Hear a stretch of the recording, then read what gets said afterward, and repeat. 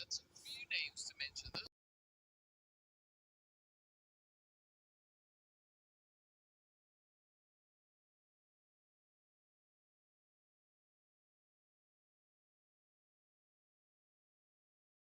Those the shift that they've had thanks to those phenomenal games that they brought in. The Wildcats also climbing all the way up into that fifth position with a 44 points. They win a chicken dinner. Lider doing some phenomenal things for themselves right there, jumping all the way up into second place again with that win a chicken dinner. And of course, to close off the day for whoever forgot, Galatasaray came through clutch, win a chicken dinner.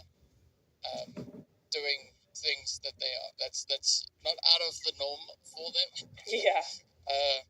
Yeah. So I'm really looking forward to seeing how the teams are going to look to kind of continue that momentum that they've been able to find yesterday, and whether or not they can catch up. Because I mean, Galatasaray, as we saw there, they're leading with 53 points. They are indeed. Yeah. That's crazy. Would put them in ninth place. Mm-hmm. Just the lead that they have would put them in ninth That's place. crazy. The gap. Okay, so it's pretty dang crazy. So it is going to require quite a bit of hard work to try and close that one up. And I think realistically, if the teams collectively target Galatasaray, sure, right? Mm-hmm. If that doesn't happen, it's not going to be the case. But the logistically speaking, teams doing that, I don't ever see that happening, right? Mm-hmm. Everybody focusing on one squad.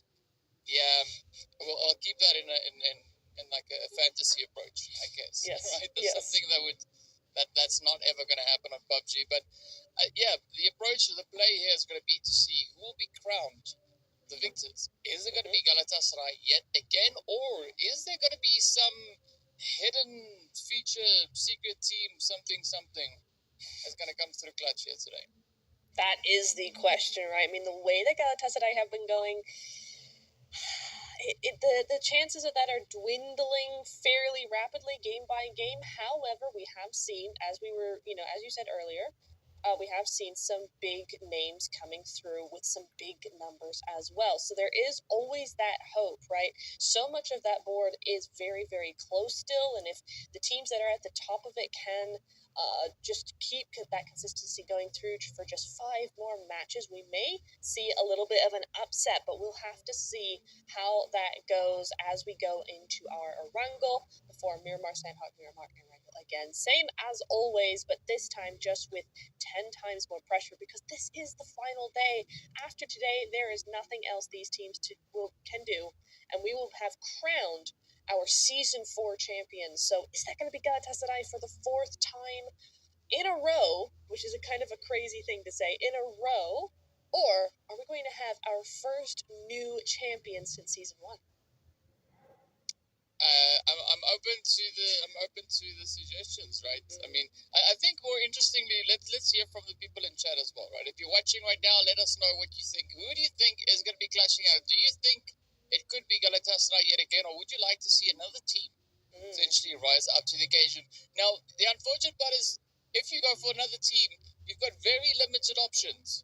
Yes. Very limited options, right? Realistically, we're looking at about 4 teams that could, if the stars align phenomenally and they have, impeccable matches, they might catch them. Okay, that's going to be Lider, Esports, OOC, Dreamcore, Bonfire, and the Istanbul Wildcats next Real team.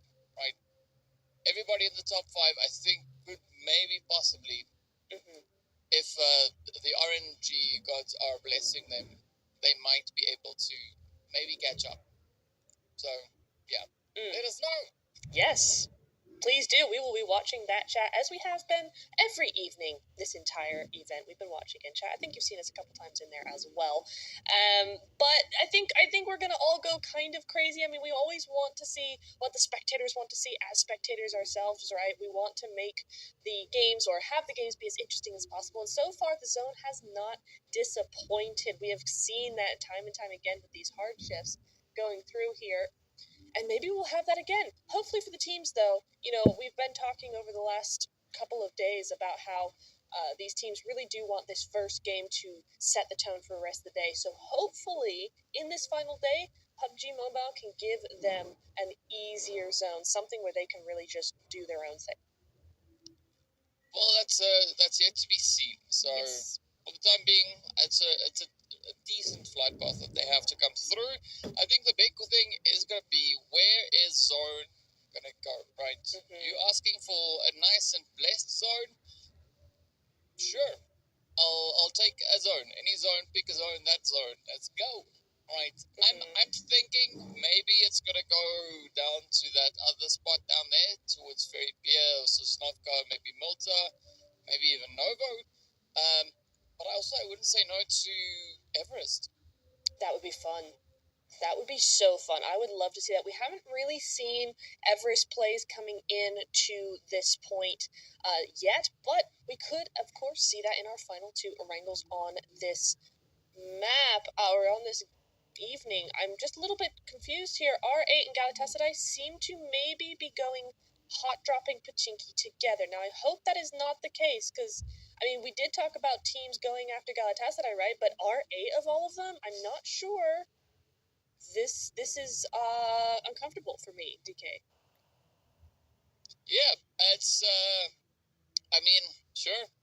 They're gonna give it a bash. I mean, R8, from what we saw in week one, they were quite aggressive. They held their own quite well. Yeah, maybe they're gonna look to try and silence Galatasaray. Good luck. It is gonna be a pretty tough one, but I think this particular engagement is gonna set the standard of what we are about to see today from Galatasaray. Right? If they go in here and they just brutalize R8. I think we're going to see quite a lot of that for the remaining games, not just this one, right? Yeah. But if R8 is able to stop them here, there might still be a glimmer of hope available for whoever else is trying to catch up. So, yeah, I mean, there's talk about pressure. There's a lot of pressure on R8 right now.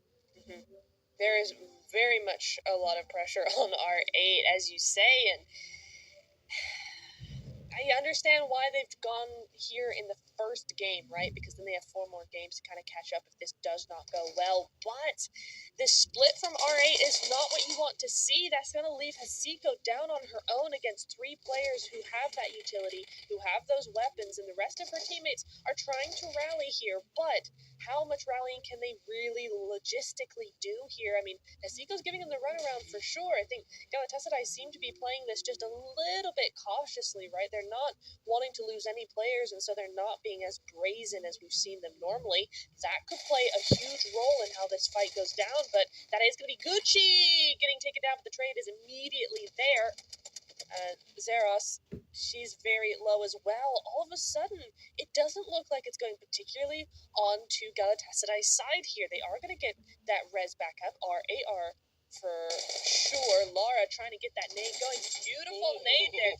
Great switch of target, and that's going to be just 2 up left for Galatasaray. And Carly doing her best here. Doesn't seem to quite be able to get it. She's got a mini in hand. Tries to get that spray down. Gets the 1, but perhaps not the second. Oh, Carly is out of ammo. She's out of bullets. She's got a reload. There we go. Gets that reload through here. The Tommy gun is now in play on Zeros' side, but this healing, they don't have any of it, and that's really what's slowing this fight down. Well, you just got to give it up to the insane pacing that we're seeing here. I mean, R8 are holding their own exceptionally well. I'm not surprised to see that happen here, but just the flow of the whole situation is insane.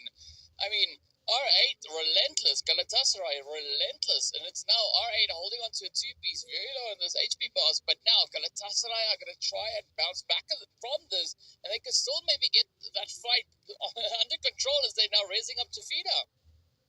Yeah, R8 has lost 2 now, and the other 2 are still very low. It's not really gone either one's way, but it has turned into the positive area for Galatasaray, right? R8 now on the back seat here on the back leg, and they've just decided to disengage. They're going to heal up best they can, but Galatasaray now, they're going to be a bit angry, right? They've got a nice trade for Hilal, to be fair. 2 points for 1 player loss is not bad, but still, knowing Galatasaray, they're not going to take this lying down. They're going to try and root out R8 for the impudence of dropping with them. We'll see how R8, or if R8 can actually leave that position and try and go back. I admire the courage to drop Galatasaray in their own like landing spot, right? Because not always is that the best idea, and we see now Mali going down there. That's going to be the push coming through. I think this spells the end for R8,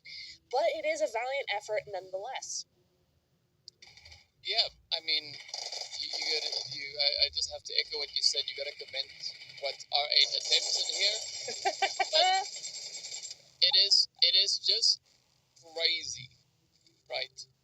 Crazy to look at these four ladies and the way that they just handled the situation. They just switched on. Like, it's like, oh, somebody here, cool. You there, me there, boom, boom, boom. Off they go.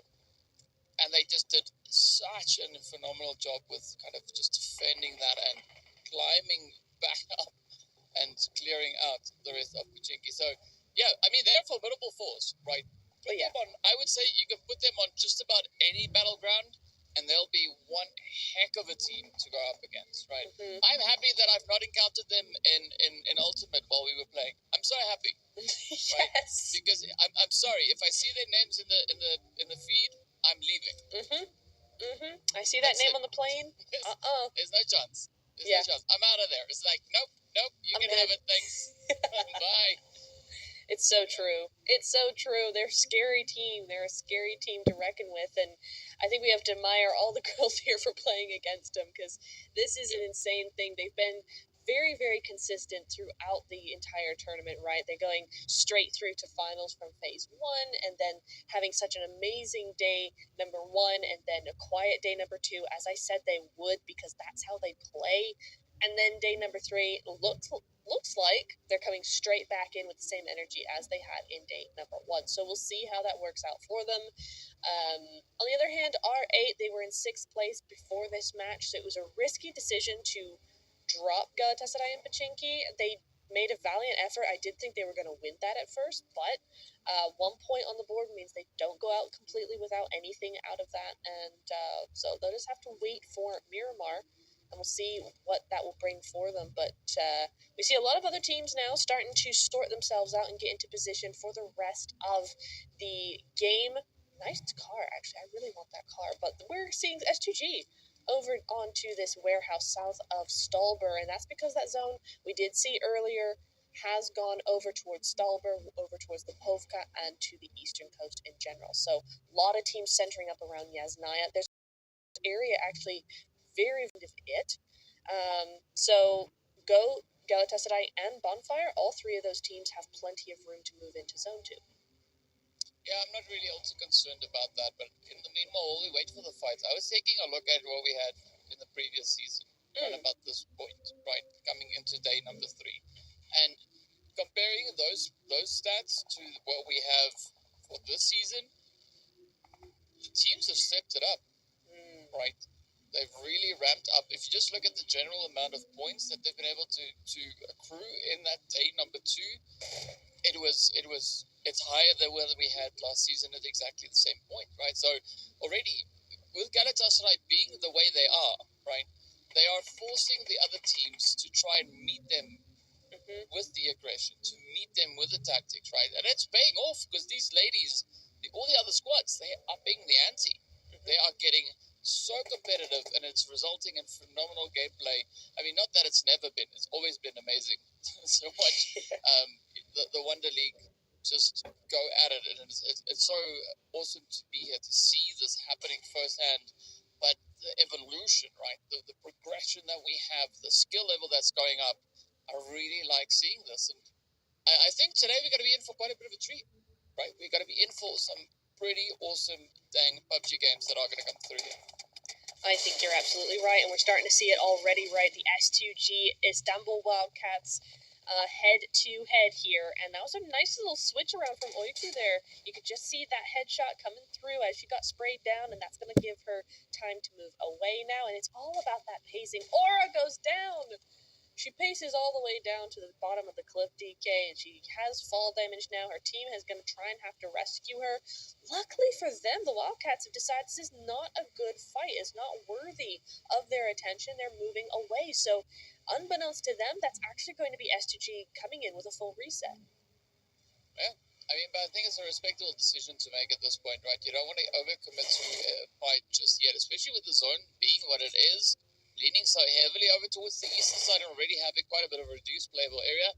It's going to be a pretty tough call, but I'm curious to see that, it's quite interesting, rather, to see that Goat and Galatasaray are rotating up alongside each other, coming through on the edge of Savoni. They came pretty close to maybe getting into a bit of an altercation, but it didn't go all the way there just yet. But speaking about altercations, though, the East itself, center zone is really now starting to light up, as we can see. Zeus feeling quite a bit of the pressure here. I mean, so far holding their own pretty well. They've been able to secure themselves that one elimination. Now it's going to be AOR on the opposing side, quickly trying to get themselves all patched up, and the teams, at least for the time being, are still somewhat spread out. But as we get into that next stage, stage number 3, that is where things could potentially get quite more challenging. I think, especially if the zone continues heading further to the east or straight north or south, right, keeping that reduced playable area. But if it moves to the east, the west rather, back into Yasnaya Poliana, yeah, that's going to be toasty. It very much is, and I do not trust the zone to not do that. You know, specifically in day number 2, in yesterday's games, we saw a lot of that zone shifting all over the place, north and south again, not really giving these teams anything concrete to work with. So we'll see how that goes for them now, as the second zone does move over into more of that water area. We're going to see Goat coming over to the top side of the mountain around Stalber, and Galatasaray coming down onto the bottom as well. So there's a little bit of that wrap around the mountain, nobody really wanting to take that edge position just yet. And Bonfire, of course, as per usual, have still to make it out of the blue. Yeah, it's interesting to see that they are pretty adamant when it comes to rotating up late from that blue zone. Yeah. I don't know. Maybe they just like the taste of the blue juice, right? Maybe that's it. That's got to be it, right? It's the only thing that makes sense. Because almost, I think it's just about every single Erangel that we've seen them play on, they've done that. So, yeah, it's a bonfire thing. So, let's see. Maybe if it's if it somehow still works out for them moving into this match.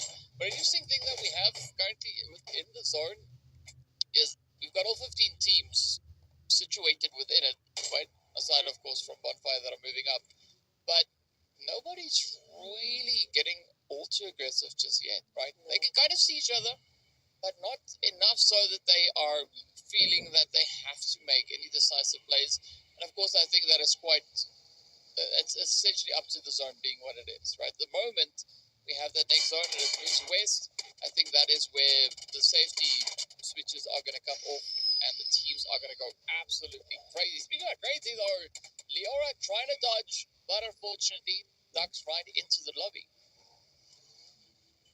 Yeah, that's a rip right there. I'm gonna have to say it. Goat, we're just trying to do their thing, and to move forward with your point, right? It is interesting that there's so many teams in quite close proximity, but no one's really being able to see each other or wanting to see each other. I think that's probably got a lot to do with the terrain up onto this northeastern side, right? There's a lot of dips, a lot of hills, a lot of trees in that area that kind of makes it hard to see each other.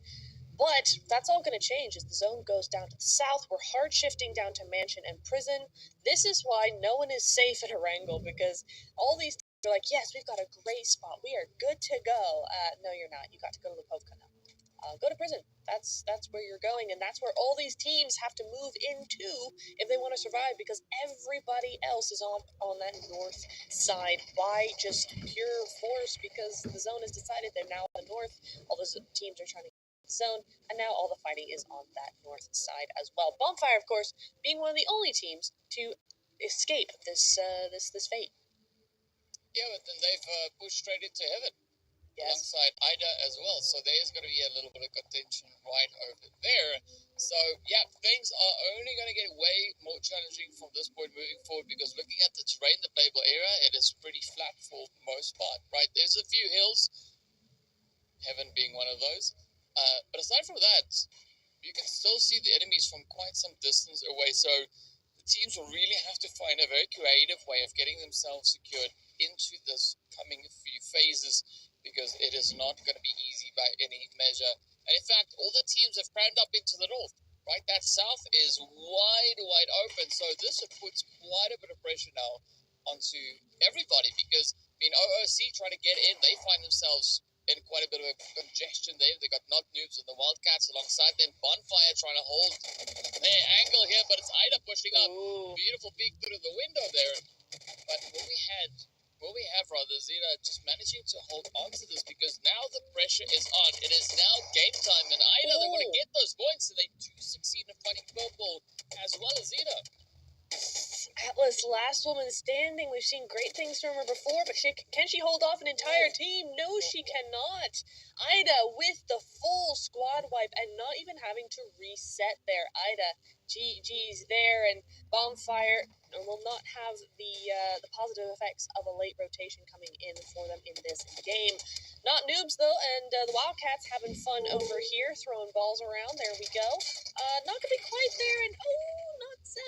Come on now. Come on now, in that vehicle, out we go. As do the nades, out they go as well. Dinky's trying to hold off 2 different players, and it's not going to work, of course. It's too much, all at once, and Melita is the only player left standing there. She is going to have to drop down the cliff there, med on up, and take the water for her own. That's going to be her own zone there as a solo, but at least, you know what? At least they are still here, right? Not Noobs are here to stay for a little while longer at least. OOC finding their own problems up onto the top of this hill, looking for potentially a third party, but mostly just trying to get to Bazumi here. We'll see if they can get that reset up and running. As 9 seconds until stage 4 closes in, or we see stage 4 rather, stage 3 closing in, and that will tell us where this game is really going to go. Yeah, it definitely will. The answer is even further down south. Goat now, being zone blessed. Great setup that they've got. Mansion is pretty open, as we can see right there. So I'm seeing quite a few teams starting to just cram on in here. Yeah, I mean, S2G, of course, going to be taking Mansion. They're the first ones there. A lot of teams still to that northern side, right? They still have those little compounds here, there, and everywhere. Lighter have an excellent position in this zone now. They're going to be taking that real high compound, that high ground position over to that eastern side. And Goat have their own compound, their own dip down there, so they're happy as well. But that's only 3 teams out of the 14 remaining that are currently in zone, so definitely gonna have to see a lot of stuff happen before we're really comfortable with the spacing here, and TPES gonna be one of those teams that get real nice and close over to Lighter Esports here. This cannot last long without some sort of fight. Well, we'll find out pretty soon whether or not they are meant to stay, as we do have a quick little start coming through here from TPS over on Fraser. So now it is going to be go time as Cupquake and the rest of the players here from TPS get ready for a little bit of a push. Hopefully the Wildcats won't get drawn into this engagement as they are rotating and they are mobilized. So I'll keep a close eye on that. We also see OOC feeling a little bit of that sting coming in as well. But now let's see if TPS can follow through. I mean, they've already found a bit of an opening. Not necessarily getting the confirmation, but it did spark a few alarms on the side there for Lighter. But now OOC are going to be moving in as well. Ooh, nice bit of awareness from Mel's Nova there, just trying to make sure that nobody tries and third parties this. They're going to have enough problems as it is going past Ida or trying to gatekeep Ida, as they seem to be doing. It's a little late for that one, though, girls, as TPES and Fenerbahce now. TPES unable to actually push Lighter because they've been pushed themselves. So that's going to be something they have to take care of now. Fenerbahce go, oh, yeah, sorry, we got the message. We're going around. Galatasaray go out here. I didn't even see them move in, but they are out now. And Mel's Nova still in that blue, but that's what they tank to try and take out Ida. Unfortunately, Odani is going to fall victim to them, and the rest of the team, it's too late. They've just got to move on without her. Yeah, you got to risk it, right? Now it is going to be go, go, go. As you can see, Ida also feeling a little bit of that sting. We do have Red Yam also falling to the blue damage, but the zone is going to be shifting Sentry up right on towards the place there from Goat Esports. Mel's Nova are going to try and keep themselves in contention. Oh, Daddy, as you mentioned, might not make it out of the blue, but we do say goodbye to Fire Shine as well. And this could be now that opportunity for Ida to try and come back with a bit of that repayment. You can see Athena taking quite a bit of damage. Shildiz is instead going to go for that res to keep the numbers up, but Tiger snaps at the opportunity, finds the hit, and does bring them to their knees. And this is exactly the opportunity that Mel's Nova now needs to get themselves back into the swing of things. They've been able to pick all their players up, but now are they going to rush this one with the cars?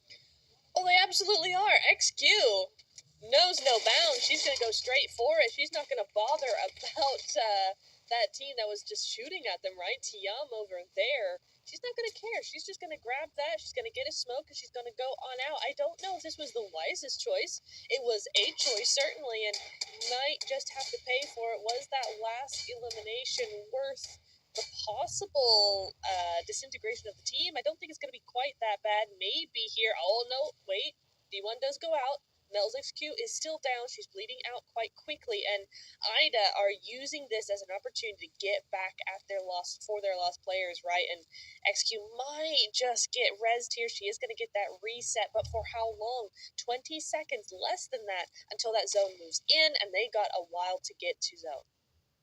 Yeah, the pressure is only going to keep climbing up as, Mel's Nova kind of get themselves picked up, but they still have a long, long way to go. You can see Ida still holding it nice and steady, but neither team has been secured within the zone. The utilities now start to rain on down. It is going to be grenades, but that is, of course, also Kuai, I believe, on the opposite side, just reaching and applying that pressure. It could even be Tiger, but this is now Dino's opportunity to try and sneak up that final bit of a clutch here. So Blue Zone does start nipping at their heels, and this is Mel's Nova in a world of trouble. TPS not in a good position either, as we see Cupquake, Samina, and SH also still trying to figure out how they're going to try and play through this one. Samina, though, has at least made it up into its own. We can't say the same here for Cupquake, and things are only going downhill. No. It is going to be Goat looking to lock it down. A quick response coming through here. The Wildcats now also just trying to do anything they can find. It's going to be Fenerbahce pushing in from the side. It's OOC Dreamcore that will be the next team back in the lobby. S2G also finding themselves in quite a bit of a contentious spot up on towards the north as TPS make it out of here. And here we go. The Wildcats trying to find that dent into the side of Fenerbahce. Aren't they just indeed? And it's well worth their time. Look at that zone, right? I mean, the Wildcats have one of the only positions currently inside zone, as do Go. And so now they have this opportunity to use the last bit of this compound to do the damage they need to do to actually get inside. S2G do fall down here, and it's actually Ida as a solo who tops the leaderboard with points in the match, right? 6 eliminations going their way. Fenerbahce, I will say, have a survivability like no other in this game. We've seen them go up against several teams and then quickly dip out, and now they have a position that's not in zone, unfortunately, but they have that ridge, and they've managed to survive as a duo into the top 8. Yeah, I mean, somehow the HP bars drop, and then they come back up, and then they drop, and they come back up, right? Yeah. So a lot of that yo-yo effect comes through here, but I guess it works for Fenerbahce, right? They've made it up into stage number 6, as we are about to see that Blue Zone now start to close on through. It's going to be the Wildcats still focusing quite heavily over onto the side of Goat, and this could be that play for Fenerbahce to sneak it up, but you got to watch out, because Red Tiam also now find themselves just over onto that slightly more western position. AOR silently, Matesha is not going to make it securely up into this next phase. Zeus also trying their best now to push on forward. Ido fall next, and now it is going to be pressure, pressure, pressure. Zeus gets swept away. Lighter making their play, trying to push up. Still got a bit of a way to go, but Red Tiam will both capitalize. They find the angles, find the opportunity, just poking and prodding all over the place. But look at this, Goat still going to be trying to play some kind of an aggressive position all the way from the edge of zone. And the zone has gone haywire. It's gone straight over to that right-hand or left-hand side. I mean, okay, for a majority of teams, this is good, right? The zone is close to them. For GOAT, this is worst-case scenario. They've got 4 other teams or 3 other teams that they need to fight against. Both of these teams, Lighter and the Wildcats, are looking directly at them. They know they're back there. TM have a little bit more on their hands to deal with. They're not really looking that far ahead, but is going to be a difficult position that GOAT are in right now. Kawhi does go down, so that's just going to leave one there for TM. It's going to be Taiga on board there. Oh, just hidden behind a rock, and their Tootsies were out, but not for long. Oiku not able to get that shot. Maybe this time. Surely you see that. Oh, she saw it, but just in time. Again, Taiga having that sixth sense when it comes to that positioning, but we'll see how that goes. In the meantime, we have a 2 teams with full squads on the board right now, and GOAT not one of those. I think this is where they end. They kind of know it. Lunasix is going to try and heal on up here, but it's really just a med off, hoping that somebody goes out before they do. Yagi goes down to that zone. Meanwhile, Lighter have to move on in, and there goes GOAT. Oh, yeah, there goes GOAT indeed, but now it's going to be pushed. Hello? Lighter trumping at the opportunity. The Wildcats now trying to get their way back in. They are down to 1. As you can see, Alina and the rest of Lighter still moving forward. We have also lost the side there of Red Tiam as Tiger got taken on through. But now, Lighter, they can definitely look to climb this one out already. 12 eliminations up, and there's essentially nobody standing between them and that winner chicken dinner as they walk away with double digits under their belt. And they have decided today is the day. They've now locked in and they've just let it loose. I mean, what a way to kick off the first match for the day. A chicken dinner in the bag. And of course, Lighter, the team that started the day off in second place, they are probably still going to be in second place after this match, right? Let's not get our hopes up. But the gap, I believe, has closed quite a considerable amount. Yes. Absolutely, and they did it in such style. I mean, they went up against a full team there with a full push out into the open with the vehicle, and somehow got Wildcats from a full squad to a solo in about 2 seconds. Is kind of crazy. Wildcats were not expecting that kind of ferocity, and neither were we really, and they got the win that way. Lighter getting the first win of the evening in style, as we said, with double digits, as you said. So I'm very excited to see where that puts them numbers-wise. You know, as you said, the gap is not going to have changed necessarily, or the gap is still there, but it is quite a bit smaller, I think. Now that's going to be a double-digit point. Yeah, it's just doing this. A little bit, especially because Galatasaray, you know, they did get that initial squad wipe, but they went out with no placement points, so, and no more eliminations, so that is going to be just 4 points for them coming into the first match. They are still very, very safe. However, you know, we still have 4 games to go, and who knows what's going to happen. Yep, anything can happen right here today, so you got to give it up to the side of Lighter Esports. 13 eliminations alongside that winner chicken dinner, only taking 600 damage, but causing absolute chaos, right? 2,300 damage dealt, a very aggressive start. What a way to kick off the first match for our very last day. Absolutely. I mean, that's the first match, DK. We keep talking about how it's just, it gets crazier and crazier, and that is literally the first match, all in the open, all the teams having to use everything they have at their disposal. 389 meters is the longest distance elimination by Oiku. We saw her doing a lot of work there, and apparently at very great distances. That's one of the largest ones we've seen. Yeah, it's definitely up there. I think it might be one of the longest ones that we've had on Erangel so far. I think our longest hit came through on Miramar was 400 and something. Probably. So, yeah, but still, I mean, irrespective of that, it's a very impressive hit. 389 meters. That's close to the edge of render. And that's on a phone. So it's a small, little, tiny, little dot pixel thingy. Right? Yeah. Wow, that is impressive nonetheless. But we got to give it up to our MVP of the match. It's going to be Fraser coming through with 4 eliminations and 727 damage. Is indeed, and interesting that we're seeing a very even amount of damage of eliminations coming through from each member of the team, right? 0 assists on the side of Frisia and 4 eliminations out of 13. So that means the other 3 are also pulling their weight, right? They've got those same sort of eliminations, that same sort of assist and damage. So while Frisia comes out on top in this one, we're not seeing a dominant performance by her compared to the rest of the team. So that's nice to see when you're trying to think about longevity, you're trying to think about the team's, consistency over the next several games. You want to see each of those players actually doing an equal amount for the team. Yep. I have to concur on that. So you want to keep a nice balanced approach. Sometimes it doesn't quite go that way. We see one player just kind of, pulling ahead and just locking in all those spray downs. But for the most part, it was pretty well balanced and well done. Wildcats also with their 14 points coming in there. Retiam on 7, Zeus on 7, Ida on 7. So it's a nice spread of 7s and 14. And then, it continues to move through. And only 2 teams did not pick up points, right? It was, of course, Bonfire and OOC.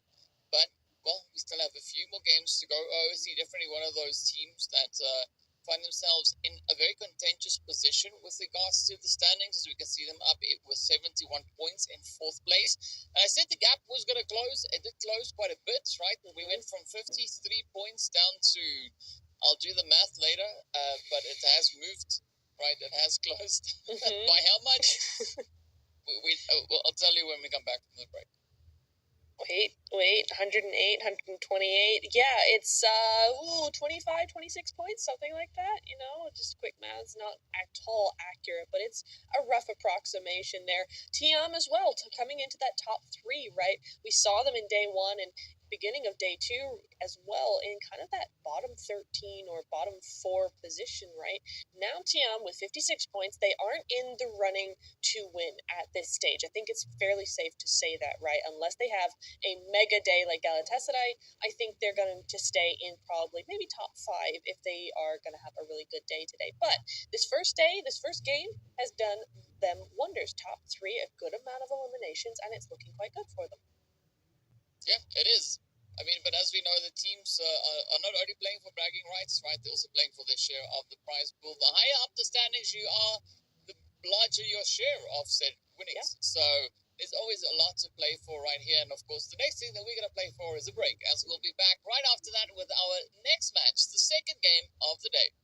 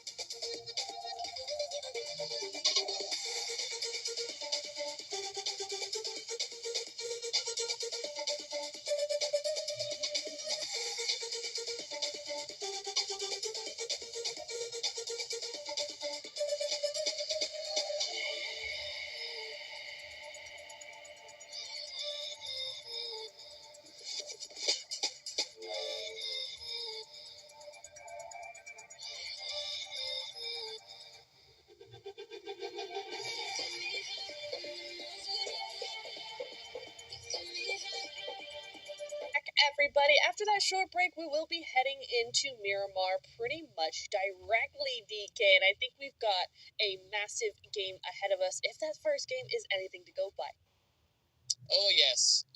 It's gonna be rough. It's gonna be crazy. Well, at least that's what I hope it will be. We'll find out. We'll find out exactly what is in store for us as we make our way down a very taped up lane that we've got here. Nice, interesting. The warning signs all over the place as we do approach. Oh, I just noticed the triangle on the back. Huh, that's cool. Interesting skill. I like it. Anyway, I like the flight path too, right? Starting us off in Impala, heading across the way to Ladriera and very south. So, yeah, sometimes the zone plays along, other times it just doesn't, right? I have no idea which one it is going to be, and that's the beauty of it. Nobody knows. We'll only know when we know what it is. But I think the teams are definitely going to try and get themselves in a slightly more advantageous position, especially looking at where they find themselves with regards to those points. And I'm going to be looking at LiDAR and the Wildcats. Yes. Because the gap between first and second, I said I'll give the answer when we come back from the break, right? The answer is 34. So we went from a 53-point gap down to 34-point gap. So, yeah, LiDAR Esports, they are bringing quite a bit of effort. And actually also, they're the team with the highest placement points. Gosh. Wow. And that's really crazy considering, Gala Desert, I have 3 wins under their belt so far. So a big show from Lighter there. I'm also noticing, though, that Not Names have not gone to Valle de Mar. And R8 are in Puerto Paraíso, so there's no hot drop going on down there. And Valle de Mar, yeah, that is not really in play at all. The zone has centered up.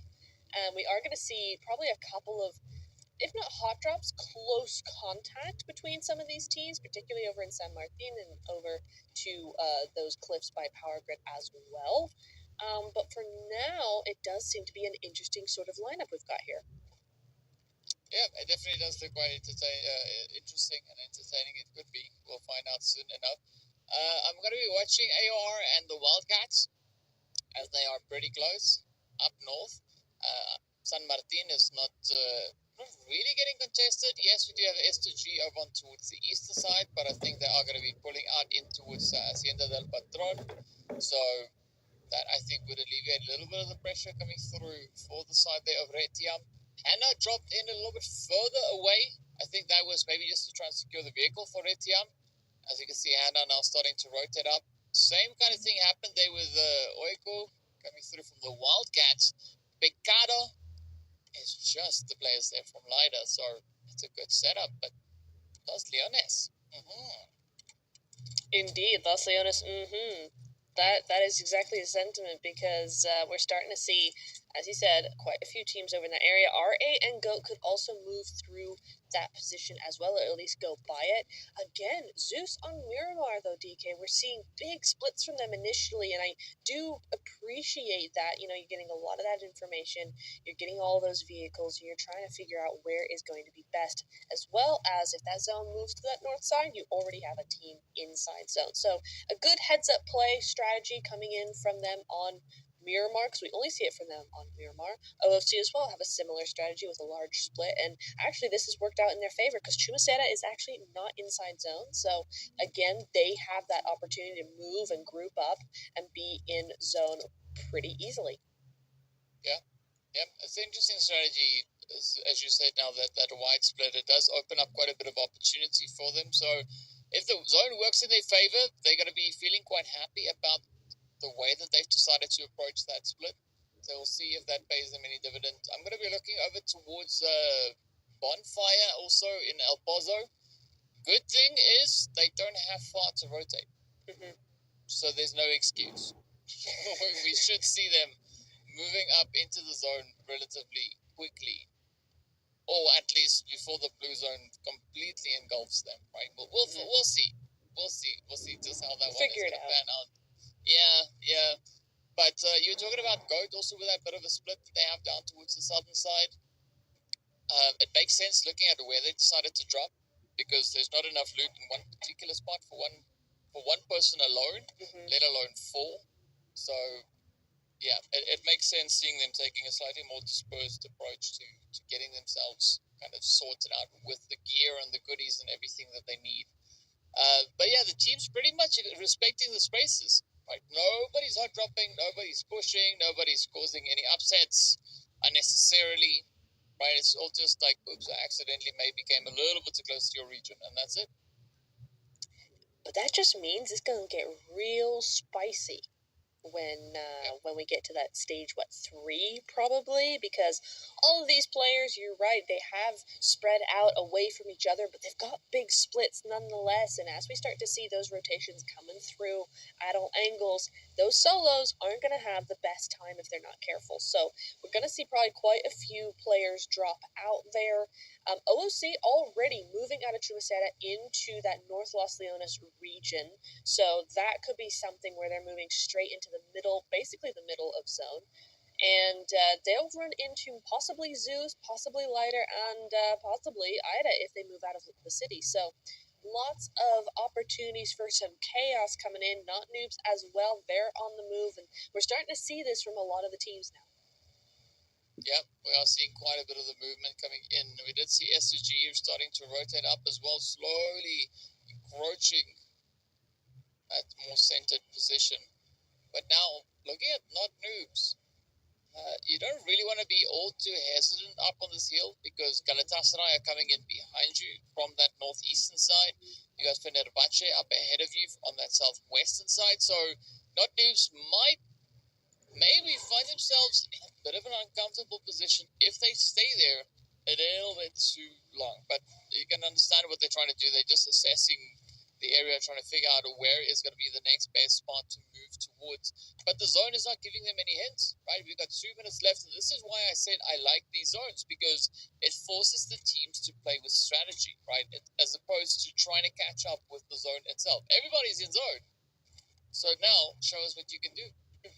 Absolutely. Make the most of the positions you have found yourself in or found for yourself, right? Nobody's in Power Grid. Interestingly enough, no one's gone for that compound yet, and Galatasaray are going to be the first, as you said, looming behind Not Noobs here. They're going to be the first to take some shots here. Not Noobs going to be trying to get that reaction time quick as can be. Nice little shot on to Fida there, but it's not going to quite work, and it just gives them enough time to move out of the way. But I don't know that they're going to be able to get to Melita, considering where she is and how close Galatasaray are to her. Yeah, Galatasaray is like a warm hug, right? It just wraps all the way around you and then just doesn't let go. Right? That's true. what they do. That's the play, and it's. I think that's maybe a good way of explaining it. They're like a warm hug, right? Because it sounds so nice, but yeah, in PUBG terms, not necessarily, because you have very limited options. Unfortunately for Not Noobs, they were able to get out of there early enough, right, before they got fully engulfed in what was coming through from Galatasaray. But now they got to be careful because now they find themselves alongside the other team that I mentioned, which is going to be Fenerbahce. So, yeah, Not Noobs having a very tough time here finding a good position to go home. That's crazy. She got so far before she saw the vehicle and turned around immediately. And luckily, Fenerbahce were not in the mood to really be taking any shots, or she would have been very much a goner back into the lobby, joining her teammate there. So it looks like she's going to escape that one, but that was a very, very close call. The zone is about to move on in, and a lot of the teams think it's going to center up over La Bandita again. We see a lot of teams moving into that direction. The zone we see now has moved, and it does encompass what those teams think or thought it was going to be, but it actually also covers San Martin and Power Grid as well. So there's more room here that's unoccupied, but Fireshine rather, is not going to occupy anything if Ida aren't careful here going up against Pmewls. They need to get that reset ASAP. Moving out of Los Leones right now, they are in zone technically, but probably not for long, the way that this zone trajectory is going. So this is where now we're starting to see all those shots come through, DK. Yep, Zeus running a good play onto the side here of R8, but now can they close it up? It is going to be quite a bit of a ranged approach that they are looking to take here. But Zeus, they're not going to shy away from a bit of a challenge, as they will try to make the most of what they've had, what they have. But I think the interesting part is what the teams surrounding them are going to be looking to do, because they are on quite a mountainous position. And we've got Pmewl, we've got Ida, all just hanging around towards that slightly more southern positioning. So the pressure is definitely going to be on as the teams continue to just push further and further afield, trying to get themselves in. We do see Daddy now about to get taken up. So Pmewl's Nova going to find a way to continue on with their performance here with the 2Bs, as they will very soon be dropped down to only 3. But I mean, it's not all too surprising, right? Looking at where these teams have to move towards, essentially really close towards the graveyard, it is going to be quite the challenging plane. Quite a bit of that valley approach is going to come in as well. It sure is. And that could be a really good approach as well, right? You see, oh, hang on. Is that? No, it's not. That's not the rest of Mel's moving in there. It's Goat coming in behind them. So now we've got this weird sandwich going through. Luckily, it looks like Goat are going to be moving away here. And Mel's might just be safe because the positioning of Goat just means that Ida are no longer in a good position to take this fight. They need to move on here. So Mel's are going to be safe for now, but the rest of the lobby is kind of going on fire here. TPES have 2 down. OOC and Zeus have 1 down respectively here. So we're seeing there's a lot of fights breaking out across the map. And Fenerbahce, just not one of those teams. They are a duo, and they're just looking to stay that way in this small compound. Well, let's see if that small compound is going to work out, at least for the time being, as we do have Zeus continuing to apply those dodging techniques as they try to get out of the way. You can see Samina and the rest of TPS driving around those vehicles, not looking all too great, all too gravy. This is what we have, right? The zone just proves to be so challenging. The teams are going to find themselves in quite a few vulnerable positions.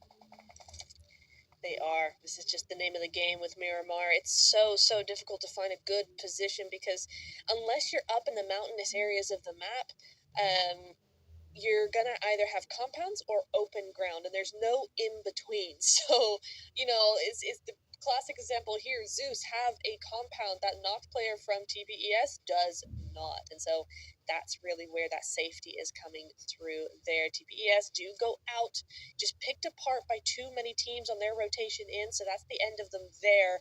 And Zeus, they're down to a duel. We saw that fight going on in the elimination feed, but at least they've got that 1 elimination point for them that is going to be important to move through the next couple of zones. Yeah, so now it's down to the final 2 to see if they can hold the torch for the duration of this game. But now looking slightly more towards the western front, it is going to be the Wildcats on high. We do see Bonfire off in the distance, both teams playing a bit of that long arm back and forth across the mountains. Nobody down below for them to even target. And we do see the players then also from Red Tiam on the same plateau up towards the north, of course finding themselves on the mountains there of San Martin. Everybody essentially going for the elevation, right? S to G, not elevated, but they've been able to secure themselves within compounds a bit further down the hillside, just east of the teams that we were talking about right now. But as we head back over onto the southeastern side of the zone, it is still absolutely crammed packed, just jammed up with players and teams and things all over the place, as we've got not Noobs, our northernmost squad, at least for this region, going to be looking to hold on. Galatasaray are going to start to move up towards them, as we can see also then Goat making their play, but Fenerbahce finding quite a bit of luck here with the angles. They are indeed, and Goat, they keep trying to make these plays work, and it just doesn't seem to be happening for them. Galatasaray, on the other hand, we haven't seen... Oh, that's an excellent zone for a lot of these teams. I mean, at least they don't have to move far, right? They can kind of hunker down in the spots they already have. But going back to my point, Galatasaray, we haven't seen too much of them. Yes, they have 3 eliminations, but they haven't been super in the middle of everything. They haven't been in the thick of all the fights going on. They've kept to themselves, which is an interesting tactic to see come through from them, but they're taking that back seat and waiting until the ends of zones to actually start making those moves. Yeah, I mean, because it makes sense, right? Because by that time, a lot of the teams have already been battered and bruised quite a bit, so it's just that much more easy for them to pull off any drastic shifts. But let's see whether or not that is going to be the name of the game moving into the later parts of this match. AOR, though, they've completely disengaged from the insanity which was the zone and opted for north rotation all the way around San Martin past Hacienda del Patron. And it could even result in them pulling into a little bit of a vacant piece of land that we have up onto the more northern side of the zone here. But Fenerbahce, they are smack dab center, right? Everybody is around them. They can't even move from where they find themselves right now because regardless of where they go, somebody will have a line of sight in towards them, and that is going to be quite a bit of pressure. I don't know if they are fully aware of that. Yeah, that's...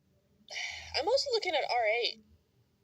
R8 still holding that high ground, that little bit of high ground that they've got on La Bandita, right? But they're looking towards Pmewl as well. And they have to move into zone. It's not too far, but they still have to move in there. And it's going to be interesting to see how they play the next few, meters, I think. Because, yes, they have this edge of La Bandita. They have this hillside. They're holding on to that as much as possible. They will try and clear Pmewl, I would have thought, unless they're going to go to the north side of the crater. However, after the crater, it's very, very open, and there's a lot of teams in front of them. So I am curious to see how they're going to try to actually play this. And it looks like they're still deciding for themselves here. But the Wildcats, I think we should have known they'd be up here. They always are. And now they've got Bonfire potentially in their sights. Yeah, emphasis on potentially, right? Yeah. Because they're so close. But Bonfire, they are like little ants in that building. It's like, well, you see me here? No, you don't. Bah, bah, bah, bah, bah. Moving around. Atlas, though, with a very sneaky, cheeky hit there onto Melcy G. But, of course, Melcy just coming through with a good answer towards that. I mean, we did see Melcy really clutch it up on day number 1, being so dang aggressive. But that is exactly what these teams need to bring to the foreground, right? There's no opportunity for them to kind of take a backseat. They need to keep that pressure going. And I know that's way easier said than done, but that is going to be, I think, a good way to try at least, right, to kind of keep that or make that be the play here. Speaking of that rotation that I mentioned from AOR, they've actually now snuck in alongside Galatasaray. So yeah, maybe that rotation didn't really go the way that they would have hoped it would, right? They went from an okay spot to maybe a lot more challenging position, right? Maybe that is exactly what they wanted to accomplish. It's like, you know what, it's too easy over here. Let's go get a little bit more dangerous towards the northern side of zone. Speaking about the north, though, that's where R8 is looking to go, right? They want to get away from the blue. Yeah, they really do, as the blue continues to swallow them up just a little bit, right? They continue to have to move forward. The zone has shifted to that northwestern side, so we are going over to those cliff sides. AOR seemed to take a little bit of a surprise onto Galatasaray. Now, that is quickly answered, but still, that initial knock is there on the side of Galatasaray. And Tofira is the second one to go down in the elimination feed. Meanwhile, R8 still just trying to hold off that last player of Pmewl. They know she's out there. And now Ida still out in this warehouse as well, but potentially they don't really know that. Ooh, I mean, from what I can see, there's only one player from Ida that's left in that warehouse. So Ida, I think, are essentially gathering a little bit of information as they go onwards. But looking at the shift and where the zone has pulled the teams towards, I mean, this is on the side of those Picado Hills alongside Graveyard. It is such a difficult spot to play through. I kind of feel sorry for the teams. They've not been blessed. They've not been blessed. This is going to be quite a bit of a challenge here. But I think it's going to make for some pretty exciting gameplay. As Fenerbahce, though, you said earlier that they've got this way of surviving, right? And I mean, even in the face of so many teams surrounding them, they still manage to find a way, right? They are still here. They've not gone anywhere. They still have pretty similar kind of stats to what we saw previously, but a good response though onto that rotation coming through from Ida. And now we are going to be jumping in on towards AOR as they now try to aggress over on towards Galatasaray. I mean, this is some bold moves being made. But so far, it is paying off quite well here for AOR as they found the opportunity and the angles onto Galatasaray. Galatasaray down to Tafida, and Tafida now going to try and make it quite difficult for anybody to get the jump in on her. Zanisa has to bring that res in, but it is going to be stage 4, and that HP is now really going to start to tank. It is, and she's gonna try and get this res, but it's just not gonna be possible. Galatasaray know this. They're gonna leave as that solo Tafida, the only one left alive, and this is the second game that hasn't gone the way Galatasaray really wanted it. They left that a little bit too late to actually leave, I think, and gave AOR that chance to move in and try and get rid of them. But now 383 meters to zone. Galatasaray do go out, not noobs, having the last land left on them there as now the mass exodus starts to appear. 15th place for Galatasaray, but we're not done yet. 14 more teams have to move through and be taken out. Hasiko nades herself just to help everyone along a little bit, it seems like there. And she's gonna be up on the top of that mountain there, just cooked it a little too long. And Fenerbahce, you're right. Not only have they survived into the next zone, they're actually having enough wherewithal to make moves of their own. But look at the sprays from Barbie, though. I know we're not watching Barbie, but I mean, you can see Barbie also just clutching it out, right? This is Fenerbahce looking to bounce back, and I can see why Fenerbahce has so much support going through from the chat as well. So, yeah, well-deserved plays coming in here. But will they be able to do that last little bit of work as they now look to kind of just assert themselves onto the side of Zord? In the meanwhile, it is going to be Ida who are looking to get a little bit more aggressive. They too start to move up. The teams trying to maybe aggress on towards them. I think that is R8 that we have with them right there.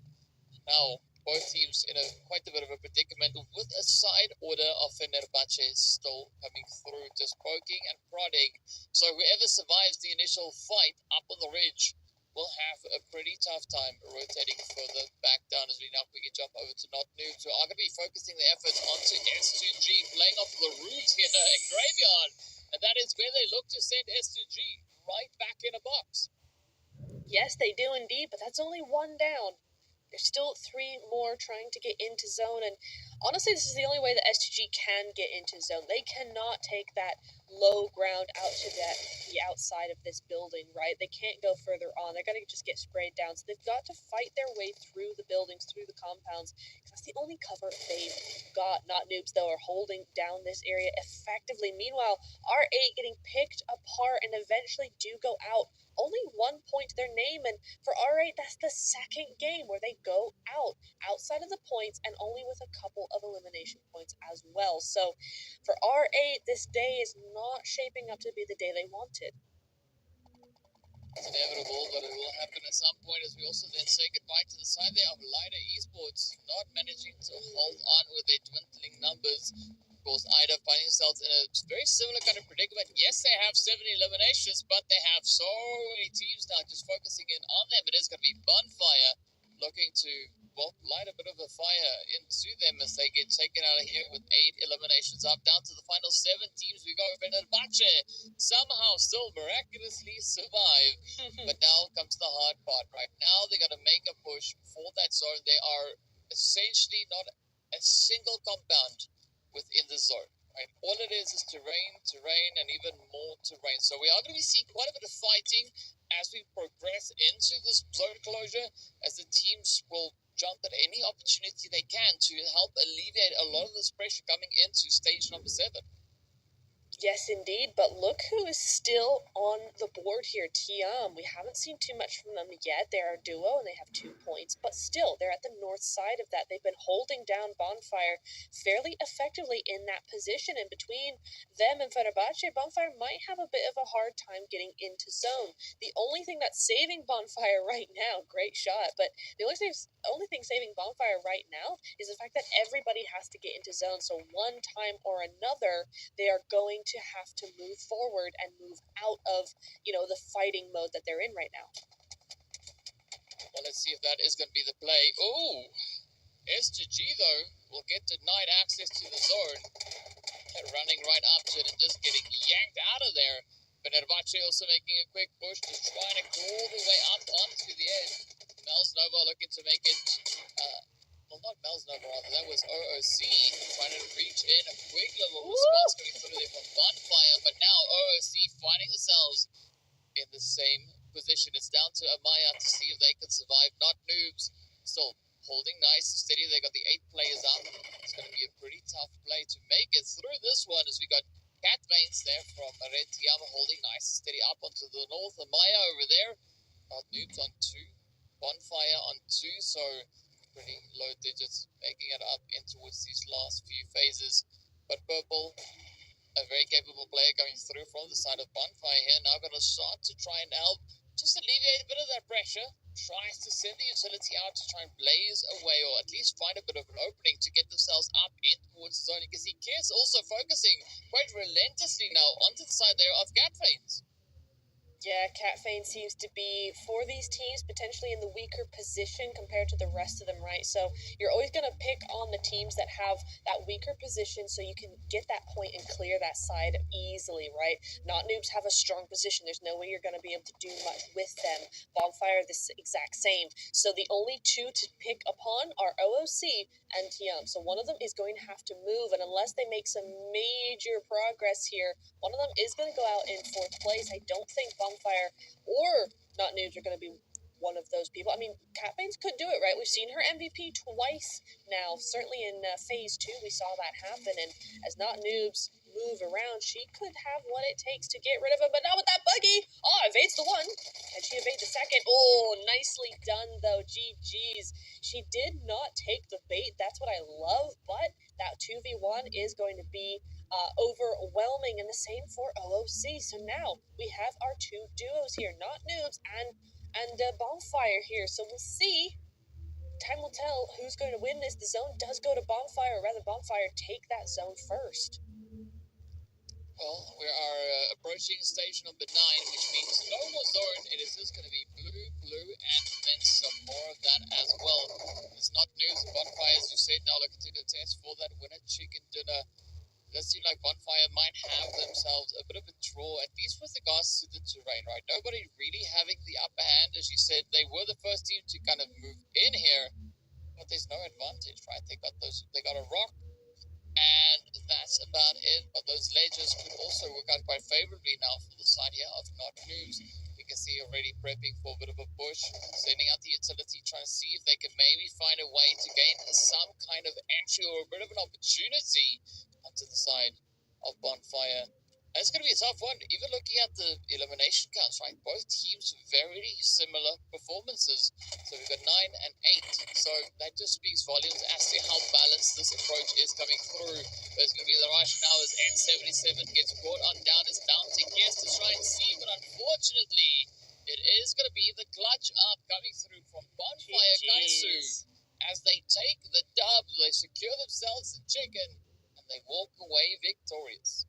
Well done, Bonfire. That's a great result from them. We've seen them try this kind of thing before with those late rotations and those wraparounds and all of that, and it just hasn't come to fruition the way they wanted it to. And this time, it actually does, right? That win secures what that strategy was all about, and a big GG's going over to them. A pretty big pickup as well with those eliminations, right? Both them and Not Noobs securing quite a few eliminations, and it's going to really boost that leaderboard.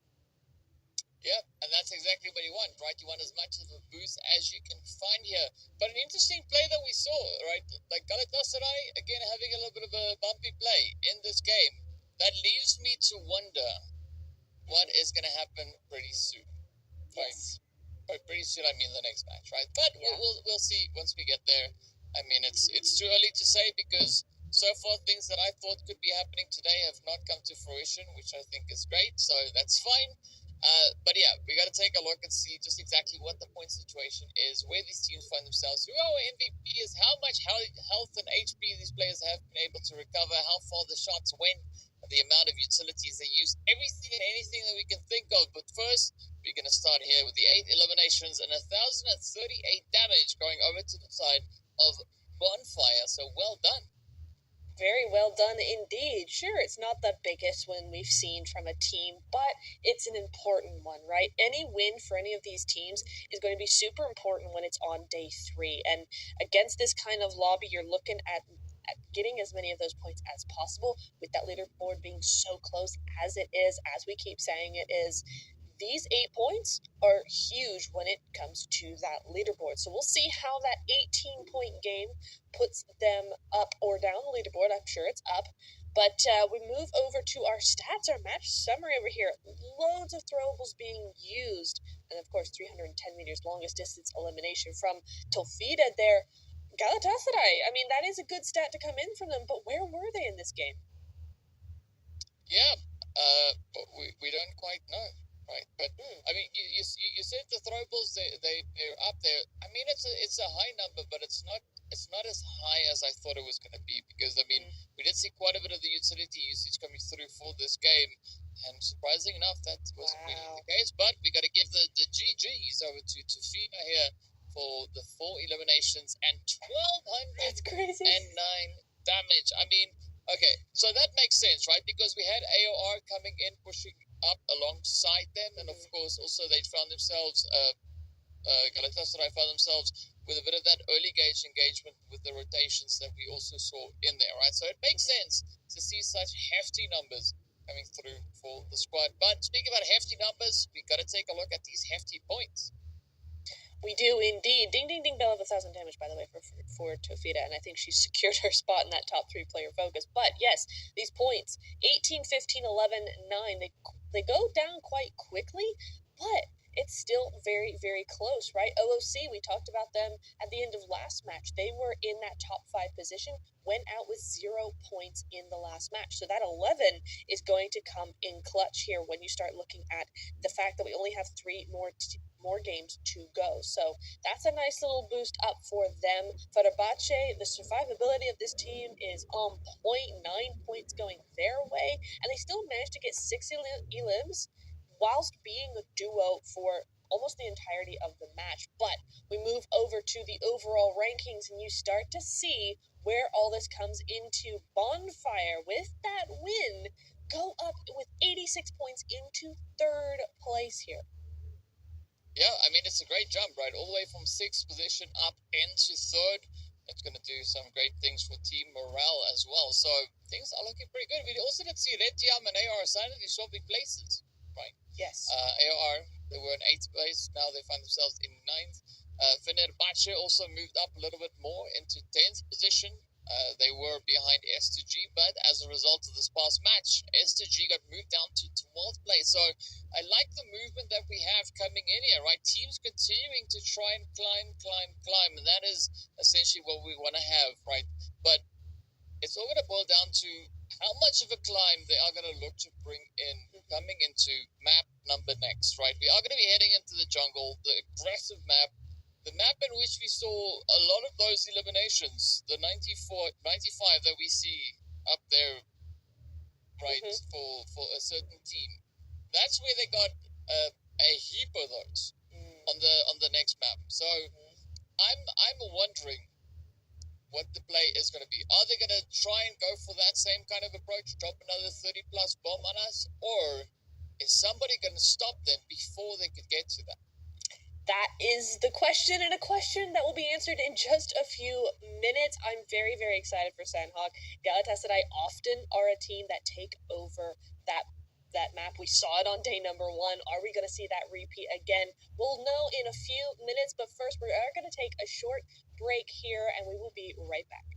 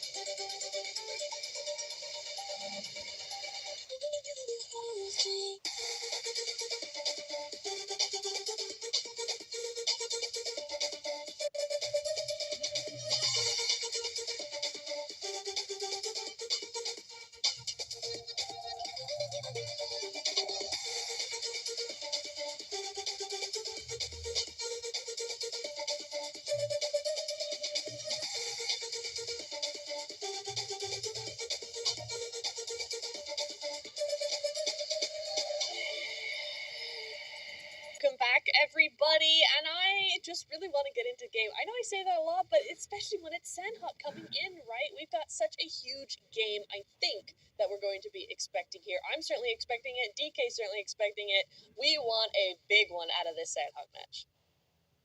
Yes, we want a big one, we want a crazy one, but we want a contentious one as well, right? Because we see things really starting to develop with regards to points and all of that. So I want to see how far these teams can take it, right?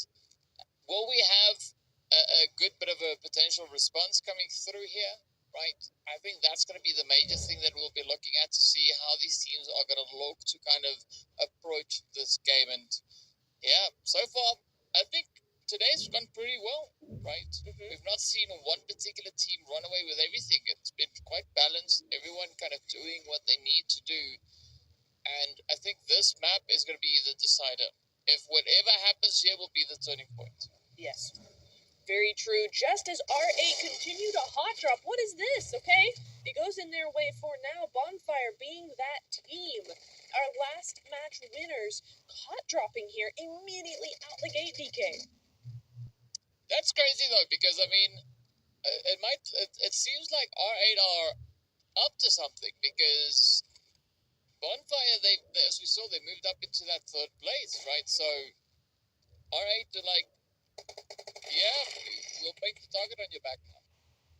we're gonna come for you. If they can hold through with this approach, sure, great, right? Good way to kind of try and break momentum of an opposing team. I don't understand why though, but cool. You know, I'm open to the idea. So yeah, let's see if RA can pull this one off. This is their second attempt. Unfortunately, they're outside of zone, right? Paradise is not so central on the map as Pachinki is. I'm also looking over here to Ida. They've been a very consistent team the last 2 games, but now they lose 2 players. Interesting. That goes over to AOR. AOR did take out Galatasaray, or most of them, in the last game as well. So they're starting to build up that momentum, get those eliminations early on. Lighter as well, going very low there. So there's a lot of contention across the map that we're seeing here, at least on that leaderboard. You know, you're seeing those health bars go down, and you're going, oh my goodness. I mean, these teams are not wasting any time.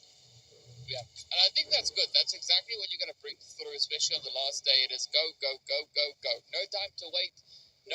Nothing to waste. You just got to give it all you have. And speaking about that, of course, we do see Red Tiam just now having their go at the side there of Bonfire. You seem to have had an interesting day so far. Like, Purple is the only one left, going for a little bit of a floaty approach here as they dip down into the drink, and Red Tiam is going to look to apply quite a bit of pressure. But I mean, Bonfire, they were just over in Paradise alongside R8. Now they are getting scoped in on by the Brazier from Red Tiam, so quite a bit of a change. And unfortunately for Purple, oxygen has run out, so Purple has to surface unless she feels like sacrificing herself to the boulder creators here just on the side. And with that, get spotted, and down they go. That is Bonfire getting snuffed out in the drink. Galatasaray, though, creeping their way up into Trifecta. Yeah, you see that very sneaky sort of play coming in from Carly, just making sure that she is not seen by anybody there. But I think they're okay because there's no one there. There's nobody there. They're chilling at the moment. That zone! I've just seen that zone shift, and it's gone over to that western side, and that means there's a lot of water involved there. OC and Ida now going head to head. I do want to mention though, for Bonfire, I wonder if they had a little bit of a 2-2 split going on, Paradise and elsewhere. I didn't see, but that seems like a very harsh shift away from Paradise over to the bridge area very quickly, but I'm not sure what happened over there. Either which way, they are out, they're gone, and we will be seeing now the rest of the teams come to blows as they start that exodus across the map. Yeah, it's a very interesting way that all of this is kind of unfolding here. I mean, that's not what I was expecting to happen, but hey, that's the beauty of this game, right? It's always going to come through with quite a few of those surprises. So let's see if anyone will be able to kind of maybe find a bit of a approach here, as there's still quite a bit of ground that needs to be covered for teams to get themselves properly and securely centered up. Goat, of course, not going to be one of those because they're already all the way up into its Camp Alpha here, so not a worry in the world for now. to be concerned about. DK, Mel's, have you seen Mel's 2-2 split? Yeah. Bantai and Tambang, and for those of you who know what I'm talking about, who know the map of Sandhawk very well, that's a massive split. What are they doing? It is quite a bit of a split, right? So they just trying to play the best curveball that they can here, right? I mean, sure. Maybe they're going to be focusing in on Not Noobs, because Not Noobs is kind of in the middle of them, right, all the way in towards Zombie. So yeah, who are we to decide what they're going to do, right? They instead going to show us. We listen, we watch, and we don't judge. But R8 are going to be judging Fenerbahce pretty hard here. They're trying to pick up any eliminations where they can. Now, I will mention, DK, we talked about like momentum out from the get-go and wanting to see a change in teams, right? I will say in this game, R8 looking like they're really wanting that win. There's an aggressiveness in the way they're moving here and moving forward that is catching my eye and making me think, maybe they're the ones who are going to have that massive game, or at least are intending to, by being super aggressive, getting all those eliminations, and possibly winning the game after all. So just something to watch out there for, because RA are looking very good. Yeah, they definitely are. So I'm curious as to where these players are going to look to maybe rotate towards next, because the pressure is going to be on, right? So they definitely have to kind of continue eastwards, or westwards rather, but still with AOR just alongside them, that could maybe pose a few potential threats then for the side of R8, especially looking at the fact that we have Fenerbahce up in Painan. So if R8's not quick, they might get caught in a bit of a thing. They might indeed. Interesting shot, split rather from Goat over here as well. Leora over onto that northern side. Two teams are trying to move on that north side. S2G and Hutton, and the Wildcats moving out of Cowl. It looks like the Wildcats might be opting for a little bit of a rotation. We could see that come through. But that's the good thing about Goat split, is that is going to ward off, or at least defend against any of those kinds of plays coming in to play here on this map. But Not News looking for that land approach, and NX77 looking for that knocked approach as well, as Mel's are quick to get two knocks now. Oh, here we go. Here we go. It is go time. So, yeah, you're wondering what Mel's are going to do? They did almost what I said, but fortunately, Not News rotated up towards them instead. But now is the pressure played. It is Kiss and Melita left to try and defend the honor here, as Mel's starts to apply that pressure, just riding on forward. Oh, Daddy, though, getting hit with a DBS. There we go. Dino with a sneaky cheeky hit out the window, and that is them done and dusted. My goodness me, that was very decisive from Mel's Nova there. That split worked out for them. They regrouped onto Not Noobs, and they were able to get rid of them without much of a fuss. 4 eliminations going their way. Nice little wraparound angle coming in from one of their players means that is going to be a full squad wipe and a full reset. So GG is there. And they have a decent position in zone now, right? They have a nice bit of high ground. It is on that coastal side. It's slightly more edge now that the zone has centered up around that trifecta bridge area, but it's still a really good springboard for those later zones as well. So a good heads up approach coming in from Mel's Nova. We'll see how that goes forward, because of course they do have OOC just below them, so that is something they will have to watch out for eventually. Yep, definitely will have to watch out for that. But let's see how these teams are going to approach the next few moments, because this is where things look to get quite tough. As you can see, R8 dipping down towards that far southern side. I'd love to see TPS consistently get a few more points on board, because they've been having a bit of a tough run here. So yeah, I want them to maybe just sneak in a few cheeky plays along the way. I think that'd be great for them, because I mean they've only had 1 point so far from them, right? They can get more than one. They can go for 2, right? because that's a higher figure. It's surprising though to see TPS play having this kind of play, right? It's odd. Maybe it's just the pressure of where they find themselves that has maybe caught up to them or something. But I hope it's something that they can come back from.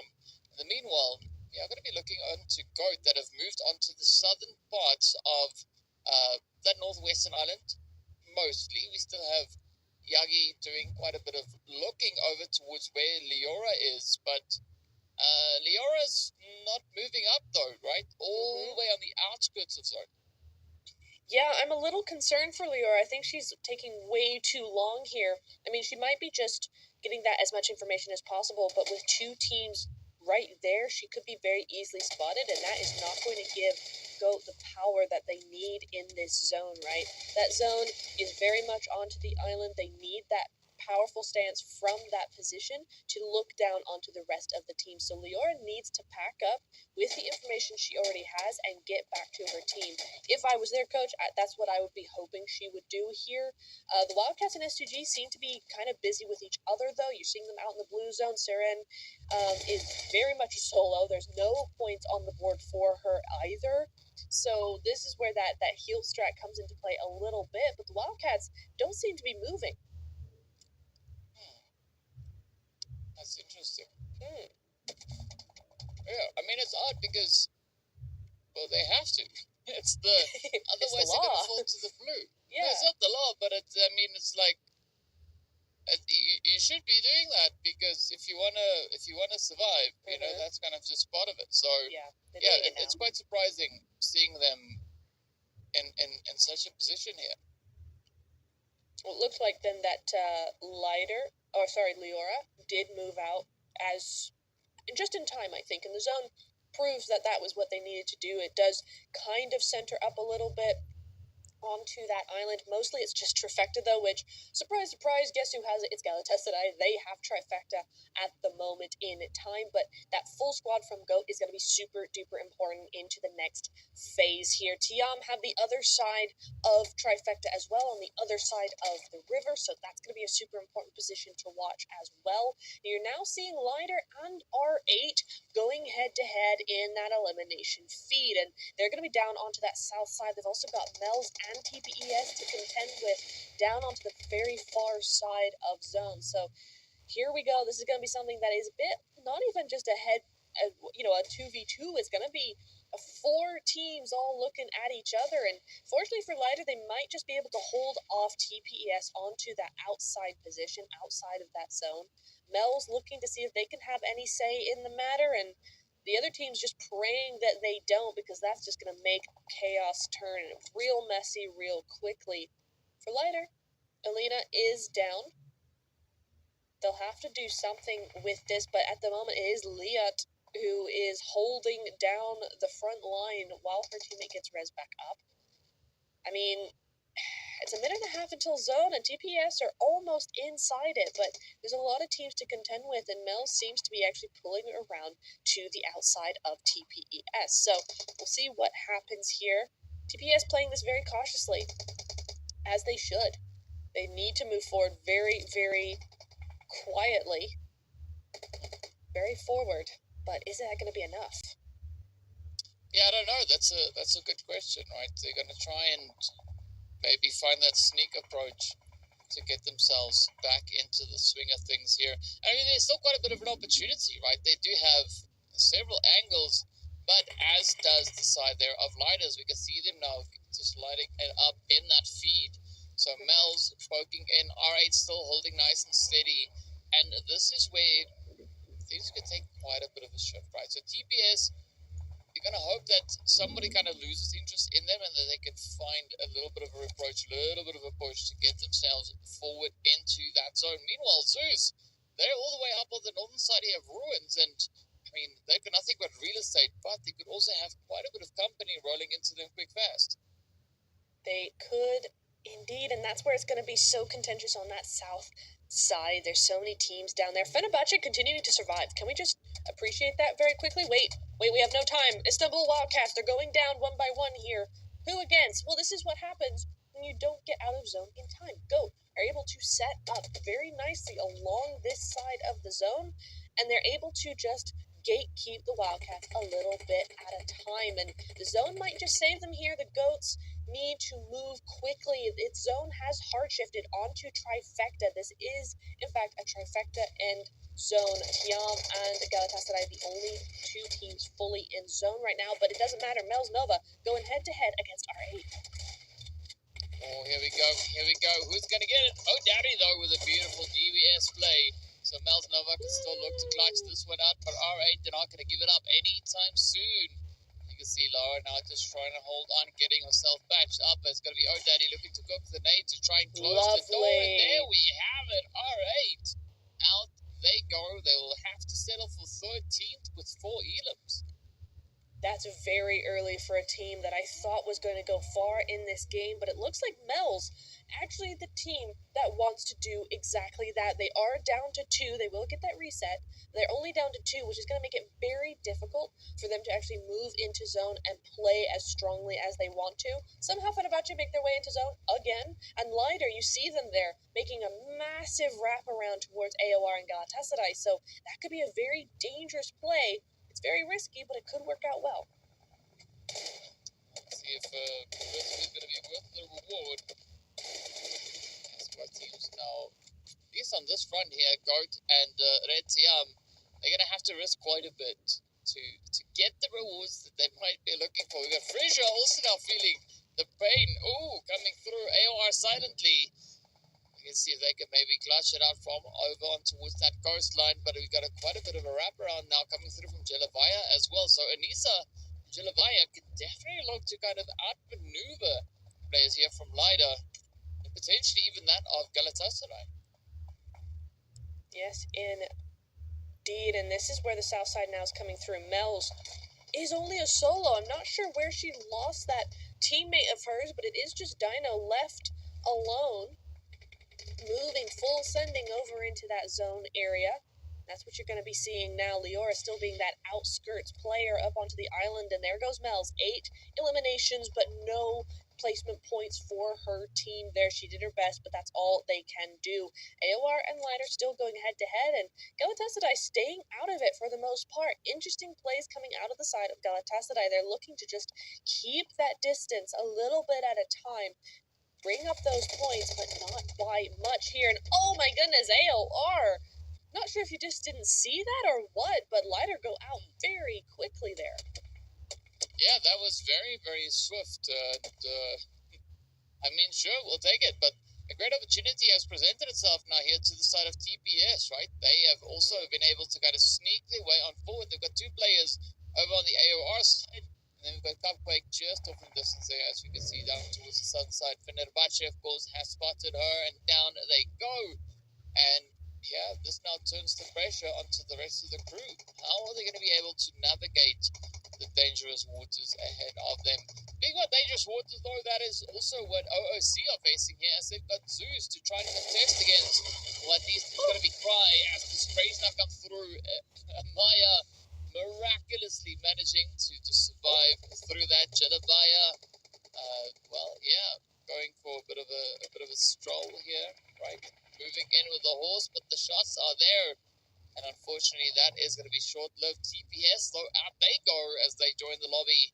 And now we're down to our final 8 teams.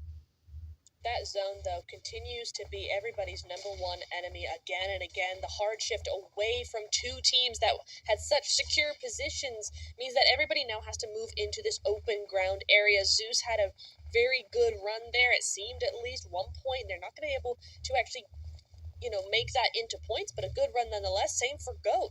Goat only get 1 point and a couple of placement points out of that entire thing, which is crazy. The Wildcats as well somehow outlived the Goats there despite their late rotation into zone. Interesting. OC Dreamcore, a duo right now. Red Tian Blossom had such a good compound. That warehouse onto the island side now have to move. They're stuck under the bridge. They're going to try and do their best with it. Our top 5, numbers-wise, are starting to dwindle.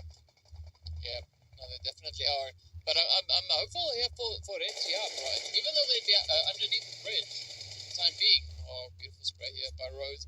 But even though they're under the bridge, there can still be quite a bit of an opportunity proximity, right? Because Galatasaray now they've moved up in towards the zone, yeah, but that is going to be Zeros turning around, focusing straight in towards the side of Retiam. So what I was hoping for is that Retiam could maybe find a way to circumnavigate the position being held there by Galatasaray. We definitely do see Cat Veins looking to play for that position now. Of course, Rose also still trying to see if they can follow through. It is going to be Fenerbahce right there alongside Amaya and Rose looking to gain their own bit of entry. But again, such a challenging zone. Up on these little hills, up in Sanok, it is proving to be quite challenging.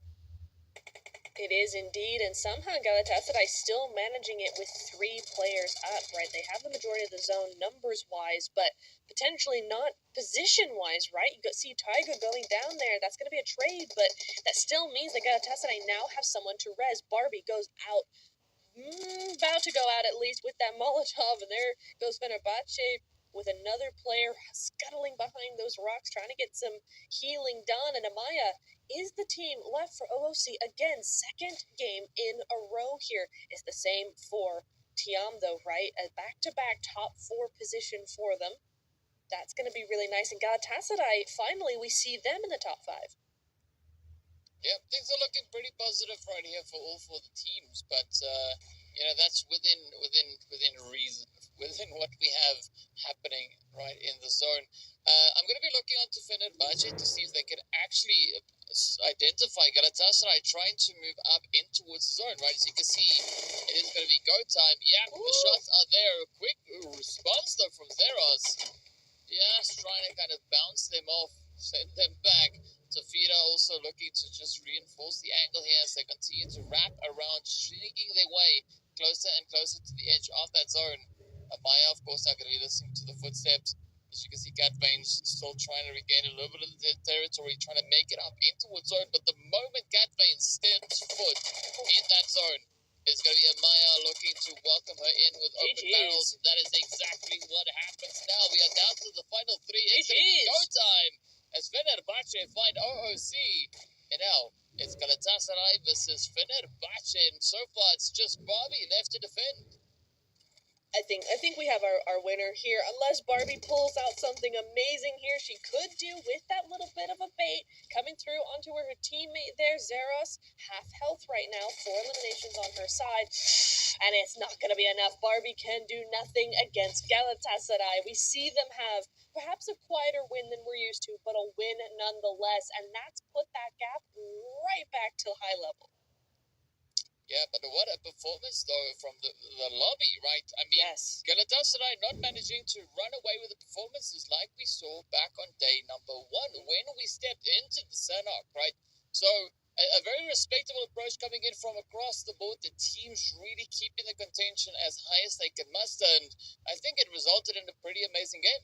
Yes, it absolutely did. That was a lot of fun to watch just because there was chaos coming in from all corners, right? There was a lot going on at all times, and I think we saw a lot of interesting things. We saw some really cool splits coming in from like Go and Mel's. We saw some really, really good angles being taken, long range and short range. There was a lot of really cool things happening. Tiam as well. Let's mention Tiam very, very quickly, right? They had a good spot. The zone did them in, did them dirty, to be fair, but they managed to go out in top 4 with 9 eliminations. So again, for this team that's just made it into that 8th place position, this is a really, really good result for them.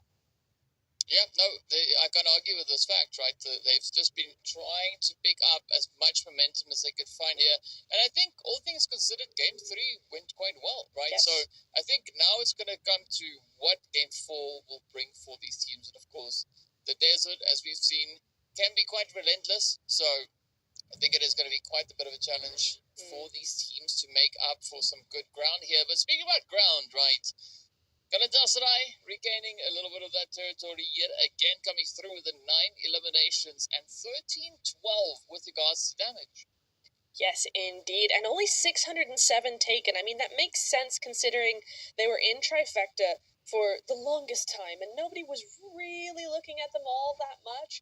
But still, they were able to use that compound to kind of stay out of everybody's way for the time being. Just go and get points after points. They know what they have to do. They don't have to go all out. They're in a position where as long as they get one win, as we see here, and just, keep those extra points coming, it doesn't matter what the rest of the lobby does, and they know that. So very tactically played, both in the game and out. Yeah, I mean, speaking about tactically, right, the throwables also down to under 100, right? That's so crazy. that just means that, there was no time for teams really to try and smoke things up or send grenades out or do anything like that. It was just go, go, go. So a very high pressure on the situation. And of course, we did see quite a bit of movement coming through from several teams, especially down towards that southern side and slightly more over towards the east.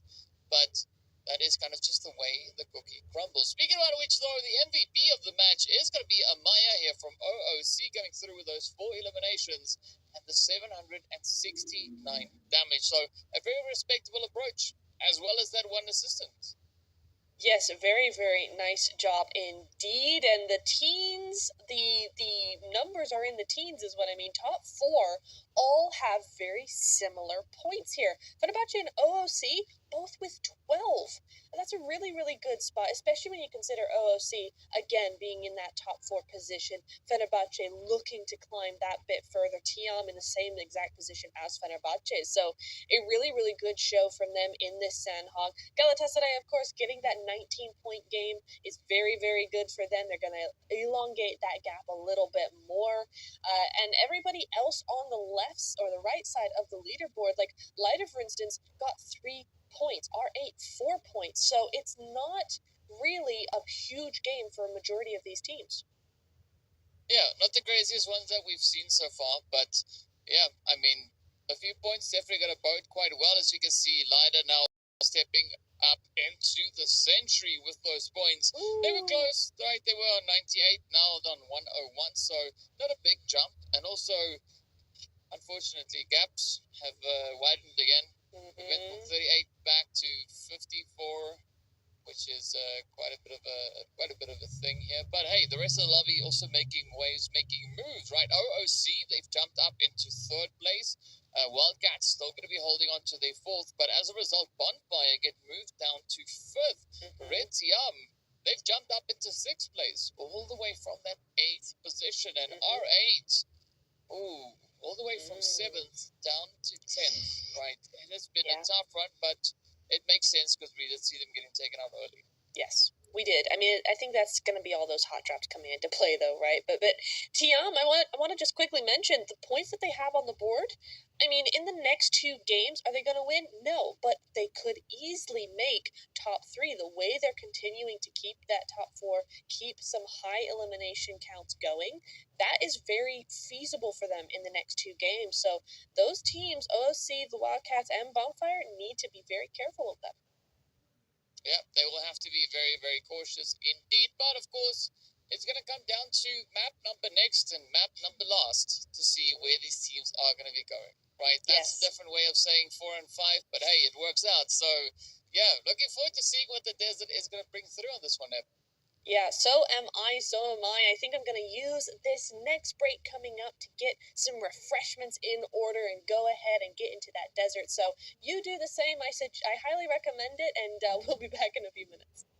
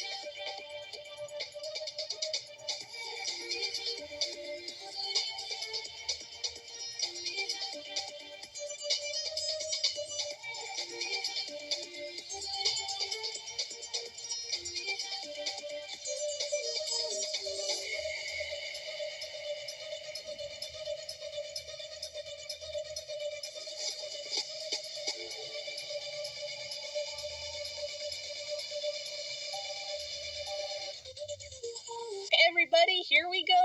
Once again, we are officially past the halfway point for this evening, and only 2 more games left to go for the PMEWL Season 4 Finals. DK, it is going to be Miramar coming on up. We had a crazy one in the last Miramar. We had an epic Sandhawk. What is in store for us in this 4th game? At this point, it's difficult to say, right? All I can say is the obvious things. It's going to start, it's going to end, what's going to happen in between, not a clue, right?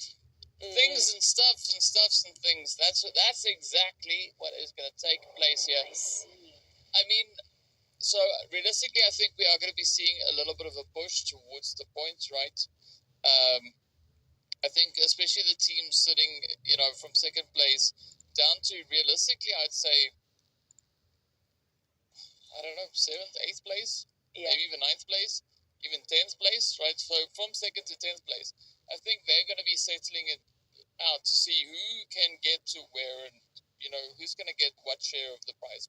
Because realistically, I think that's what it would be quite achievable at this stage, because securing 54 points plus in the next 2 matches is going to be quite the task.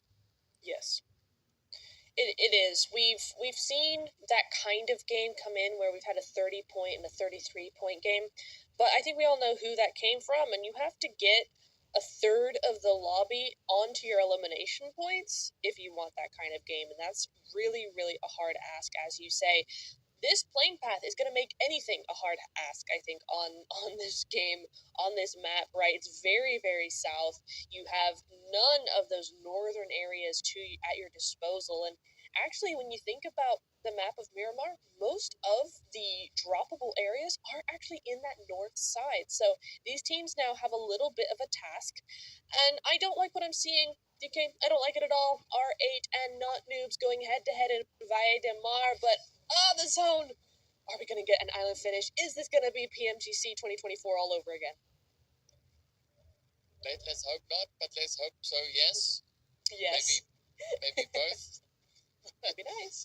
Yeah, I mean, it would definitely be quite interesting to see how this pans out for them.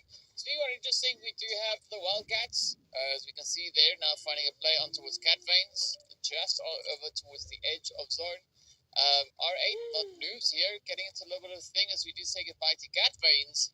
It's not going to continue for the remainder of this fight, though.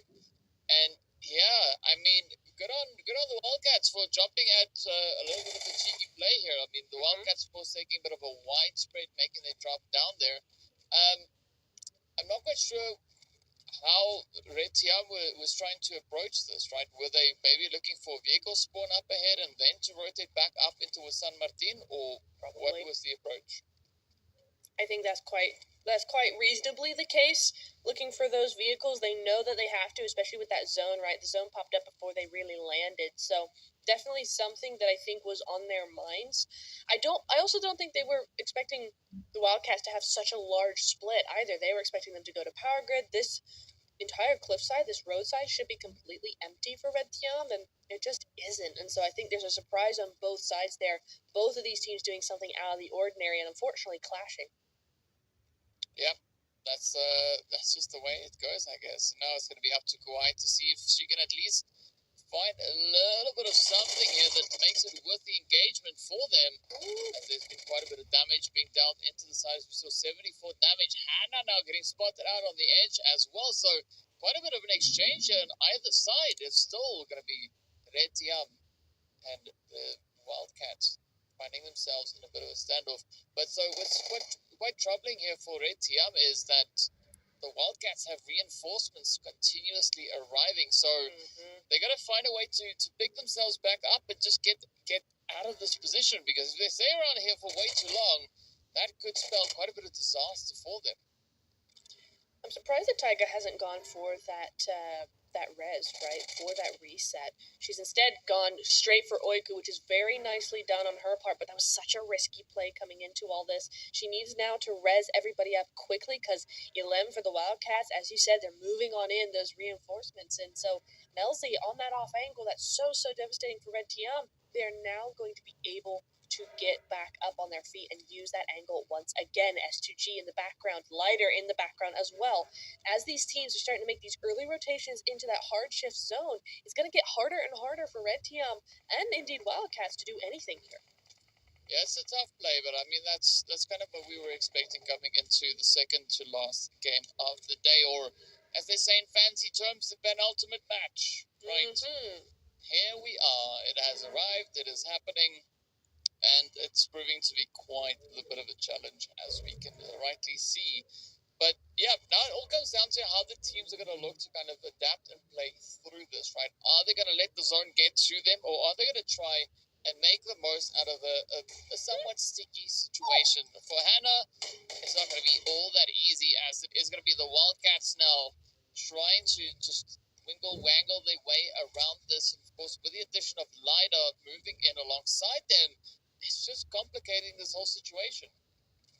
Say wangle around the map 10 times fast, and I bet you can't do it, chat. But Kawhi's going to do her best to do this, and Alam goes in. And that was a really great reaction from Kawhi. She was waiting for that one. She cannot go up against two, though. Melzy's going to have that quick follow-up, and now it's just up to Taiga. Wildcats now feeling the pressure as well from Lighters. They swoop in just above them, and this might be what Taiga needs to just get out of dodge.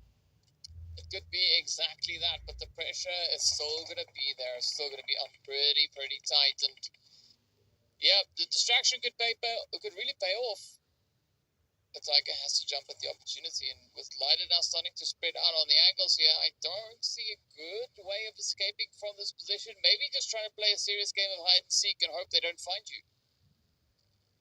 Indeed, yeah. I think that could be worth a shot at least, just because now Lider's moved in for that CQC position, that actually Taiga might just be able to hide out for a little while here. She does have that bike that she could get a hold of if these two teams are occupied enough. In the elimination feed, we do see Galatasaray running up against RA as well down to the south coastline down there, and a lot more is going on in those elimination feeds all around the map. But Lighter coming in here with these big utilities, just really cornering the Wildcats into one tiny room. They're going to try and put as much pressure as possible, and OOC go out here. Zeus and R8 both with a full squad wipe. Oh, that is good. But, well, we're still looking at the fight right here. Somebody's got to push it to somewhere. Woo! Oh, there we go. Leon coming through with a nice little bit of a bounce off there. Now is going to try and push forward, trying to get the jump in. Gets the second. One more down, and there we have it. That is the Wildcats. Now just getting sent away, but the fight has not concluded just yet. We have even more teams pulling up. That is going to be S2G just waiting in the wings. So far, Tiger, though, still going to be holding nice and steady while the distraction comes through yet again. And this is where Tiger really needs to hope and pray that they don't come looking around in their building. Yeah, but she missed any window she had of getting out of there, right? With S2G on her side of the compound, there is no way she makes it out of here alive. So she's got to do what she can. She does take out Lyat, though. That's an extra point there for Tiam, for Taiga. That's their first point as well. So that's going to mean that Lyat, who took out half of the Wildcat, is no longer in the game. That's a huge blow for Lighter, who were probably hoping to use that momentum to move forward as a squad, but now that has been taken away from them. But Taiga has made her presence known once again, and this is where the big fight happens for her. Let's see if she can maybe find a little bit of something here. A bit of a way to just claw their way out of a very uncomfortable spot. I mean, with Elena just knocking on the door, there's still a bit of hope, right? But with Frisia now starting to rotate up, it's going to become increasingly more challenging. Tiger quickly just trying to reposition, trying to bait them up top, but of course, that is also still well within utility range. Just one little foul bounce, and that could end it.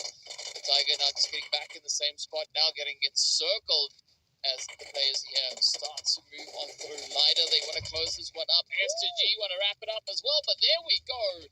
It is going to be Lentium going out in 14th, but this is now Lida not out of the woods, because S2G are starting to move in. They are. What a great surrounding position here. And this is the stage of zone that you want to do this in. If you're going to make these kinds of plays out in the blue, do it while the zone is only on stage 2. I mean, having said that, though, if we're looking at the health bars here, it's actually chunking quite a lot of health away here. It's taking that health bar and bringing it down to quite a low position here. But ooh, the bike might have been their only option, but maybe not the wisest one, as that's going to be a clear shot over onto them. But this 2-2 split is deadly from S2G. Yeah, I mean, again, teams fighting out of the blue. It's stage 2, so it's kind of okay, but again, not really advisable because you are going to be losing quite a lot of unnecessary health, or unnecessarily losing health rather. There we go. Right, makes more sense that way around. But yeah, I mean, SCG, they're going to try and score the points that they have their eyes on. Is this a costly play? Yes. Is it worth it? I'm not convinced. But is it going to make them feel better? Sure, it might, right? Because they're going to have 4 points. The other question is, though, are they going to make it into zone? Yes, it's not a long way to go, but they've got 1:20 to go. And looking at Lider not going to look to give up easily, so they might spend the remainder of this phase right over here. Well, they might do, but that knock might have escalated some things here as Frisia is taken very, very low there. Aura as well. That's going to be that trade coming through here. Melina quick to take that spot away, take that point to themselves. But Saren still is doing some work here, and now it is just Frisia left alive here, a 1v2 on this hillside, or on this staircase rather, and not going to be happening. S2G have a clear way now into zone because Lighter have been taken out. But I tell you what, we are 11 minutes into the game, and Lighter go out with 6 eliminations. Yep. I mean, Wildcats went out with 3. Yeah. Right, Zeus. All right, they're sitting on 4 apiece. So there's been quite a bit of aggression, in such a short period. You said 11. I'm seeing, okay, the 2 ones are just really close together. It almost looked like a Yes. 9. I was like, okay. Right, sure, let's take it. But looking at the zone shift, though, I think the teams are going to be feeling a little bit at ease, seeing that we've already said goodbye to a few teams, so it's not going to be as pressured as we had in the previous version of Pmewl here today. So, yeah, the rain is going to allow for a lot more of those sneaky approaches for teams to really get to play up on the hills, especially towards the northern side of Los Leones, right? Very similar spots to where we have Ida moving around right now. So curious as to whether or not... There we go, right? Charlie, trying to make a few statements here and there. I mean, we'll only know by the end of the day, but I like the mindset. I like the confidence. Yeah, there we go, right? I guess that works, right? I mean, sure. You got to give them, if you want to give them something, give them that. It's like, it's super confident, and we like it. But it ain't over until it's over, right? We got to wait till the very last bit of the very last match to see exactly what the situation is. So, yeah, they just having a bit of fun up into that center spot in zone. Well, I mean, that would be a great opportunity for Mel's Nova to reach in. It would. That's very true. But you got to understand their position as well, right? Lighter taken out. Wait, the top 4 all taken out here. OC, Tiam, Wildcats, and Lighter. That top 4 is only Bonfire is actually in that running and still alive. So for them, second to last game coming in here, they're like, well, who is really going to take us over here? All the teams that had a chance of really contesting us are now gone. Yeah, I mean, like, I'm not saying they're wrong in saying what they're saying. Very true. Right? Yeah. I'm just not in a position to say yes or no. Right? It's our job to... Yeah. I mean, realistically, will we see a team like Bonfire secure themselves 70 odd points in one game? No. That's not how... There's not enough points available or left in this match. Right? Can that 70 points come in across 2 games? Yeah, it can. But look at the shifts, right? It's still going to require quite a bit of work. And I mean, in order for something like that to happen, Galatasaray needs to be taken out right now. Yeah, immediately. Right? With no additional eliminations going to them. has a high amount of eliminations needs to continue to farm until the end of the game, and then do that again on the last match to get even remotely close to that. And the team that had a good chance to do that was Lida already with 6 eliminations, but they're not here anymore. So yeah, it might be inevitable. It might indeed, especially when we're coming into this match with a 50-point gap once again, right? So it is looking more and more like we know who the champions are going to be, but like you said, we're not done yet. It's improbable. It could still be likely, maybe, sort of. We just have to wait. Like we said, we can't do math, so we're not going to be the ones to tell you yes or no. We have people for that. So they will tell us once the next game is done as well, once we finish 2 games. But we're still on Miramar. Let's not get ahead of ourselves here. Pmewl's on top of the roof line, inside of zone. Nice big split coming through from them. They are near Galatasaray, but I think they're just further down that hill, so there's no chance of any sort of fight breaking out from them just yet. I did like what I saw from Not Noobs, right? After that initial fight coming through from them, they are a solo, but they've made a huge rotation all the way round to the north side, and so Kiss is going to be coming in to relatively open area, both in terrain and availability. I think this is going to be a difficult side for her to really move in on with that new zone shift centering up onto the southern Impala area.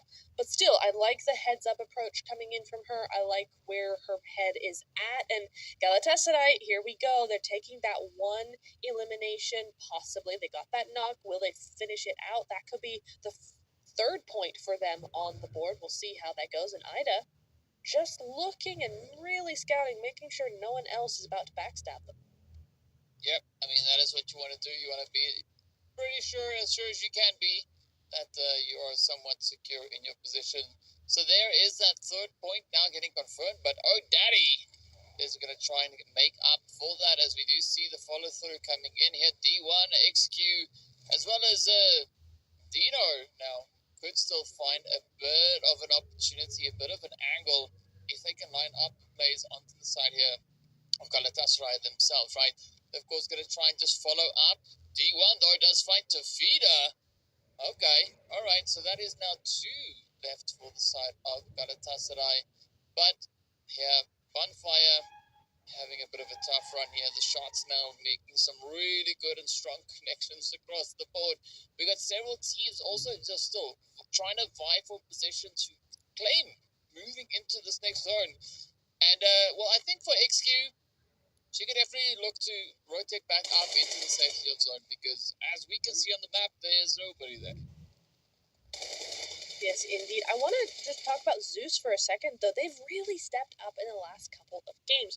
Again, it's something that I've been saying, is that strategy-wise, they seem to have a really good head on their shoulders. It's just they've not been able to convert that into points. Here, finally, we're starting to see those points come through for Zeus. 5 eliminations now. They're topping that elimination point leaderboard for this match at the moment. They still have a full squad, and they've got a decent position in zone. Finally, well, now the zone shifted, they're not in zone, but, they're close enough, and it's a really good spot that they were in originally. So, I like what I'm seeing coming out from them. It's been good to kind of watch that happen, where those points are starting to make sense for them. What doesn't make sense, though, is S2G.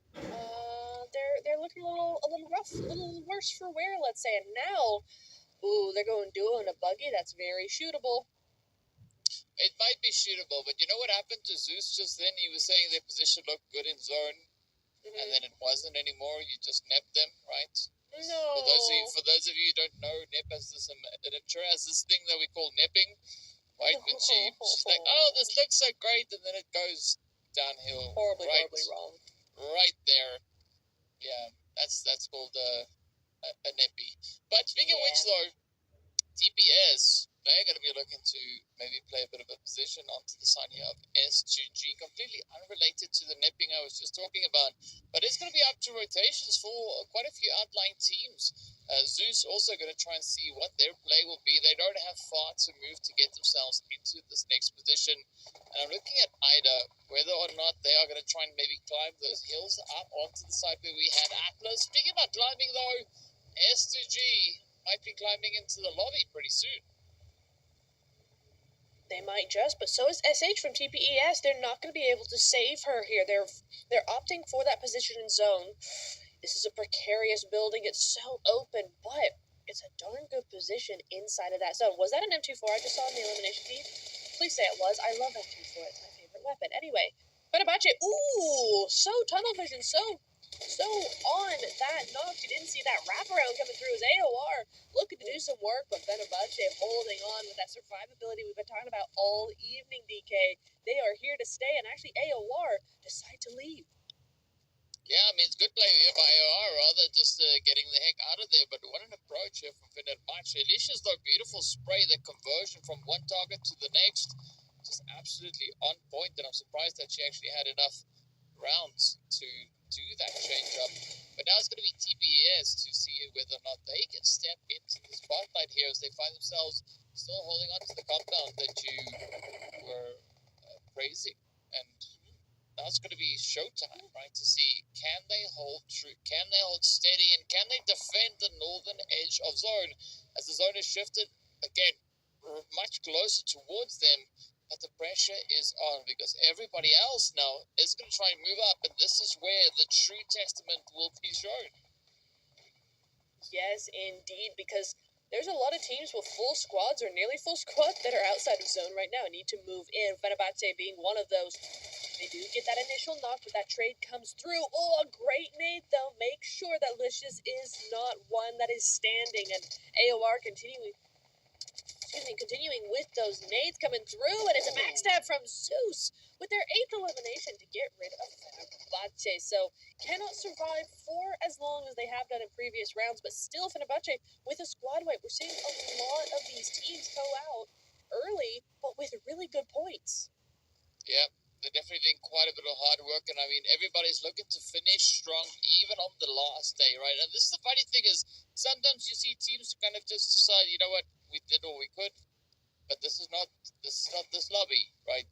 These teams are going to be fighting to the very, very end to see just how far they can get those points to go. TPS not having much of a challenge coming towards their compound just yet, but as you can see the team starting to circle around. We got Ida off in the distance with Galatasaray right alongside Ida, as well as Nova. Towards the north is Zeus, as well as Bonfire, or rather what is left of Bonfire, right? Atlas is going to be positioned down there. And this is where the true plays will now be revealed, as GOAT are focusing quite a bit of their efforts onto the side of R8, as well as the non-noobs. Yes, now just trying to survive. It's not going to be an easy one, but fortunately that vehicle is going to provide some kind of hard coverage, but there's still also an opportunity for not noobs maybe to return some fire over onto the side there of R8 as well. Yes, indeed. Oh, hang on, Ida. Full sending onto Galatasaray's Bonfire got with 0 points on the board. That is a surprise for sure. As AOR continuing with this utility. Oh, and the little quick shot with that DBS coming through, but that's some good information there. They're able to take her out as well, but this is where Jelevaya now has to do something. And is that something going to be? Oh, that something is going to be looking at a nade. That's what that something is going to be. Not noobs go out as well. 10th place for them, 0 points on the board. S12K, DBS, they're kind of all the same when it comes to those headshots, and that's exactly what we're going to see here, except it's an M4 this time, and it was Jelevaya with that M24, just a side note. But anyway, and we move away at the very last moment. Matesha goes out there. AOR silently go out. Galatasaray go out. No back-to-back win for them, but it's TPES to grab those points. Yep, and that is exactly what we want to see. Some stars starting to shine right here. Nova now looking to aggress onto the sides of Ida. Oh, the S12K, aka DBS, apparently coming through on the play there as Nova. Wrap it up. Yet another team goes down. That is now them up to 5 eliminations. Zeus sitting on double that. Things are looking pretty good at the top of these standings for the time being. I mean, a very aggressive game across the board, as you mentioned earlier. A lot of teams walking away with several eliminations. But it's all going to come down to the final few, right? We are down to 6 teams. 16 players and 2 players are currently within the zone. That's going to be Seren and Macy. But now, Batsud quickly just hopping in the vehicle as Zeus starts their rotation, trying to wrap around and find a way of angle to play it, but it's not going to be easy because there aren't many. No, there really isn't, but Zeus have done such a phenomenal job with this game. They've been able to use this zone to their liking, and that's going to be why you see 10 eliminations on the board. Mel's Nova taking out S2G there at the very end, but the nades are starting to turn towards Zeus now. You see them just round the back of one of these teams up ahead. I'm not sure who that is. It's TPES up into zone, and that's where they're trying to get there themselves. Mel's on the other side of the zone goes out because R8 are looking directly at them, so that's going to be Mel's going down to 3. But we have our top 5, and actually there's a lot of players for those respective teams. Yeah, I mean 13 is a very decent number to have, but well, we might go down to 12 is what Suit quickly got hit there. Unfortunately, the angle's coming through from Goat. He's been able to just find a bit of a weakness at the expense of them here. But now it's going to be Goat time. R8, though, still alive and kicking as they're going to look to kick it into hyperdrive on their approach towards the edge. Several teams still holding nice and steady ahead of them. And I mean, things are looking pretty challenging right now. But as soon as that blue zone has closed up, everyone is essentially just sitting around the same table, just looking into each other's eyes. It's like, well, who's going to be the first one to go, you or me? It's very, very true here. Zeus trying to be that forward thinker, as is Leora. They're going to be the players to make the most moves at first here. Oh, Maisie just full head, just peeking out of that window. Could be quite an easy shot, but no, she's going to be moving elsewhere. Leora does get taken out. Molly from R8, the first to do that. Yagi looking straight at Kylie, though, and Kylie cannot afford to go down right here. She will not get res back up, most likely, with that zone moving in, right?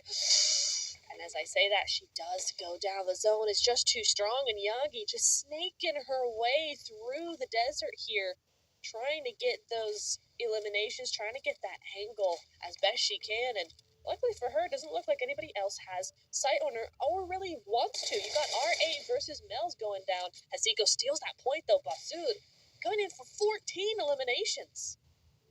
Yeah, Zeus, I mean, they've got some sparks starting to roll on in. It's getting a little bit overcast as well. But let's see who's going to be the one to clutch it out. Mel's looking good with 3. They're the only team with these high numbers now. Goat, though, they've been super active for a big majority of this game. They don't have a single elimination yet, right? They've caused quite a bit of damage, but not converted any of those damage. But instead, they themselves will get converted into elims. And that is Zeus now up to 15. There's only a handful of players standing between Zeus and their potential winner chicken dinner.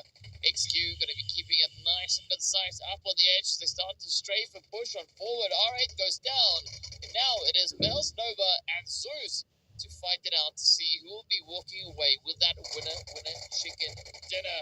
It is going to be absolute crazy angles that we are looking at right here. I mean, this is tough, right? But it's great for both of these teams because this will definitely boost anything and everything that they could have had up until this point. And it's also going to be one of these two teams' first chicken in the finals. It is indeed. This is exactly what we wanted to see from both these teams. We knew they had it in them. If Mel's win, that's a decent win. 8 eliminations plus the 10 points.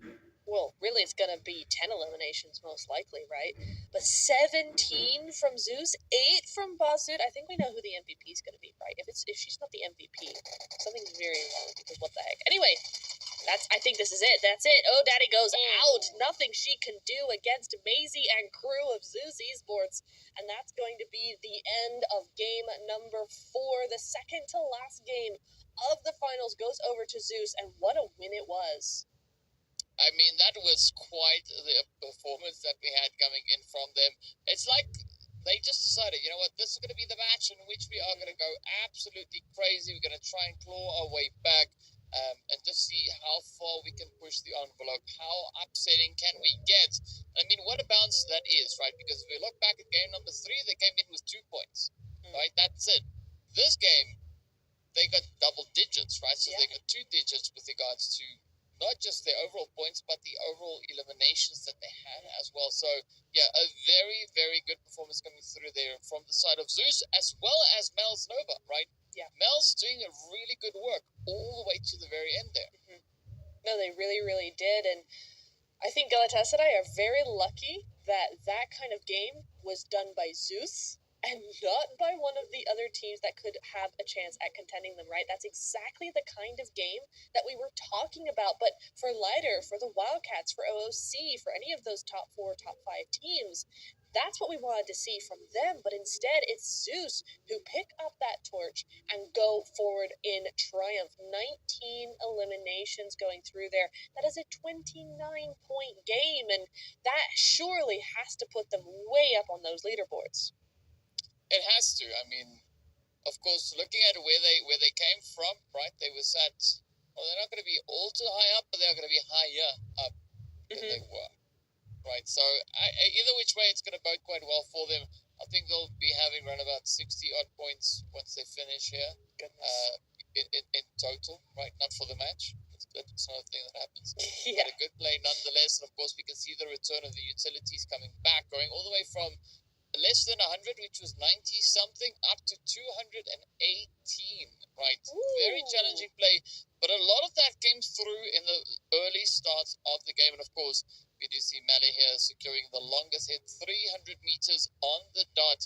And I think this is also a good play coming through for R8, right? Because they were still alive all the way up into that stage 7, which is where things really started to constrict and make things a lot more challenging for everybody involved in this lobby.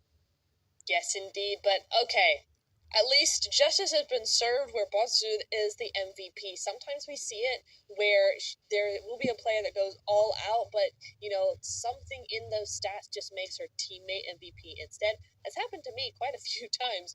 But no, it is going to be Botsud taking that MVP. And ding, ding, ding, bell of 1,000 damage, because man, oh man, did she perform. Did she go above and beyond for her team. 29 total points. There it is. And Pmewl and R8 have good, decent results out of that match, but it's just Zeus just goes above and beyond there. But, Pmewl and R8, 14-11 TPES with 7 is a really, really good good result.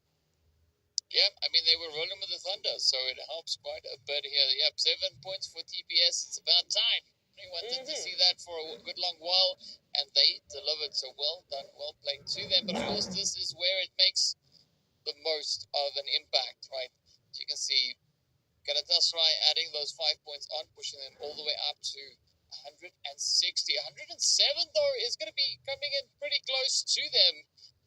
Kind of, maybe not really, sort of. But yeah, looking at the rest of the scoreboard, though, all the way from second to, I'd say, call it 9th place, 10th place, we could still see quite a bit of shifting coming through in just this very last match, right? So it's all going to boil down to what that last game will bring. But of course, Zeus with their chicken has now jumped from 16th up into 13th position.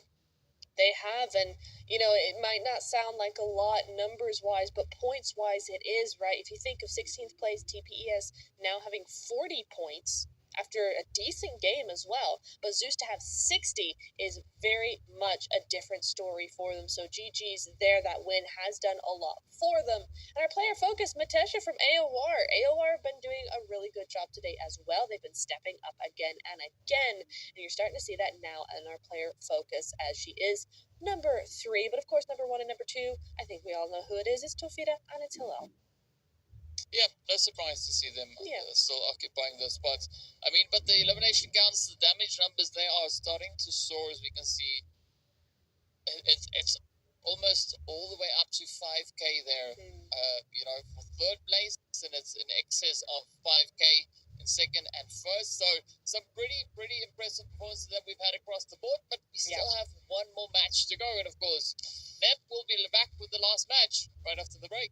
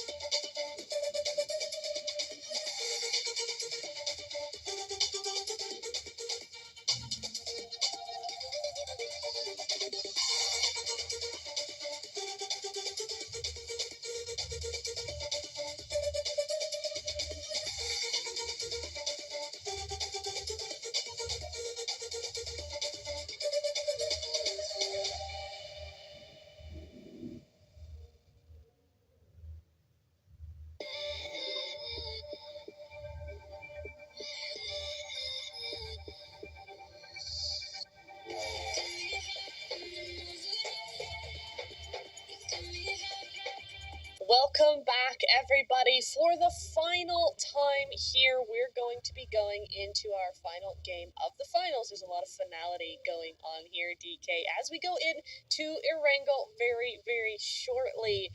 This is it. This is where we see who's going to be our champions and who's going to be in that top 5, top 10 as well. I mean, I think we all kind of know what the deal is with that first place position, but the rest of the lobby still have a lot to fight for, right? Especially with that final game. A lot of teams got some big points coming in, and that's just made those gaps all the closer.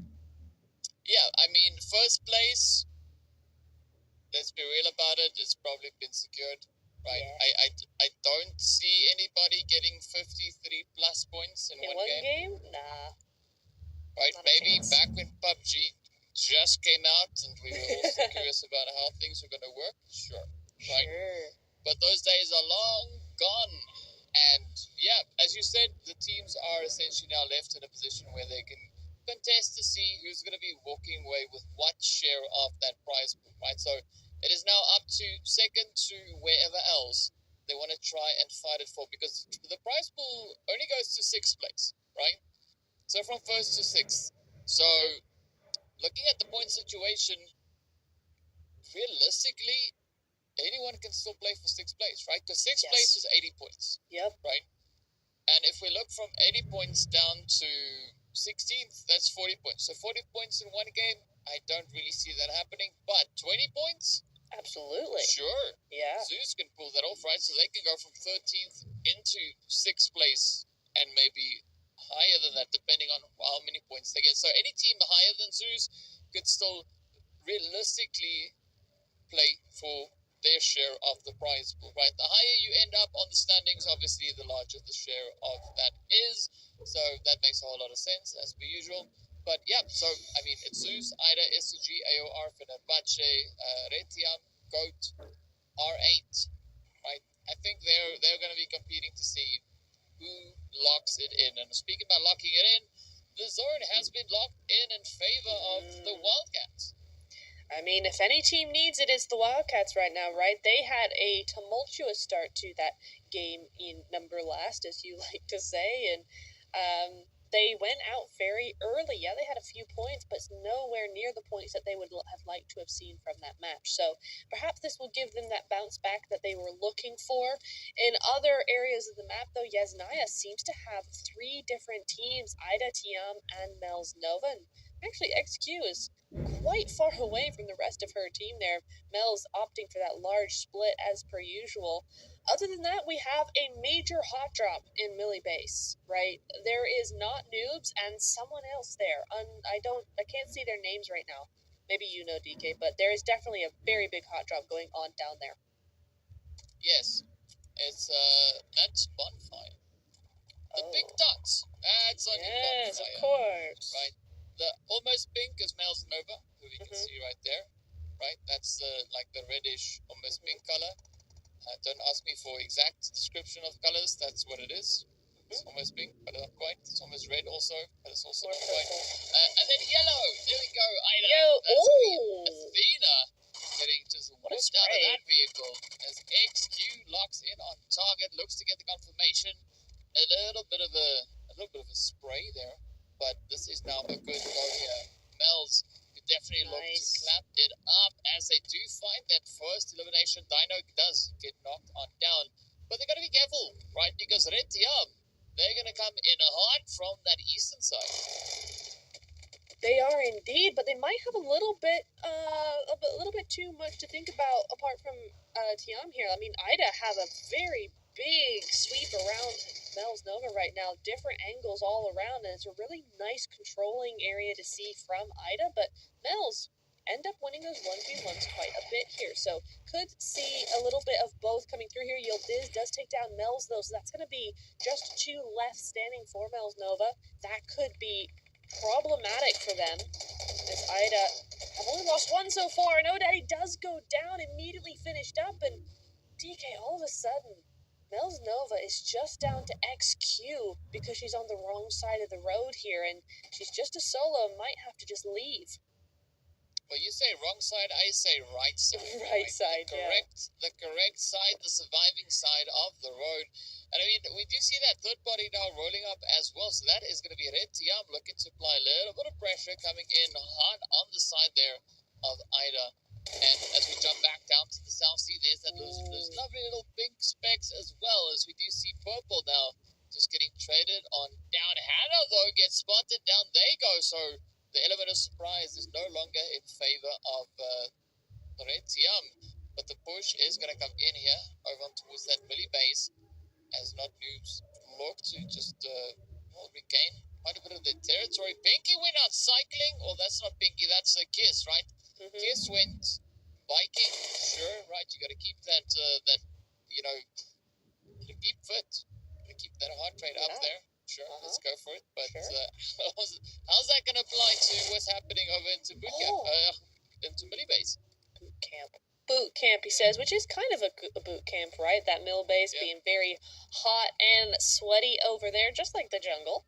But Pmewl Nova, XQ, she's not backing down here, and now she's trying to third party as Tiam and Ida go head to head here. Kawhi picking up the first elimination with a DBS, and she might want to now think about moving away from this perspective. I mean, she's got 173 meters to go, right? I mean, it would be a good opportunity to just get out of there and move forward as a solo, but she does not seem intent on doing so.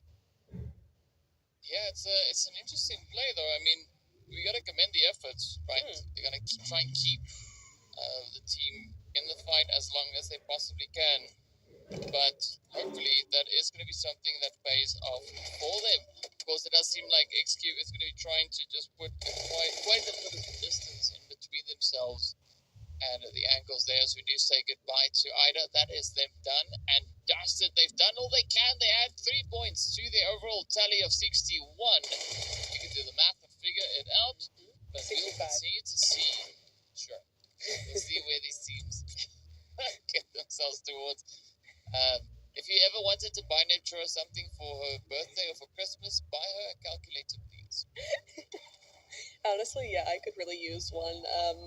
But hey, hang on, NX77. She's got my car skin. She's got the coupe, and it's in the same color as mine as well. So GG's, great minds think alike.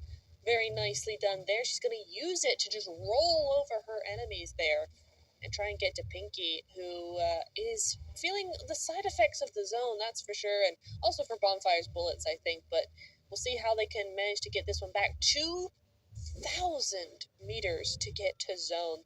This is not ideal for either of these teams. I think both of them were kind of betting on the zone continuing what it's been doing in Erangel before, right? Where it's like kind of on both sides of the island and the mainland.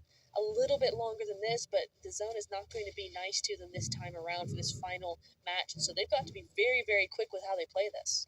Yeah, they're going to have to do exactly that. But now it's going to be up in the radar tower where all the pressure is going to look to kind of end the plays here. See, the DBS now in hand here of M77. Oh, cheeky hit, one down. We want to go. Oh, there we go, 2 down. Needs to get that final few plays. One player. And then it could be a full squad wipe. So let's see if N77 is going to be able to get the job done quickly. Just trying to dip out, heal up, but then continue the fight. As the body now comes in ablazing. Oh, the play is closed. The DBS is there, but unfortunately, it is not going to work out. But a very valiant effort being applied. A really, really good job from Not Noobs. They tried their best there, but in the end, I think the zone just got to them a little too much. And that's going to be them with 2 points going on out. That's all they can do here. As we look to OOC, a little bit higher on that leaderboard, a little bit more to lose, a little bit more to play with as well in this final game. Getting their vehicle shot up by an unknown source. Perhaps that source is Galatasaray. I wouldn't put it past them. They are the type to do that sort of annoying play where it's like, yeah, we can't see you. Maybe you're slightly out of render distance, but we do see your vehicle. And so, you know what? Those tires are ours now. I mean, they got to retire the vehicles somehow, right? But here we go, as Bonfire now has to go a long, long way, as you mentioned before, over 2 kilometers to get themselves back up in towards that zone. And I could hear you rolling your eyes, even though you were on mute. But yes, here we are. R8 up to the crash side. I think this is an interesting spot, though. Are they going to commit to it? Are they going to hang around here, Nip, or what would the play be? That is an interesting one. Yeah, it's very central. I could see this being very much a controlling play from them if they so chose. The only problem with it, in my eyes, is that it's very, very open. And so it'd be quite easy for teams to kind of move over to you. You also don't have that many sight lines directly around you, so it's not like you can see them coming very easily. We might see a test of how this could go, though, as TPES move into their vicinity here. OOC are looking more down to the south, so they're not going to be really a problem for R8 right this second. But TPES, they could pose some problems. Yeah, they definitely could.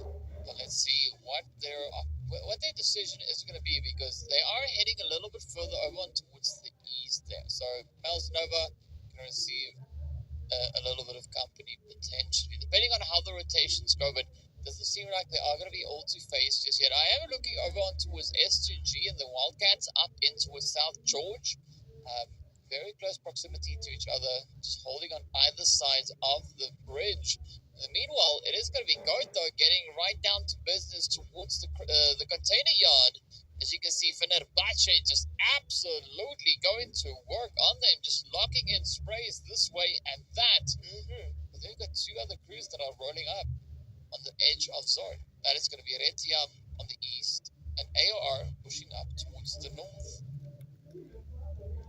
Well, let's turn our attention to the south side, because Georgia Pole is looking a little interesting as well, right?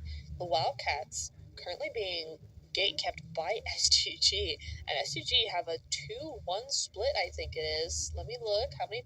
No, 3-1 split across this bridge site. So the Wildcats, even if they get through that first initial barrier, they still have more players to go through on the bridge side. So it's going to be interesting to see how the Wildcats manage to do something about this. Are they going to opt for a different rotation altogether, or are they going to take this fight?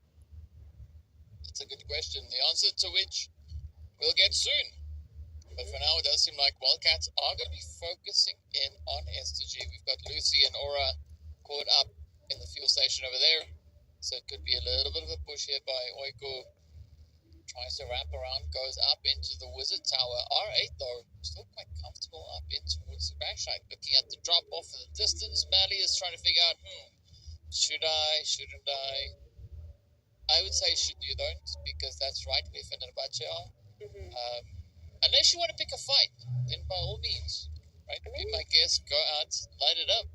They could do, right? Oh, like the Wildcats are picking a fight. Here we go, and it's not going to go. How did Oiku get across that? That's interesting. But Shanks does go down there, so that's going to be one on the side of S2G. Good Molotov, trying to cram them into a room, trying to get some of this room for themselves and control the maneuverability of S2G here. But these nades could be their ticket out. Nice little shot, doesn't do any damage though. Sneaks around the corner. Lucy's up next. Oh, and she gets it. Melzi goes on down. That car is doing something. And Oiku on the outside trying her best to do something. Goat is in the background, though. They could play a mean third party to this. Yeah, they could, but I think Oiko made the best call that they could at this point, just getting the heck out of there. And now it's going to be Fenerbahce left to kind of contest with Goat, as we didn't see them just rolling up. It's like that vehicle that started to bounce, just knew that something was about to happen. I think that was a warning sign. Must have been. But we can see a few more teams finding a bit of difficulty. I said Fenerbahce, but I actually meant the Wildcats. Fenerbahce, they were also getting down to business, as we can see them now claiming their third elimination, just helping a few teams back into the lobby, doing the sensible thing, right? Very respectable. I like that. But yeah, they have an opportunity to just catch a bit of a breath here. We can't say the same about Bonfire, because they are still traveling towards the zone. But again, it's no surprise, because that's what Bonfire does.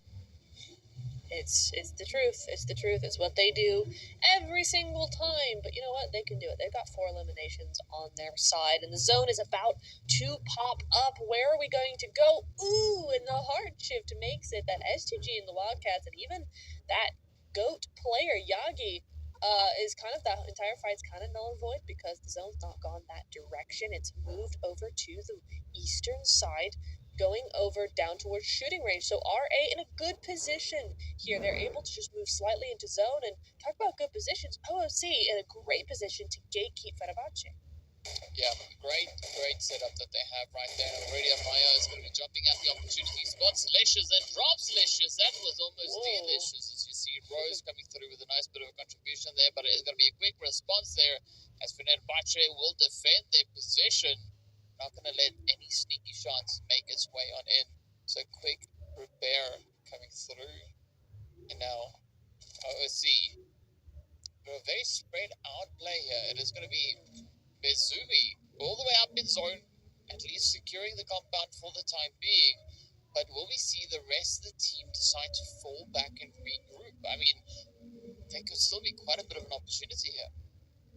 Could be indeed, but those opportunities are dwindling for R8. Look at the board. They've got 2 down at the moment, up against, I believe, AOR. Up to that northern side, they finally have clashed, and RA are playing for that position. They're playing for that end zone, so if they go out or even down to 2 now, it is going to throw a spanner in the works for them. So we'll keep an eye on how that's going. Hopeful does go down there. That's AOR's first point of the match. 14 teams still here, still alive though, and Fenerbahce, I'm not sure how Fenerbahce get out of this one, to be honest. I mean, I'm not sure they really have those vehicles, and OOC has such a spread across this zone that, even though Irelia is trying to do something here, I think everybody, OOC, all have sightlines on this entire side. Yeah, but knowing Fenerbahce, we're going to pan away like we did just now, and the next moment we'll look back and Fenerbahce is in zone. True. How did they do that? Magic, right? That's how they did it. But in the meanwhile, Fenerbahce have another problem. S2G is moving in behind them as well, right? Following the line of buildings towards this point right here. So there could be an interesting play at hand. But Fenerbahce, they're not going to miss out on any opportunities, as they do spot the play there. So one play down, helping to alleviate a little bit of the pressure now as we look over on toward Yagi. Yagi's got this whole position essentially for herself, right? Nobody over there. You have some cars and things and whatnots, but that's about it, right? We do have Galatasaray a little bit further on towards the eastern side, so you got to watch out because they're looking essentially right at Yagi.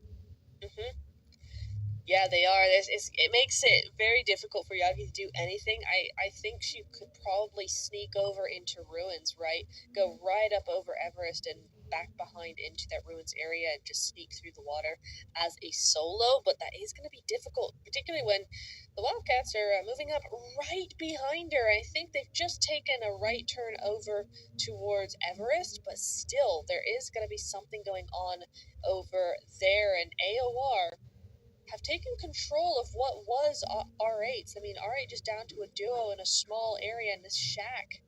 And they're going to just hold on out there. TPES as well, looking in a really strong position. Oh, but this way Fenerbahce needs to watch it.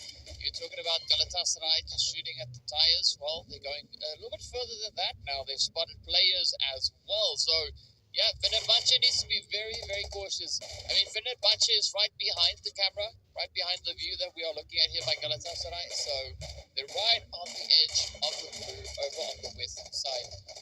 So, yeah, Galatasaray, they've got the line of sight that they need to just be an absolute menace at this point.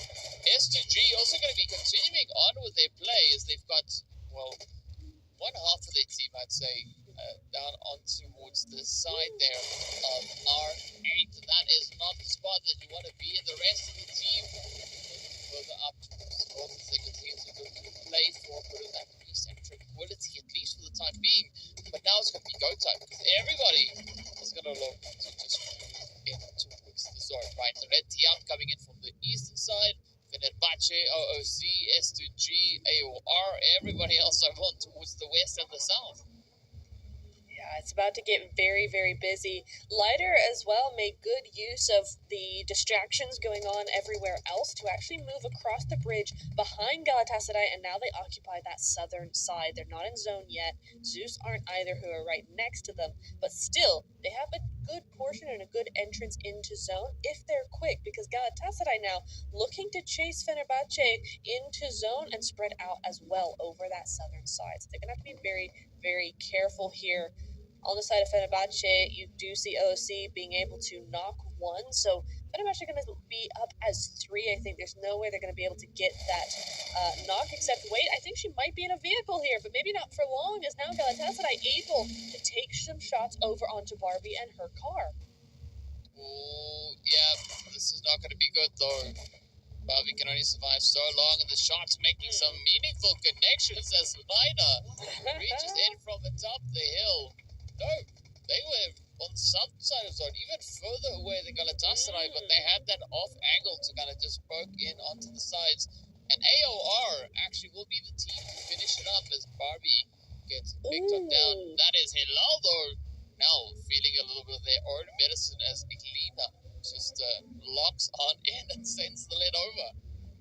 Goodness me, yeah, Galatasaray just kind of chilling with this one. There's no need for them to go all out here, and you kind of do see that, right? They're playing this quite, you know, they're always being in zone. They're not being passive, but they are not being the powerhouse that we have seen certainly in day one. So they're taking this in their stride. They're kind of just chilling, having a little bit of fun with this game.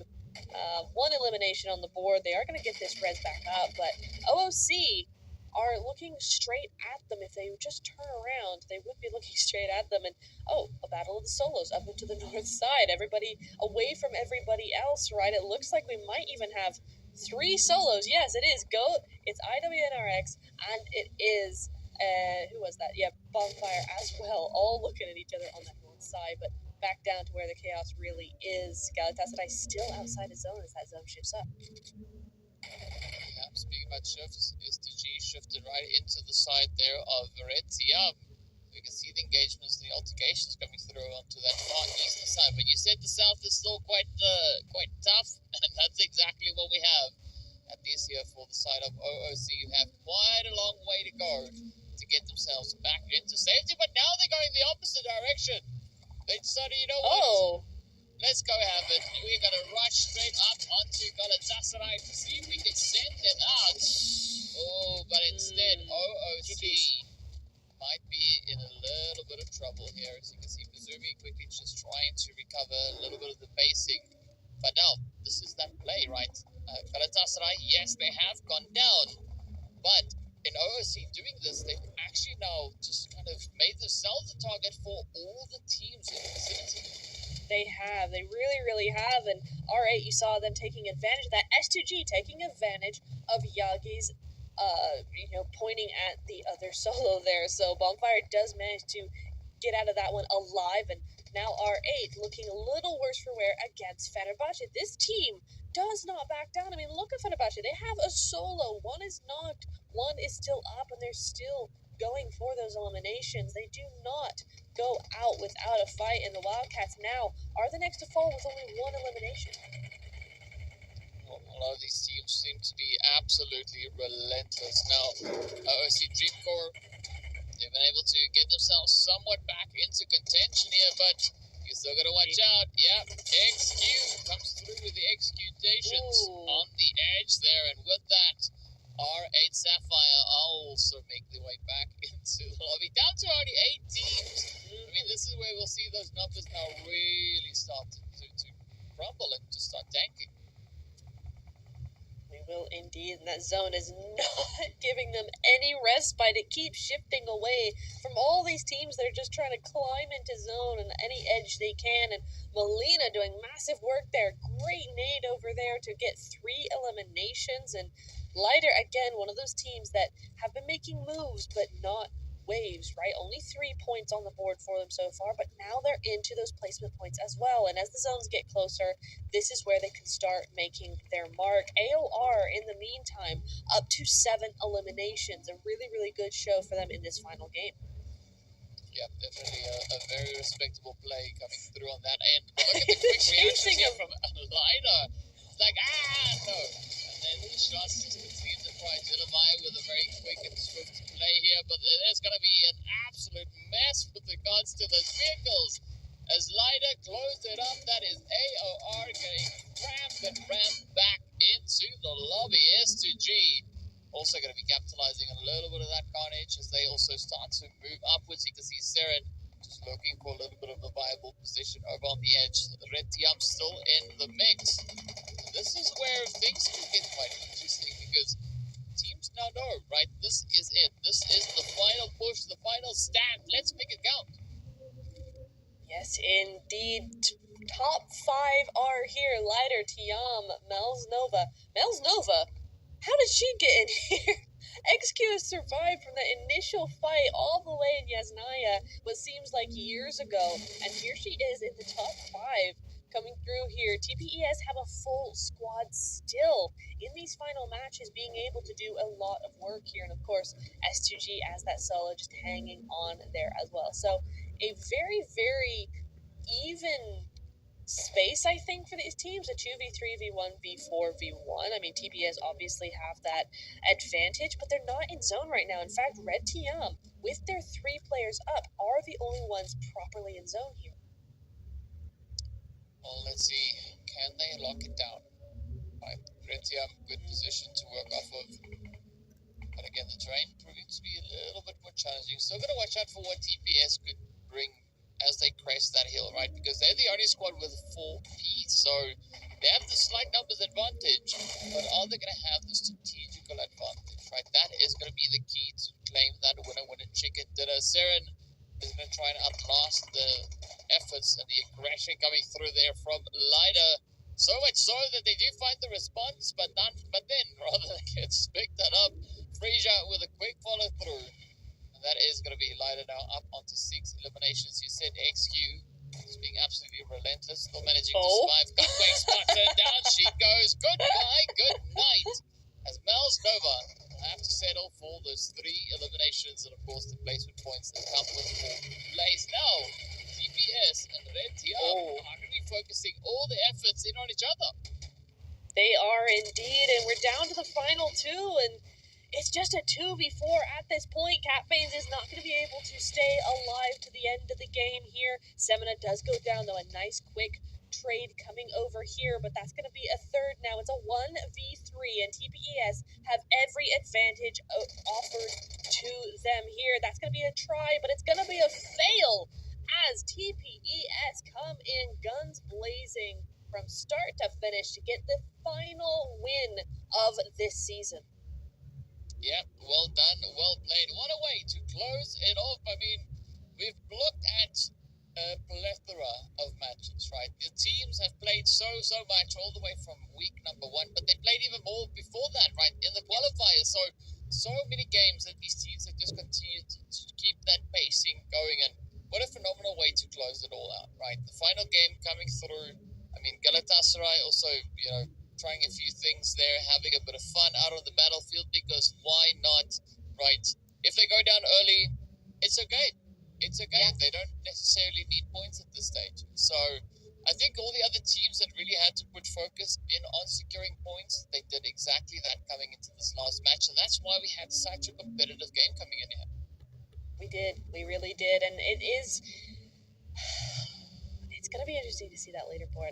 It's been a lot of stuff going on, hasn't it? It's been a lot of things all at once, many points, and it's hard to keep track of, which is why we have a leaderboard. But I want to see how Tiam were able to end up converting from points to leaderboard placement, right? Because they were in with a real chance at getting much higher than they were. They brought in a decent result here, 2nd place and 9 eliminations, something like that. So something that we really want to watch out for, but it is really nice for TPES to get that final win with 9 eliminations as well, and not that much damage taken, right? I think that's a testament to both what they were able to take without receiving, and also their strategy of kind of playing edge and being on the edge a little bit more, where they were able to take some of these teams out without really being seen themselves. Yeah, and I mean, that's kind of the play that you need to try and make. And speaking about taking teams out without getting seen, that's exactly what Aura did here from S2G, 321 meters away. So a nice little bit of a reach, getting poked out there. Again, a very decent usage of the utilities, but it makes sense looking at how excessively the smokes and grenades were used, especially moving into these last few stages, right? When the zone is tough, the utility usage goes up quite a bit. But again, the health is respectable. It's not too high. It shows the just pure pacing that we had coming through. And speaking about pacing, of course, a big pace has been brought up here by Jedediah, coming through with those 4 eliminations and nearly 600 damage. Yeah, very nice run for her as well. MVP to end off the evening. She was number 3 in our player focus before this game as well. This will have solidified her position as well as that. But AOR continued to do some really good work. Did they get top 5? No, they haven't really all evening, but they continue to really put those points in. 8 eliminations for this game, so a really, really good job from them. But as we look at the match rankings, TPES going home with 19 points there. Tiam and Lighter both with 11 is a really, really good result. Yep, that definitely is. And it's all going to boil down to what these last few points will mean for the teams, right? As we know, Lighter came into the match that at second. So it just strengthens their overall positioning with that. We know OOC was right behind them, trailing by 13 points. So there's 3 points. I don't think it's going to be too much of a bother. Retiam, though, 11 points. That is going to put them up a considerable bit with regards to points. But we'll have to see exactly what that final sheet brings on in. Yes, we will, and I think I'm hearing in my ear we are going to be seeing our champions up on the board right now, and it is no surprise, it is Galatasaray coming in at that number 1 spot. Another win. They've defended their title successfully, DK. They are our champions for season 4. Yeah, and a big congratulations going out to them. And of course, I mean, these girls are absolute beasts. They are. In the best possible way. And I stick to what I said. If I see them in the lobby, I'm leaving. I'm sorry, but like there's just no chance for me whatsoever. But looking at these points, a very respectable game has been put up by not only them but everyone in the lobby, right? Mm-hmm. Look at this. I mean, Lina finishing with those 2 chicken dinners. We got Bonfire coming in with 2 chickens. Wildcats with 1. R8 coming through with 2. But as we know, right, the prize pool only extends so far. So Yes. they've managed to get themselves in the money, right? Yes. To get themselves a share of that prize pool. So an amazing job. Well done. But you got to give it out to these teams, right? We've been seeing such a roller coaster of games, right? Mm-hmm. Coming all the way from week 1, right? Some teams step up, then another one steps up, and then everybody was just going absolutely crazy.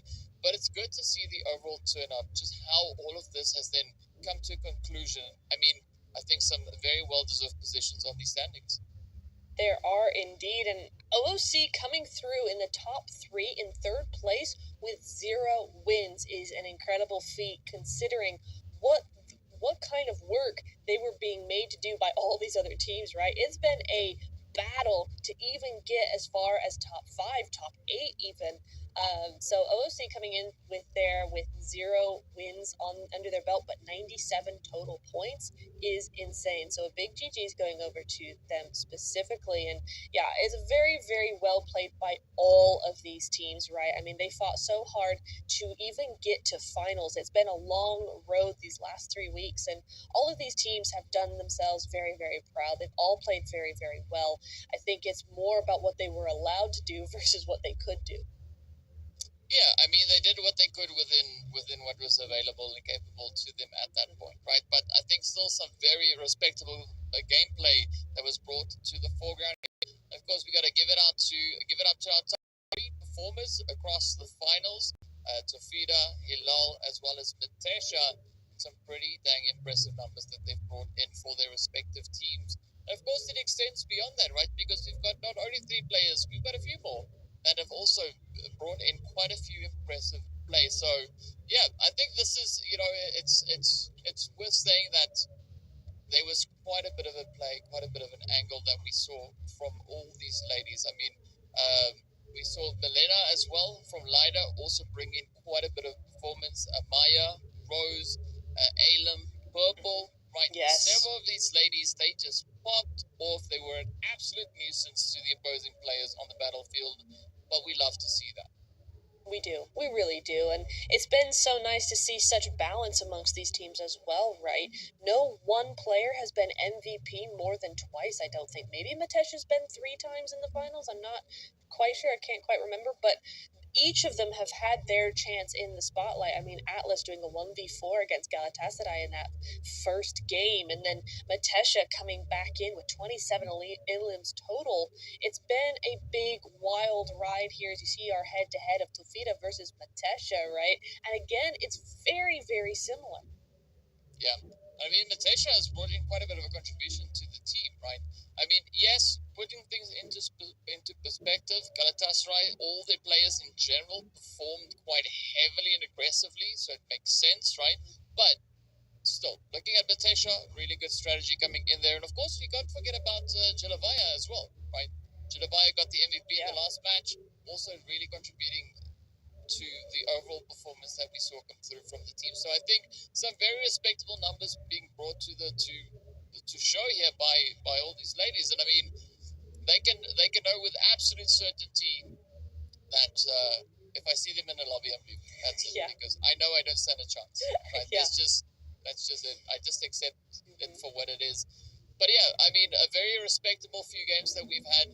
The teams have been playing phenomenally, and I like the progression that we are seeing here coming through all the way from season one to season two to mid-season to season three, all the way up into season four. Things are sticking, right? These ladies are becoming scary. Yes. They're not becoming scary. They've been scary for a good long while now, but it's almost nightmare invoking, and I like it. I think we all like it. We all love to see it. But DK, that is the end. We have our champions. We've gone through 3 weeks of PMEWL season 4. Massive congratulations to everybody who has played and made it to the finals. You all worked so hard. I cannot believe being in this kind of lobby, but it is time to end now. Thank you so much, DK, for being with me on this one. Thank you to you at home for watching, and we will see you in season number 5. Thank you so much, and have a great night.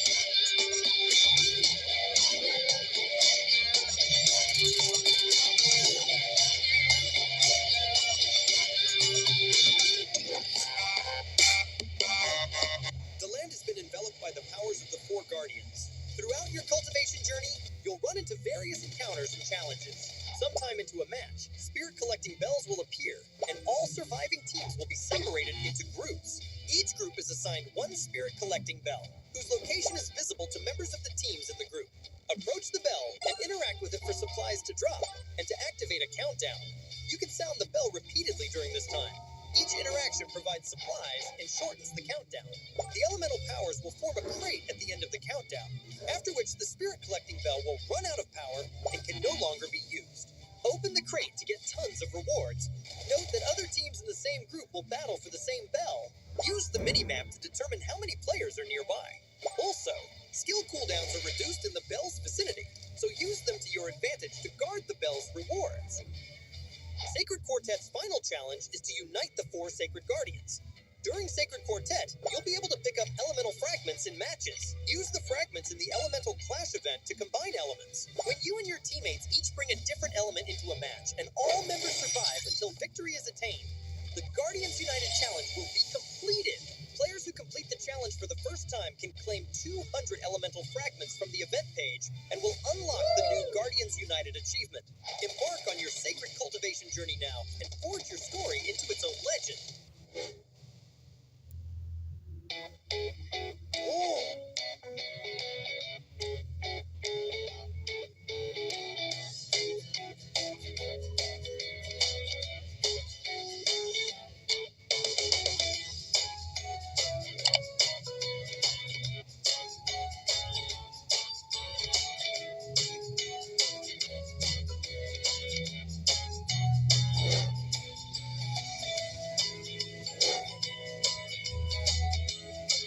Good evening and welcome back to the second day of the PUBG Mobile European Wonder League Finals. Here we go once again.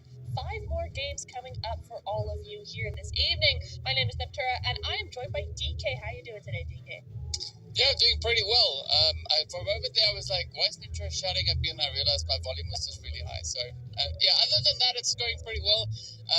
Day 1 was crazy, as we saw. Right, we saw some pretty ridiculous gameplay in the best way comes through from these teams. So I'm going to be looking on to day number 2, and I'm expecting things to be even more insane because, as we know, the teams are going to be trying to vie for that top position, and one particular team finds themselves in a very familiar position, rather, right at the top of the board. There's no stranger to see, not stranger at all to see Galatasaray Esports holding on to that. But I think the big thing that we are going to be looking at here today is what will the rest of the teams do in response, right? Are we going to see Bonfire, Goat, Lider, and all the others now really try and bring it forward? But especially the question, I think, is centered onto Retiam, R8, and Pmewl Nova, because we want to see what they're going to do. We'll include Zeus in that mix as well. We want to see that same performance that we had from them in the previous stages. I want to have that. Where's that, right? We didn't see any of that yesterday. So today, I want to have them really stepping into that same kind of performance level. I agree. Yeah, we need to see a lot of these teams step it up just a little bit. We saw a lot of teams over in that middle section as well, very tied up or very, very close to each other. So there's a lot of still to play for here. I mean, Galatasaray take more than just 94 points in the first day. They take also the top 3 spots in that player focus as well. And I think it just makes a situation where these teams, the rest of the lobby, actually has a lot still to play for. Just because Galatasaray took so much, it almost feels like this is not the best game that these other teams can play, because in some ways they just simply weren't allowed to by Galatasaray. Yeah, so I'm going to be looking towards that, and I mean, looking at these ladies, their stats there, it's very impressive, right? It is always so dang impressive to look at those numbers being brought in, and that was in one day, right? It's not multiple days, only one single day. But of course, speaking about the days, well, here is today's map rotation, and it's the same as we've had in the previous 2 weeks. So the teams have now become quite accustomed to working their way through this rotation, but now we want to see them use it to their advantage, right? I want to see who's going to be the next one to clutch it up, Sarah. Who's who's going to go absolutely crazy, just light the lobby on fire and just pick up everything and anything they can find. I almost wonder if Galatasaray's strategy today is going to be sort of to chill on day number 2, be consistent but not go all out, right? I think that's something we see from them in the first and third or final day of an event. I think that could be something we see from them in day 2, where they're kind of just a little bit more chill, and that will give those teams a real opportunity to rack up those points on all of these maps. So yeah, I'm very excited to see, as you said, who's going to be the big dog over on Sandhawk, right? Because that's a big map that a lot of teams can really, really use to their benefit. So I'm really excited to see who will take advantage of that. But coming into this Erangel as well, we said this yesterday, and in day number 1, that the first Erangel is going to set the tone for the rest of the day. And today in day 2 is no different, because now we're starting to get into that area where it's just a little bit more pressure coming through here. It's kind of, we're getting to that halfway point. Sandhawk is going to be halfway through all 3 days. And then after that, Sandhawk is kind of like, oh my God, we don't have that many games left. We've got to do something with this. So this first Erangel is definitely going to be showing us who is ready for that next challenge. But also just based on the pacing that we've been seeing come through from these teams, right? I don't think you can afford to not give it your all from the start of the day, especially today, right? Today you have to play like it's the last day, and every single point matters, because realistically it does. Everything matters right here, because there's some teams in here, if you give them the opportunity, they're going to run away with it, Yeah. right? Yeah. And it's not a casual stroll. They're sprinting. They're not jogging. They're sprinting. They run like they're being chased. They're not being chased, but that's the way that they perceive it. So you got to try and keep them in check, right? So it is going to require a very specific kind of play style, but that is all reliant on what the teams are going to bring through here. We know that they are all super capable of pulling out these moves. Got to bring them in. As I said, I want to see them currently at the lower of the leaderboard. I want today to be the day that they unlock their inner beast mode, right? I want them to just go crazy. Not because we made predictions, but they've performed. And I want to see that performance come through again. I want to see that reflecting on the battlefield. So, yeah, I'm looking forward to it. And I think Erangel is going to be a good start, a good opportunity for these teams to really pick it up, because we ended yesterday on Erangel. We're starting today on Erangel. So there's good carryover. But we want to see the momentum now really getting ramped up. Yeah, I think that's going to be the big word for today, is momentum, right? Consistency is one thing, momentum is another. You can be consistent on 0 points. We all know this. Momentum won't leave you at 0 points for long. So you've really, really got to keep an eye on that, I think, as we go through these next 5 games, the first of which will be coming up very, very shortly. But I mean, we talk about this a lot, but I do want to just slightly mention, I suddenly had a feeling that maybe this first game is going to be a little bit of a hard shift, a little bit of a funky zone. And while, that's not something we generally talk about, because we're more about the teams and what they're doing and all this, the zone does play a massive factor in how the teams play and how it goes for them, right? Red Tiam or Galatasaray or any of those really heavy hitter teams could have an awful game 1 if that zone does not go their way. So it is something that's very, very important. Yeah, I mean, it could definitely be quite important to see that continuation come through. But I mean, you were talking about heavy hitters, right? I just want to put stuff in context here. Why I'm talking about teams like Pmewl, Red Tiam that find themselves towards the lower end of the standings, right?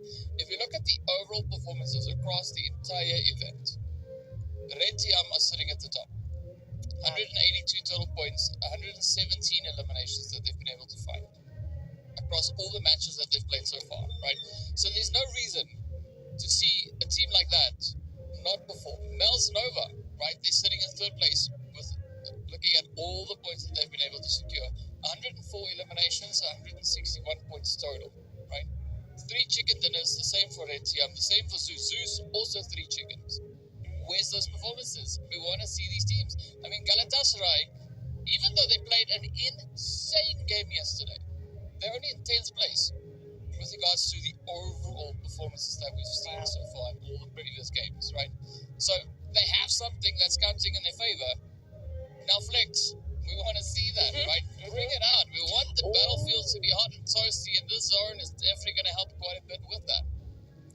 it absolutely is. I mean, Zeus, talk about, you wanted to see a performance from them. Zeus are in an incredible position to do some really heavy gatekeeping on these teams on the south side, right?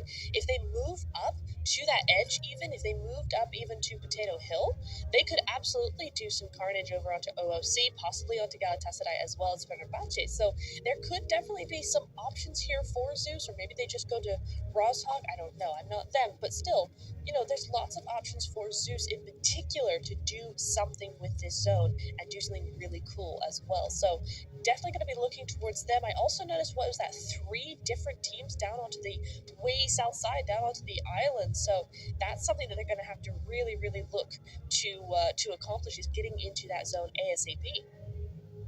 Yeah, I'm going to be looking towards the Western Bridge because it does seem to be a good option, at least for rotating off of that island. But if you're a team like Not Noob, I think that would be a good position to try and set up in anticipation of a potential rotation heading that way. If you, of course, going to be opting for the Eastern Bridge, it's going to be difficult, right? Because we've got Lida Esports, we've got OOC, and potentially maybe even AOR, all just waiting in close proximity, currently looting up. So, yeah, I think once that zone shift is going to come through, which should be in about 5 minutes, I think, right? Yeah, I think there's a lot that could maybe still happen in that time period, but I think the best play here for the teams towards that southern side would be to get the loot and get out, right? It does seem like maybe that's something Code is opting for right now. Yeah, I would agree with that. That's something, I think that's the wisest choice to make here. I will also notice that the teams are kind of doing the same thing over in Yasnaya Poliana, right? We have 3 or 4 different teams all situated down up there, and they're not really doing much except just looting, having their own space, and then they'll probably move on up. I'm really interested to see who's going to take Stolber first. I think that's going to be such an important position to grab early for any of these teams. I think R8 probably have the best chance of doing that the soonest, because I think if you're in the city, it automatically takes you a little bit longer to leave. But that could be a really, really important spot in zone, just because of the exit points that you are gaining by being there. If the zone goes over to Severny, for instance, you've got that north side cleared and ready for yourself. So it could be a very good spot for anybody here. I really just want to see who takes it first. Yeah, it's going to be interesting to see how that one will play out. I was groaning a little bit because I did see Retiam and Melsnova getting real close to each other up on this northern side. Thankfully for both of them, nobody started anything. They just like, you know what, let's just keep going, let's get the loot. We can't afford not to do something. So, yeah, I like that. It's a good decision. You were talking about R8 and their potential rotation up in towards Stolberg. Realistically, that would make a lot of sense. But that's our perspective, right? Let's hope that we'll find out soon what their perspective is on these potential rotations. But I think not only a position like Salva, I think even Severny or that warehouse close to center zone, I think either of those could also be quite a feasible position to move in towards. The warehouse may be a little bit risky. I know there's those compounds pretty close to that warehouse as well. All right, that might be a bit of an altered position to move in towards, but especially when that zone shifts, seeing that we already have a slight bit of a reduced playable area, you want to try and take anything that's going to help kind of strengthen your overall positioning, especially if that zone kind of moves out of Yasnaya Poliana, pulls up to either the north or that western side. Yeah, this is gonna be an exciting match for sure. I think we've got a real good game coming up ahead of us, because the zone is moving in, and wherever this zone goes is going to be pretty hectic, right? If it centers up on Yasnaya, we already have a huge cluster of teams there. If it centers up on Stolber, still no one has gone there. R8 do not look to be going into that position. They're taking a center spot instead.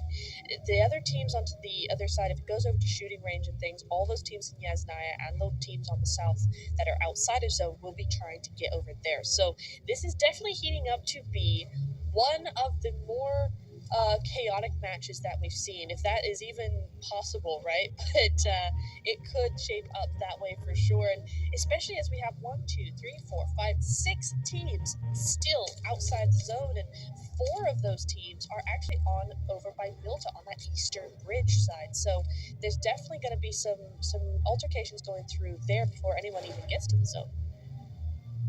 Yeah, that could definitely be an opportunity. So I'm going to be looking at not noobs. It does seem like, at least for the time being, they are partially committing to pushing across. Kiss, for some reason, is heading towards the blue, aka Novo, aka Bonfire. Why? Anyway, the rest of the teams, I like this, that they're getting closer and closer, right? Zeus, also just trying to figure out how they're going to look to play it here. We got them positioned up in towards that fuel station. R8, this is that warehouse position angle that I was talking about. You can see them taking kind of occupancy of both the structures and the warehouse over towards that southwestern side. So I think this is a good kind of split that they have here. Will allot them quite a bit of information and opportunity. But yeah, I think it's going to rely quite heavily on what the zone is going to do next. That's really what we're waiting for. We still have a minute, though, until it goes, right? I think going down to the south side, that Pinky from Not Noobs was trying to do that 1-3 off-angle split that we saw work so well in yesterday's games, but the zone is just a little bit too much. I think the zone's not close enough, the circle's not close enough for Not Noobs to really pull that off well, so they're going to be disengaging from that very quickly. Lighter have free reign now. AOR moving up to the eastern side, they could potentially take Stalber if they so choose, because again, no one's up there. TPES have taken that warehouse just below Stalber, but other than that, that mountain is completely cleared. So AOR have a really easy run through, and as we see Zeus, you're right, they're over down by the by that gas station, and they will be looking to just hold there pretty quietly. And I thought it's an interesting play that most of these teams make and do go for that gas station, because there's not really any advantage in terms of high ground. You've got that hill across from you, very, very above you and very open to that. So it's interesting that these players like to go for it. Yeah, I think it's more of a transitional point, not necessarily a permanent position to take occupancy of. So it's interesting to see how the teams look to play through it. But for the time being, the zone is going to be quite kind to the teams. It doesn't give us a super aggressive shift.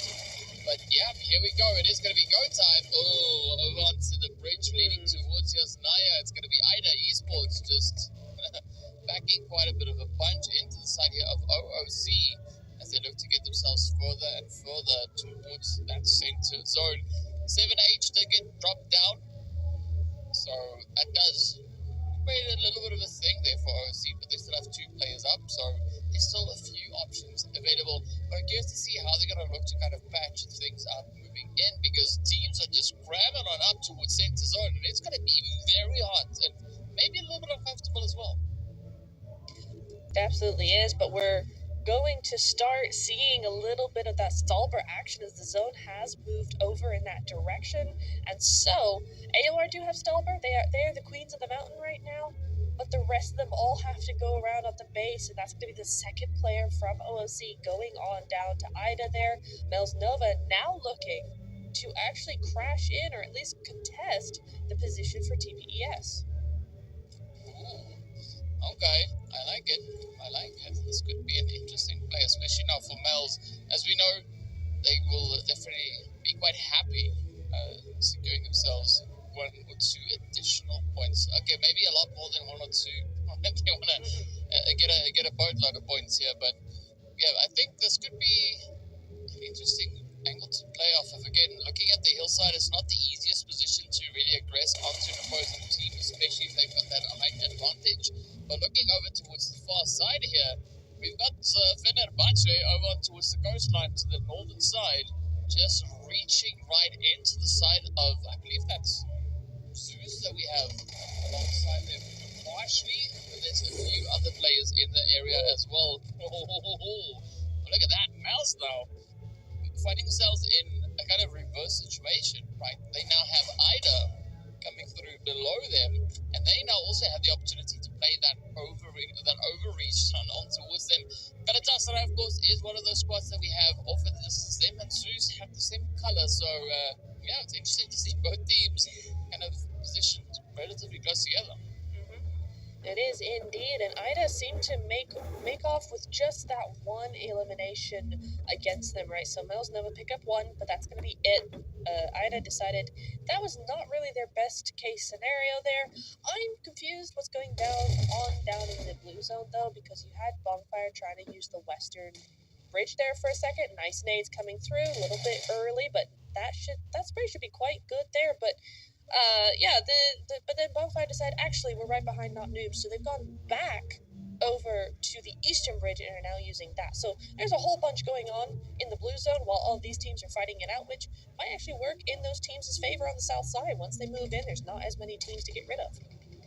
Yeah, I think it might be an unintentional situation unfolding towards that southern side, but it is very intentional right here in this engagement.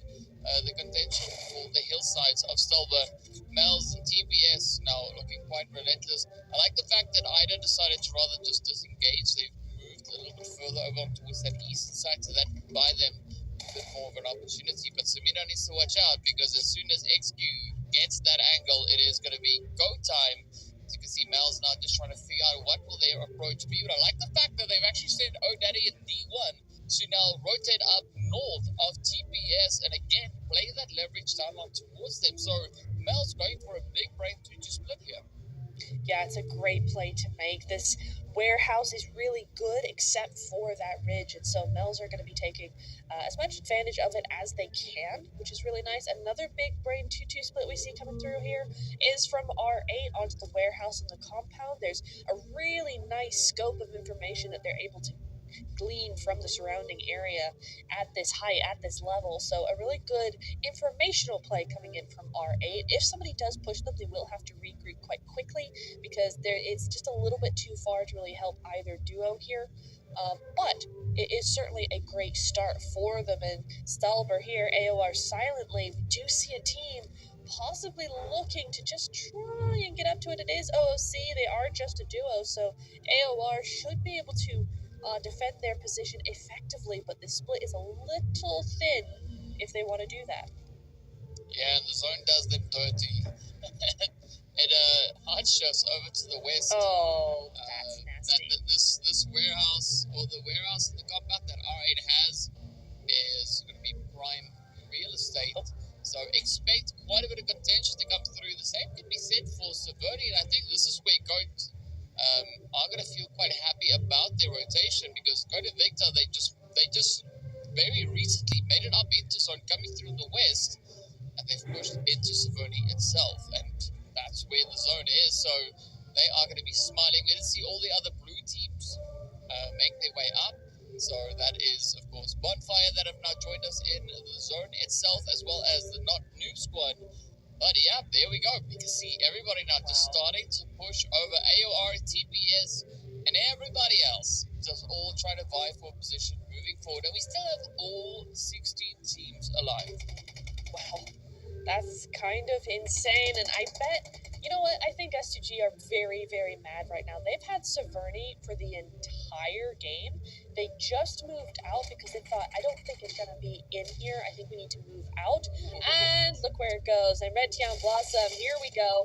Is this the start of a little bit more of what we're used to seeing from them? They get one elimination here. Hana grabs that one away and is going to just heal up very quickly. AOR silently, on the other hand, trying to do her best against Ida. Is not going to go down. Anissa is going to have to go down there. Nice little bit of a response there from her teammates, but not sure how well this is really going to go. R8 now, this is where the elimination feed is going to start packing a punch. We're going to see that repetitive shooting through here as each of these teams go at it. S2G and TPES, OOC and TPES, R8 and Not Noobs.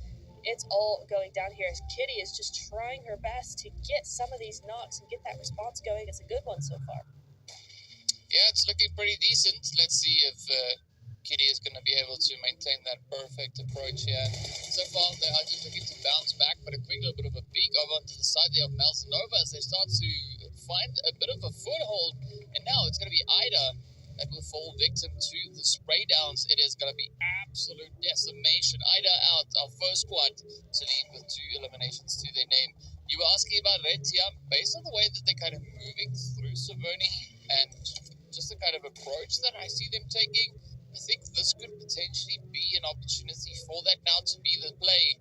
But unfortunately for Cat Veins, that nade came a little bit too close. It's going to be Hannah trying to just find a bit of an opening or even just create a bit of an opening. Let's see if Yagi's going to run into the utility. That nade is coming close. We're going to watch for those windows, the openings. And they can see to find the hits.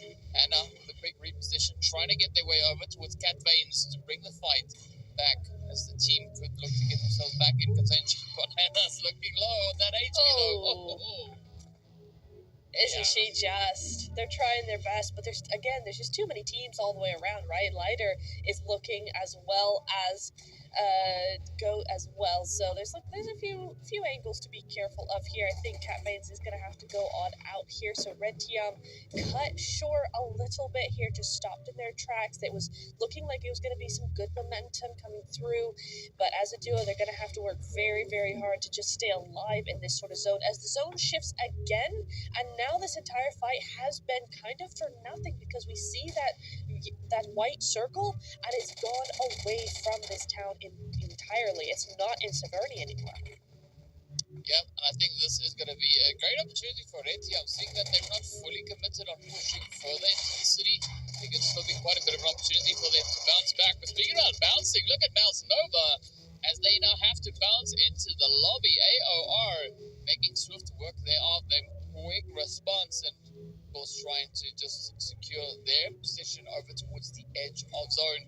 But we are down to 14 to bruise, and it is going to cause still quite a bit of carnage. We got 41 players left. Beautiful shot coming through here from Tiger, but this does limit the options now for Red Tiam as they might decide to maybe try and reach in, setting out quite a bit of the utility. So I'm expecting to see that number for the throw balls being quite high yet again at the end of this match. But it's going to be go time. Nice bit of a spray. Nice spray there as Tiger finds the connection. The knock is in. Now it's going to be Kawhi also trying to bring in a bit of that follow-up play. We've got Linus up top trying to keep a bit of overwatch. It is going to be a nice bit of a push. This is Red Tiam trying to tighten their grip here. And so far, they're holding quite well up against the side of Goat. They really are. They're really making this very difficult for Go indeed. And Not Noobs have done the correct play here, right? They are just 2, but they've moved around to that inside the zone position. There we go. Goat and Victor do go out, but now Tiam have to worry about Not Noobs. They're on a really strong bridge position. And they could definitely try and gatekeep this. Yeah, they're going to have to be very, very cautious, and I'm not quite sure if Red Tiam knows that Not Noobs are situated essentially right there next to them. But yeah, good play, beautiful night that we saw coming through there from Kawhi. And now it's going to be up to Kiss and Pinky to see if they can maybe make a little bit of magic happen there for Not Noobs. Meanwhile, over towards the other side of zone, more towards the northern edge, you can see AOR now just patrolling the area. We got several teams from their budget towards their north, a few shots flying over there. We've got Galatasaray also holding up not too far away, but we jump back over on towards Not Noobs as they now try to apply a little of that pressure. But the Red Tiam seem to be holding their own, right? They're not going to be falling to it just yet. AOR now have to face up against the Fenerbahce as Fenerbahce makes their play for zone. Yes, indeed, and a nice little split coming in from Fenerbahce as well. They're using what angles they have, and that's a bad nade! Oh, Jalavaya! She takes out her own team just like that as the last chance falls with a bad nade by the pluggy. Taiga is going to go down here, and then she passes by S2G. It was a valiant effort, but it was not going to work. OOC now, Lighter goes out. Galatasaray looking rough here as TPES do go out eventually, but in such an open area, I'm not sure that they can get both of those players back up. And all of a sudden, this position, R8, grouped up, are the only ones in zone. Yeah, everything now just gets taken to the next level. Zeus go out next. We are down to our final 8. You see Kawhi is still going to be holding nice and steady out on the edge here. so there could still be quite a bit of an opportunity. S2G, of course, quite aware of her whereabouts, so it is going to be quite difficult for Etienne Kawhi to get into that zone securely. Got the Not News holding up there as well. Up comes the Wildcats, looking to do their thing, trying to find a bit of an opportunity, a bit of a play. Oh, this could be a cheeky connection, but now, where is it going to go? Because all these teams still have to get their butts in that zone, right? The Blues going to start closing up, and they're going to have to find a way to muster the strength to keep running forward. But how do you? I mean, this is such a difficult zone. Look how open it is. You can see it through her 6x scope there. That there's just not really anywhere she can go. You got teams up to that north side, teams on the high ground, teams below, teams out in the field. I mean, S2G just rolling around, and Kawhi's doing the only thing she can do is try and get this opening knock, try and make some distraction here so that she can move forward on her own. But it doesn't look like that's really going to be something she can do here. She's right on the edge of zone. She's going to have to move in. Galatasaray go out here. 5 eliminations is really a good result, but seems small compared to what we're used to seeing. So they go out fairly early here. Now Fenerbahce really showing what they're made of here. They got a little bit of this dip. That's quite good, but could be nadeable. They have to watch out. But 8 eliminations is quite good. Even if they go out here, they'll be happy. Same with Tiam. 5 eliminations is a great start to their day comparatively to yesterday as well. And S2G, though, looking in real form as, you know, we see only 4 eliminations on their side, but the way they're moving and trying to control the zone looks really, really good for them. Yeah, I mean, things are looking pretty impressive over on towards that western side of the zone. But let's see what's going to shape up over on towards the east. So we've got R8 Sapphire, essentially the only team secured in this region. We still have a concentration of players over towards that southern side as well, but it does seem like the north is receiving quite a bit of love at this point. Nice bit of a reach, trying to find the angle on towards Lucy. As R8 also still need to try and find a way, an anchor point to get themselves secured into. As we can see, they have very limited options, but there's still a bit of a chance. Quite a few trees, a few boulders, and the compound does provide them with at least some kind of security, at least for the time being, however temporary it might be. But S2G, though, they're going to look to kind of just push it in, right?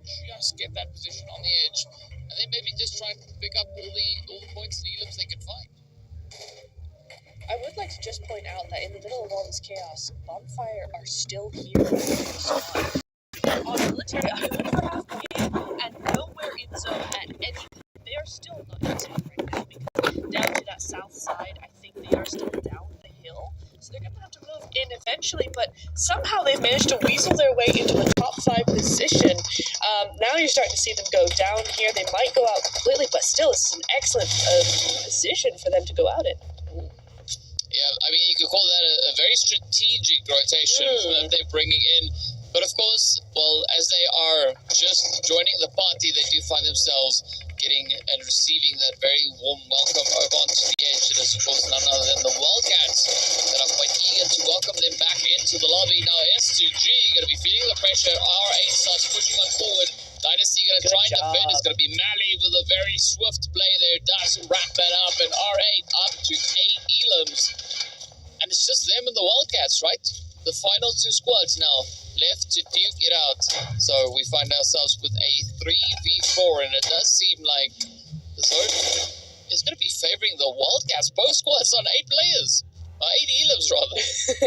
8 players, indeed. I mean, it's wild that they have 8 eliminations as well, because the Wildcats, I don't think we've really heard much from them. I forgot they were kind of here. We've been so occupied with teams on other sides of the zone that it was not a name that was really coming up. But here they are, top 2, with the zone on their side and 8 eliminations. I mean, Elim has a squad wipe. Shanks has 3 as well. So, you know, they're doing some really, really good work here. I like the spread coming out as well. Really just trying to net in R8 as much as possible. And we'll see what R8's response is to that. But I doubt they're going to go down without a fight.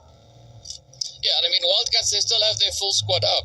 The full squad that they've moved into this match with, even though it's only 3, right? All 3 players are still in it, and they're going to try and win it. But now the sprays come up. Shanks quickly just trying to bounce themselves. Nice. Oh, but the beautiful headshot there, exiting its way up. Now it's going to be go, go, go, as R8 have the opener that they've been waiting for. One player standing between them, and now they're going to try and wrap it up, but they do succeed in their efforts. R8 coming through with their winner chicken dinner. Of course, this is their first chicken in the finals, so well done to them. It was about time that we see them really bring that effort in to try and bounce back, and what a play. Absolutely, what a play. They handled that very, very well from beginning to end with that 2-2 split coming in on both of those compounds. That regroup as the zone started to shift on towards them, and they really did control a lot of that hill is really, really effectively, even by giving up those compounds and then effectively retaking them, right? So very, very well done from them. Also got to say, GG's to DK over here, who said, those compounds are going to be a really good compound in the zone, very playable, and he was right. You know what? They got the win because they went there. So well done, DK. He is available to coach you guys. DM him after this. So yeah. Yeah, I mean, speaking about coaching, though, I got to give a big, beautiful segue that I'm pulling in here. This was also R8's first winner chicken dinner on Erangel for the event. Wow. Right, not only in the finals, but also for the event. So, well done, right? And what a statement they made coming in clutch there, just playing a beautiful, beautiful position. But it was challenging. The players really put to the test those rotations, excessively difficult. But I like the fact that the zone kind of took them to Severny, and then it's like, that's nice. Now let's move out. Right? I hate that. See how you can rotate, and it's the best. It's the best when that happens. It is the best, but it's so mean. It was going to Stalber. Everyone went, okay, cool, Stalber. Then it went, nah, Severny. And then went, okay, cool, Severny. How about the hill in between? I was like, oh my God, just pick one.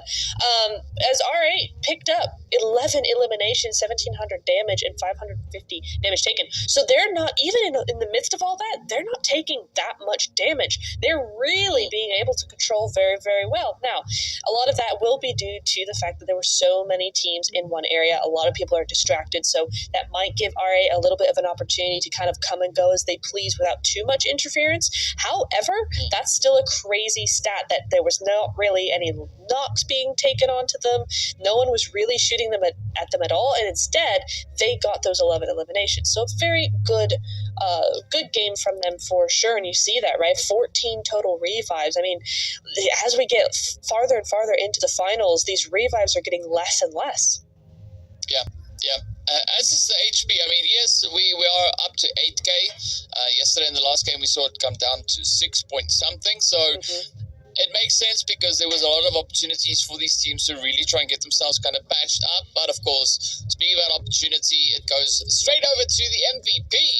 That is Hasiko, all the way from R8. We also did see that long-range hit coming through as well. A very impressive hit that we saw. So the teams definitely try to play at as many of these angles as they can find.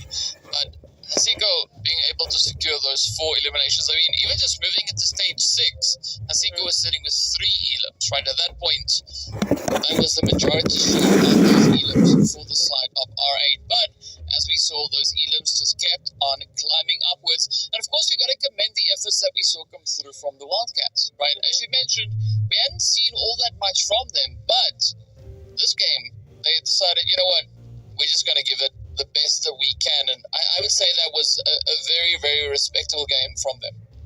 Absolutely. I mean, 8 eliminations, 14 total points, and second place. Not half bad there. I mean, again, Fenerbahce, we haven't seen too much from them, certainly in day 1 of the finals, and I was hoping to see a little bit more. They really did step up there. They had some great control over a few of those teams for 12 points total as well, and we'll see how it looks into the overall rankings, but DK, I'm not sure I really understood the gravity of the situation between first and second. That's 49-point difference coming in there.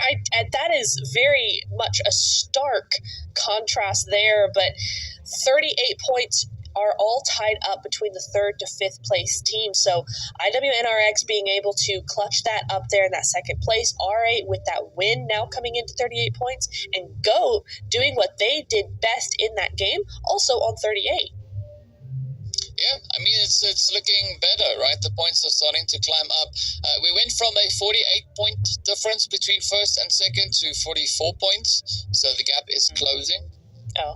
And I like these approaches that we have from the teams coming through. And of course, well, we still see our defenders locked in on the player focus, right? It is going to be a Galatasaray spread all across the board. It really, really is. And it's going to be hard for a lot of these teams to probably come back and try and get this top 3 spot, particularly after that Sandhawk, right? Because it's one of those things where it was such a crazy game. It takes you several games to try and catch up to that. So we'll see how that goes. I'm sure coming into the next few games, we might see a little bit of a shift there, particularly if Galatasaray do play a quieter game. But the rest of these teams are not playing a quieter game. That was a crazy first game coming into day number 2, and it's only going to get hotter from here. We'll be going into Miramar next, but before that, we'll have a quick break, so don't go anywhere.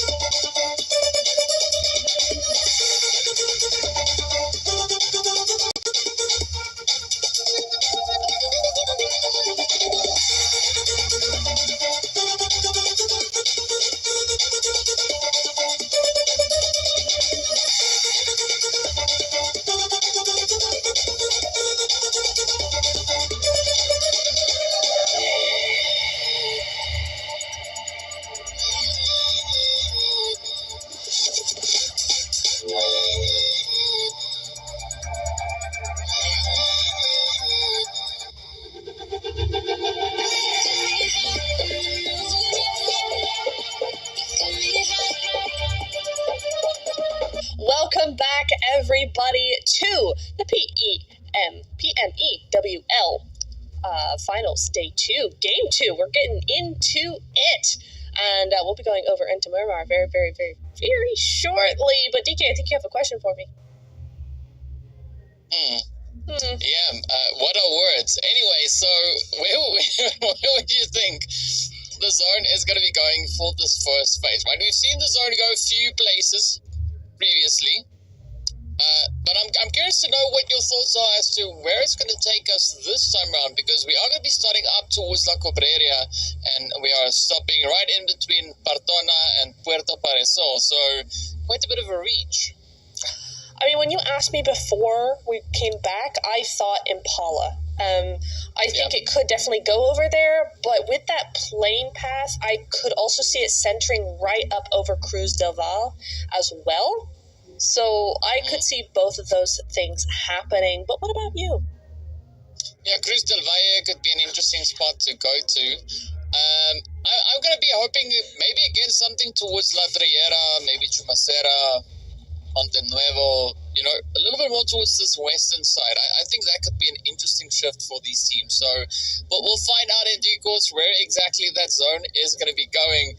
But, sometimes you got to flex it if you can. Speaking about flexing, though, R8 as well as OOC are headed down to that southwestern side, but it doesn't seem like they are going to be looking to fight it out as we do center up on towards La Bendita and, of course, Minas Generales. So, yeah, this is going to be an interesting start to the proceedings. You were actually kind of not bad with the Impala call. I'm a genius. That's all I have to say on the matter. But moving swiftly on, it's interesting that all these teams have gone over to that kind of center ground, right? No one's decided to go too far over to that eastern side, and I think they're going to want to change that decision relatively quickly. I think it's not imperative that they get there as soon as possible or anything, but teams will start to want to make that shift over. But yeah, it's going to be an interesting one to see. I think a lot of teams are going to try and avoid that Hacienda del Patron or the San Martin area. There's way too many teams on that side, and Tiam, of course, being one of them, just right in the middle of San Martin, is going to have a hard time to come out of that area. But R8, our last game's winners, are on that south side over by the cliffs, and they should have a fairly easy entrance in. Yeah, I think they're trying to take a bit of a scenic approach to the zone itself, as we do see Mali as well as one of the teammates starting to rotate up. So we've got Lara and Asiko still kind of holding their position here.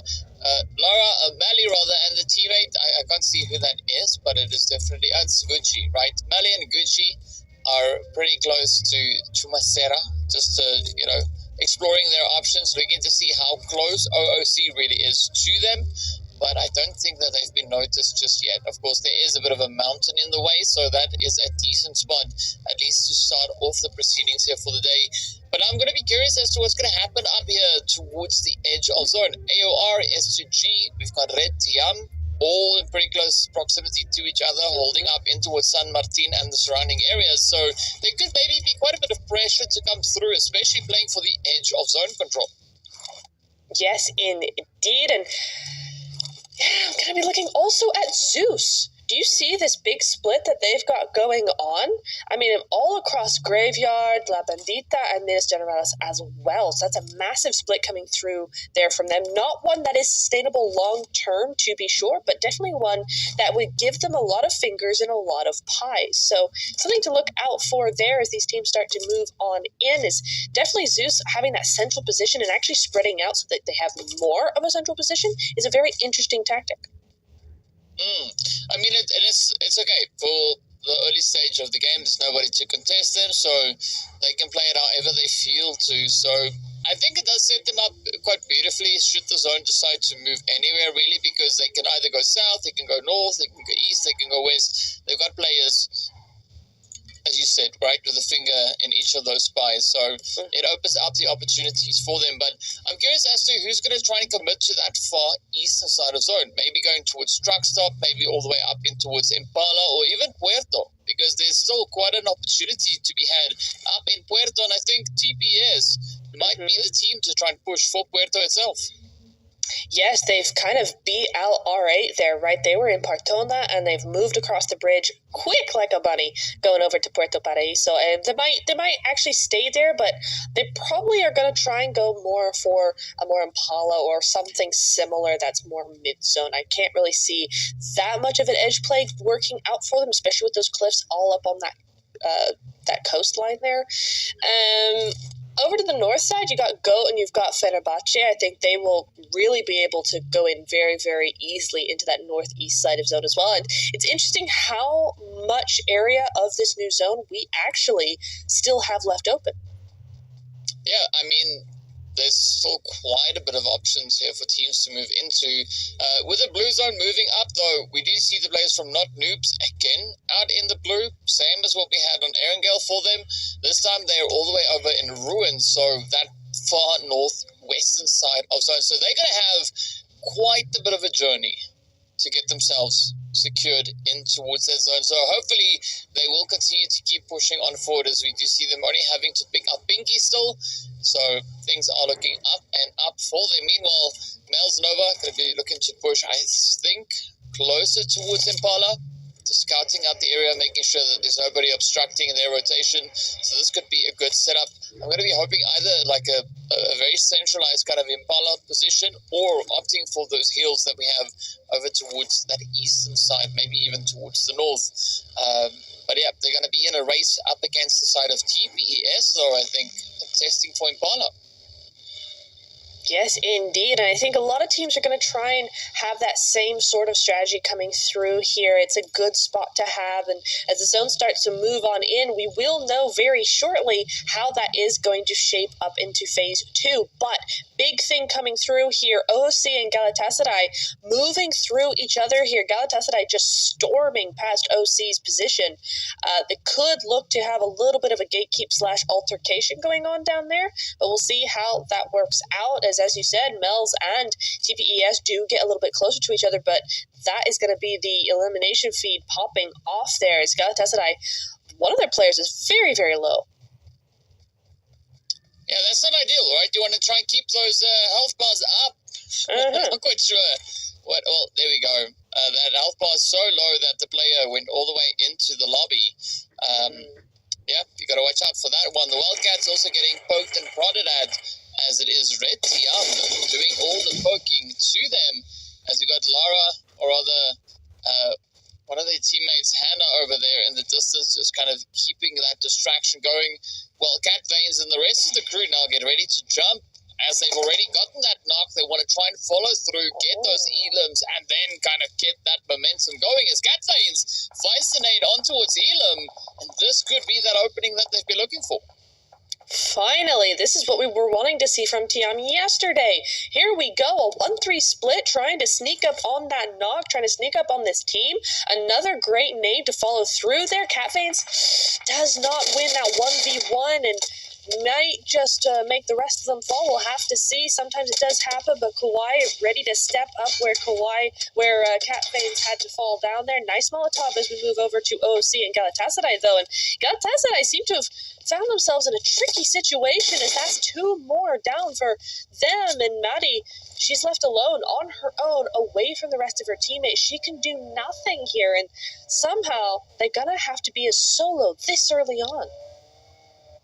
Yeah, it's quite a bit of an interesting play now, as you just mentioned, right? Sima having to try and figure out where is going to be that next best position to move towards as a solo, as I think that does quite put a dent into the approach that they might have opted for coming into this game. But now, of course, we still have quite a few other teams going at it, right? The Wildcats slowly climbing their way back up onto their feet. Cat Veins has also been brought on back, so the fight can continue. As you can see, Melcy setting a quick one through Tiger. I believe will get picked up on that one. So that is Red Tiam now down to a 3-piece, still going up against the full force of the Istanbul Wildcats. Next, Roya. They got a hand on the high ground. Kawhi slowly just peeling off over to the side. Cat Veins actually pushing all the way down low. So an interesting kind of repositioning that we have here on the side of Red Tiam. I still like how they're playing this, though. I think Istanbul Wildcats have definitely responded very, very well to this, and I think TM will have to move away from this altercation now. Their advantage is gone with that element of surprise being no longer there, but still, I like what we're seeing from TM. Is it really equating into points? Not really, but it is looking very much better in terms of their attitude, in terms of how they're playing this. So they're going to live to fight another day. Hopefully, if they can just get out of dodge, there you go. And now we're starting to see in the elimination feed something else. It's Zeus, it's TPES, it's OOC, and Lighter as well. But Zeus going to be making that trade very, very quickly on here. Yeah, Zeus chose aggression coming into this game. They just full sended it up onto CPES. And look at Cry making that play look effortless. Just finding that beautiful S12K connection to the body. And down they go. That is going to be Zeus sitting pretty with 3 elims next to their name. And they've got quite a bit of peace and tranquility here, right? They've cleared it out. Nobody looking to contest them, at least for the time being. So it gives them that opportunity to quickly just reset and then come through with the next bit of their strategy here. Indeed, and what a compound to actually push into, right? This is a great spot for them. It's very dominant over the surrounding terrain. It's fairly central to zone. They've decided to move out of Minas Generalis entirely, and I don't hate that play, that decision at all, really. I think for a team in their position, they want to be fairly safe and kind of just make sure they have a small area that they can fully control rather than a large one they're only half controlling. But Lighter do go out there. This is a team that were very strong into that second phases, the first and second phases of the tournament. Now we're starting to see not so much from them, but hopefully in the next game we will see a little bit more as the zone will be coming in just a second here. There we go. It's going to start now. 2 minutes until stage 3 closes on up. Yep, it's going to close on up and apply quite a bit of pressure in doing so. Goat now not necessarily finding themselves in any position of pressure for the time being. As we can see, Leora and the rest of the crew now just pushing further and further afield. But you got to watch out because we do have Zeus, the aggressive Zeus, on towards that western side. And this is where you can really see that compound for Zeus now put to good use. As you said, they got quite a bit of an advantage and a bit of dominance on the area here. So they can see anybody rotating up towards them from miles and miles away. We also did see OOC over on towards that western side as they ended the run there for Lighter, coming through with a very quick and efficient play utilizing that vehicle. But I think the big kicker now is going to be, where are we moving towards next? Because the blue is going to be making its way in very steadily. And how will these teams then look to that? We can see Seema also going for a very evasive play, right? Opting to just kind of stay out of harm's way for the time being, pulling all the way through Puerto and maybe opting up in towards Impala. I really like as well, though, what we're seeing out of GOAT, particularly with those big splits. You're seeing a lot of big splits in the early stages. I think that's something we're going to see from a lot of teams on Miramar specifically, is big splits in the early stages just to get that information, maybe get the odd shot out, the odd knock, something like that if you can. And then as the zone becomes smaller, you really group up and start using that information. And it's kind of what you're seeing from GOAT here. I mean, look at this giant split. Lita 6 is going to be scouting far away from her teammates, and Not Noob's not really going to do much about it just there, but probably she did see them and she will be going out of there very quickly. But I did just notice OOC, 7 eliminations is quite a lot there. I think they've gotten rid of at least 2 teams, and they are just now getting inside zone, but they have to go a little bit further. The zone has centered up over La Bandita, over to those cliff sides of Los Leones, to the east, or west rather, of Impala as well. We are here for a field finish, DK. Yeah, I think La Bandita, especially with the crater, is going to be quite exciting, seeing that we've got Not Noobs holding nice and steady in that area.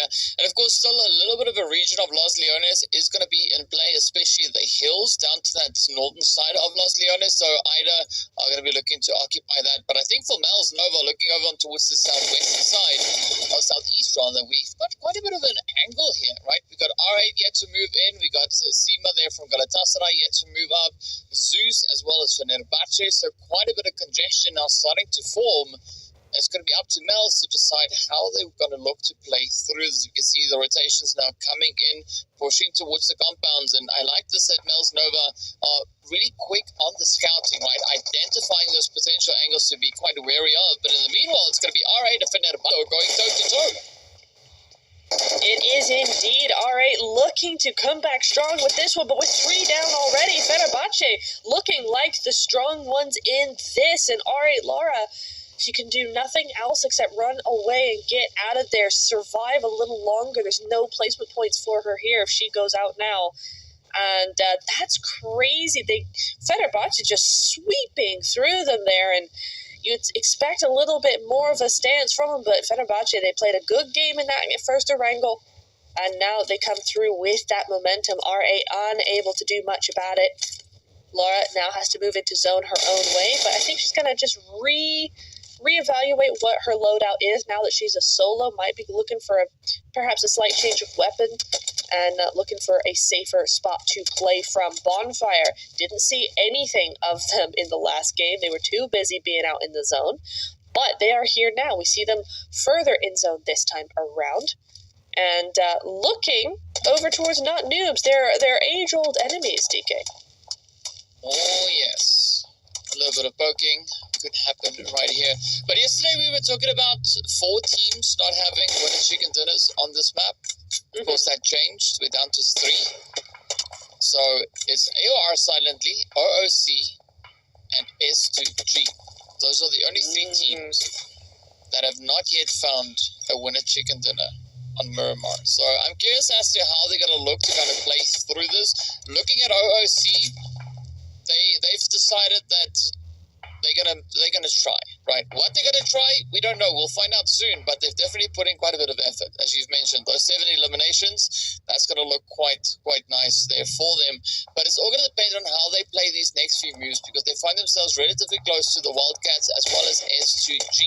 So there is gonna be a bit of that pressure coming through here, and the teams are slightly divided. We got a few up to the north, a few down to the south, and I think this could be quite an interesting dynamic, especially with the next zone shift coming through. I'm looking at 2 teams in particular, Ida, who can look between both of these sections there, and also Tiam, who are just about to go up against that last player from R8, and if she's not careful, it could be, well, there we go, Kuwai taking out Lara there, and it's going to be R8 going out a little bit earlier than they might have liked, but that does mean that Tiam get their first point on the board. So, we will see how that works out for them as they move past Fenerbahce, as the zone has continued to center on up 500 meters from zone now, Barbie is, and they'll have to move fairly quickly. But with this kind of zone, DK, it's very, very difficult to know how you're even supposed to do that. Yeah, but I mean, if you're a team like Ida, you're going to be feeling absolutely stoked with your position, because they don't have to move an inch. They've got those hills to the north of Los Leones, still holding on to that high ground. Oh, speaking about high ground, Goat, Pmewl Nova, having a bit of a disagreement as to who will be controlling this compound as they come forward here. Pmewl seem to be winning the argument as they are still with 3 players in here. Oh, Daddy now also come flying on in, just looking to, kind of settle the whole situation. But Ghost, they've not lost a single player. They're still holding steady. Yes, they've got a few knocks over onto their end, so this is going to complicate a few things. But with the utilities now getting dispersed and Oh Daddy getting aggressive, this could be them now just looking to clutch it up as Pmewl Nova pick up 2 more eliminations, and that is the full set, almost effortless play going through here from Oh Daddy as the play is in, and that's it. Pmewl Nova get the squad wipe at 6 eliminations in total. We've been wanting to see this from them. This is a really, really good performance, a great show of momentum coming into the final stages of the game, and they are going to need this full res. They are going to need those 6 eliminations behind them to actually get the job done, because this zone is tough. They've got Ida up ahead. They've got Zeus waiting in the wings. They need to make sure they have everything they can, momentum and players, to actually win this out if they so choose. We'll see how they get on, but that was certainly a very good play, well strategized between that high ground and those buildings as well. And now the attention turns to what's going on inside of zone. As you see, the Wildcats and OOC on the other side of zone actually making some headway here, having their own sort of disagreement. And Pmewl's just getting naded slightly there. And this is another compound that is very difficult to actually attack. It is quite challenging to attack.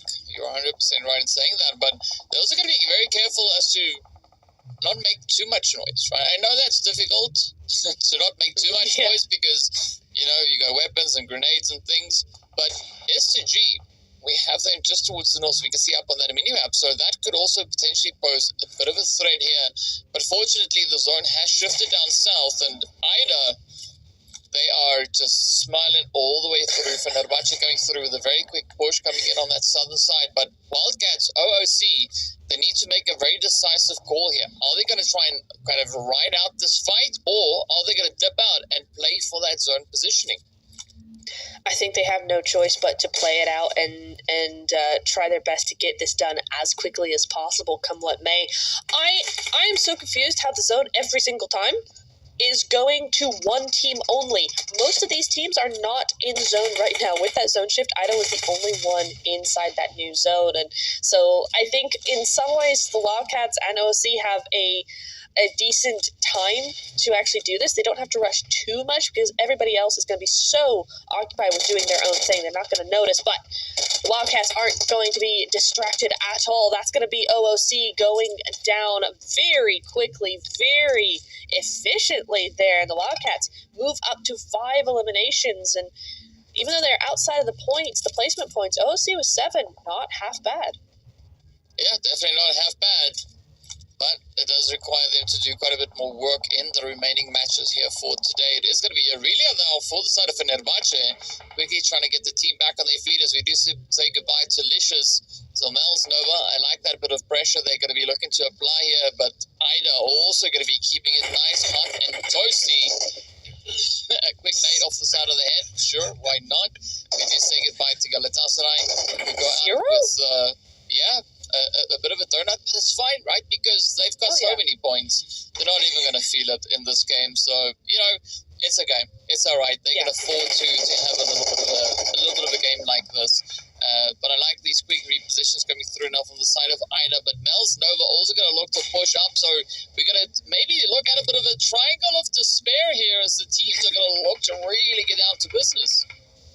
Yeah, I really like this from Mel's Nova. They've taken a strong position on these cliff sides to try and gatekeep, but it is also very open towards that north side, and you see O'Daddy does feel the effects of that. They will get back up, but that allows Ida to move on through and kind of turn their attention back onto the task at hand as the zone continues to move away from every single team. Oh my goodness. Yeah, you were talking about the zone, and look at that. Players getting herded all over the place. Fenerbahce go out. We did see Retiam, Hannah also getting absolutely obliterated by that blue zone. But now for AOR, it's up to Matesha and Kitty. So let's see whether or not Kitty can meow down a few more players up ahead. There is going to be quite a bit of pressure now for them to try and keep that momentum going, keep that flow going. S2G also going to be trying to see if they can maybe get their go at that winner chicken dinner. They're going to have to find a way get that pacing up. Aura, that is down, might pose a few threats. It's going to be Dynasty running forward as well in such a treacherous area to try and maneuver through. As you can see, Ida being an absolute nuisance all the way from that southern side. Yeah, they've maintained their position. Oh, nice drop right there, but I don't think she wants it. But they've maintained their position up onto the north side. They've really been able to hold off teams. It's a really good position for them. They do have to move through here, and Melsnova are set up quite well for this. But still, Ida still have that advantage. They still have that outlook over the rest of the teams. And worst case scenario, Ida could use that position to get as many eliminations as they can, or at least, spoil as many games as they can before they go out. So it's still a very dominant position from them. And as AOR do go out there, we're now left with just 6 teams. Yeah, and it's going to be a tough play. As we know, Ida, they also have that drop right there that O'Daddy decided not to go for. Curious to see whether or not they are going to be utilizing any of the weapons items or gear that could be found in that box, but a quick cheeky nade comes out. Athena getting blown to smithereens. That was a trap. Oh, Daddy set that one up. What a beautiful play. Now comes a follow-up nade. Let's see whether or not Mel's Nova can get 9. Oh, they're getting scary close as they do exactly that. And this is Daddy just absolutely demolishing the side of them. But it's going to be the Wildcats looking to get the slice of the action as well. It's a quick response comes through here from Melcy onto O'Daddy. Again, the Wildcats move in without much having been really noticed by any of us throughout the game, come in with a bunch of eliminations, a strong position, immediately taking over where Ida left off, and now the rest of the teams kind of have to bow down to them as that's a massive nade coming in from Melzy there. That's a double whammy with the boom boom circle. And we're going to ignore that as we look over to S2G. Just a solo left alone here. Mel's Nova do got 11 eliminations, though, is massive. But honestly, if IWNRX don't win this, I mean, that'd be kind of crazy. I mean, first we got to talk about Melcy, 8 elims already, right? So it seems like the Wildcats, they had that stealth mode engaged for a big majority of this match, and I mean, realistically, they've only got a few players standing between them and that potential winner chicken dinner. Bonfire, though, they are looking pretty good. So it's not going to be an easy task for the Wildcats now to try and clutch it up. But they do have that slight bit of an advantage with the terrain as we do say goodbye to S2G, finishing off in that 3rd place. And now it's down to the final few contenders left to decide who's going to be taking that winner chicken dinner. Very cheeky spray down going through here from Alam, but the blue zone is going to be just as cheeky. Oh, Layla goes down to one player now standing between the Wildcats and that winner chicken dinner. Wow. There we have it. It is going to be the Istanbul Wildcats next. Roya getting their first victory on the side of Miramar and doing so in quite a bit of fashion, finishing strong with those eliminations, just going absolutely crazy and a back-to-back top 2 finish for them. That's fantastic. What a game for the Wildcats. Huge points being put up there for both them and Bonfire and a lot of those teams. That was a massive elimination game for multiple teams there. We're really going to have to see how that shifted into the leaderboard because I think there are going to be quite a few changes. I mean, apart from that number 1 spot, of course, everybody else is very close to where they want to be, right? There's a lot of ties. There's a lot of 2-3 point differences between the placements. So that game for sure is going to shift some things. Yeah, it's going to be quite interesting to see how this match reflects with regards to those overall standings. But what a play, though. I mean, Wildcats, they got 14 points in the previous match. They were like, yeah, we can get that in eliminations. Why not, right? Might as well just go for it. Have some fun while we're at it. But again, the zone proving to be quite challenging for these teams. They've not been dealt an easy hand, but the Wildcats rising to the occasion, coming through with 17 eliminations. Absolutely insane performance. But that is what we want to see, and that is what we kind of expected to see coming into today's action. Mm-hmm. We absolutely did. We said we wanted them to step up, and step up they did. 3,100 damage dealt is an insane stat, and 17 elims is going to go a very long way to putting them up that leaderboard. But they weren't that far down in the beginning, so where does this put them? That's what I want to know. We'll see that very shortly, though. But yeah, a very good response coming in from IWNRX, and this stealth plan seems to be working out well for them. That's 2 for 2 now, where they've had decent eliminations and a really decent placement as well. Yeah, very true indeed. And here we go looking at the stats. It is going to be Mel's O'Daddy locking in the hit there. 343-meter play. A little bit more of an opportunity for teams to get healed up moving through this game as you can look at the utilities, right? Still a very hefty usage of that. And of course, no surprise, we did see quite a bit of a bombardment taking place all across these last few phases. So the team's really rising to the occasion, and no surprise to see Melcy locking that one in, coming through with the 9 eliminations and a plethora of damage.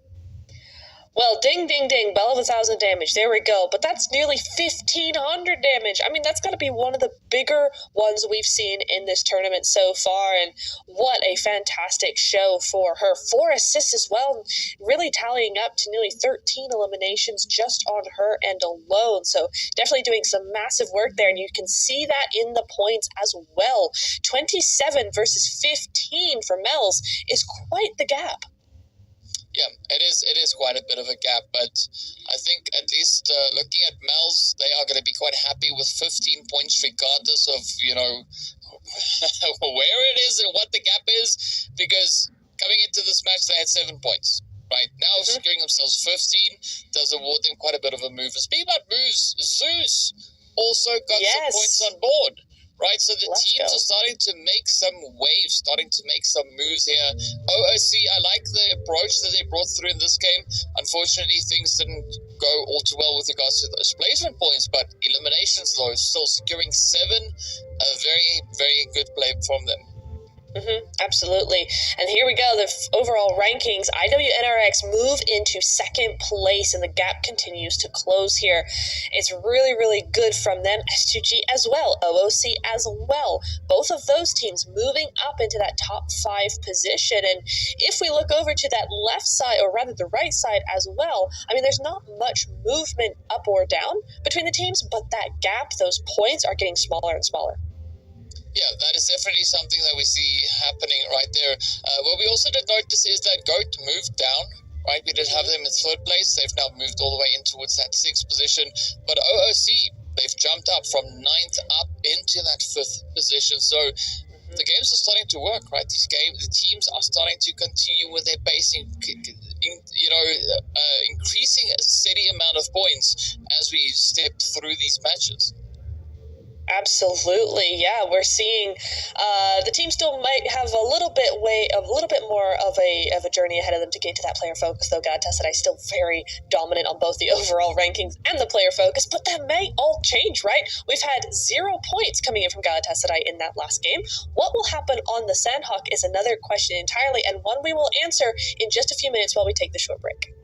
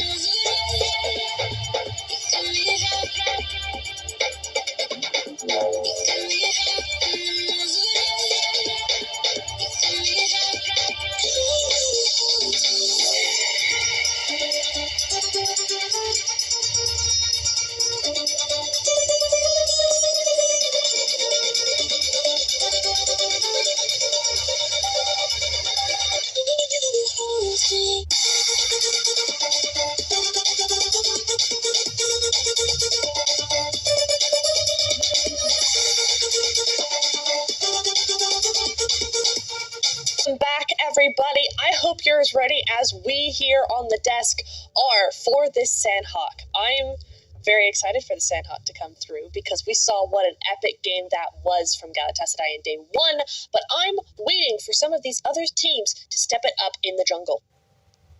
Oh, yes, indeed. It is going to be step-up time to see who's going to be able to clutch it out. And first things first, though, we are going to be taking a look at the flight path, which is not that important when it comes to this map. It is going to be quite reliant on what the zone, though, is going to bring on through and how these teams are going to look to get themselves positioned and situated and whatnot and everything that they need to do. But yeah, so we do have a nice decent spread of our squads now starting to disperse as they are heading further down towards the southern side, as we've got the Wildcats doing their thing up in towards Mongnai. We've got TPS going all the way in towards Camp Bravo. S2G and Goat, they're going to be opting for that northwestern island, with Zeus, of course, now looking to kind of get a bit of a spread there. 3 players on the island, and we've got Macy opting up into the trifecta region themselves. So I think a decent serving of positioning here for our players. You can see TPS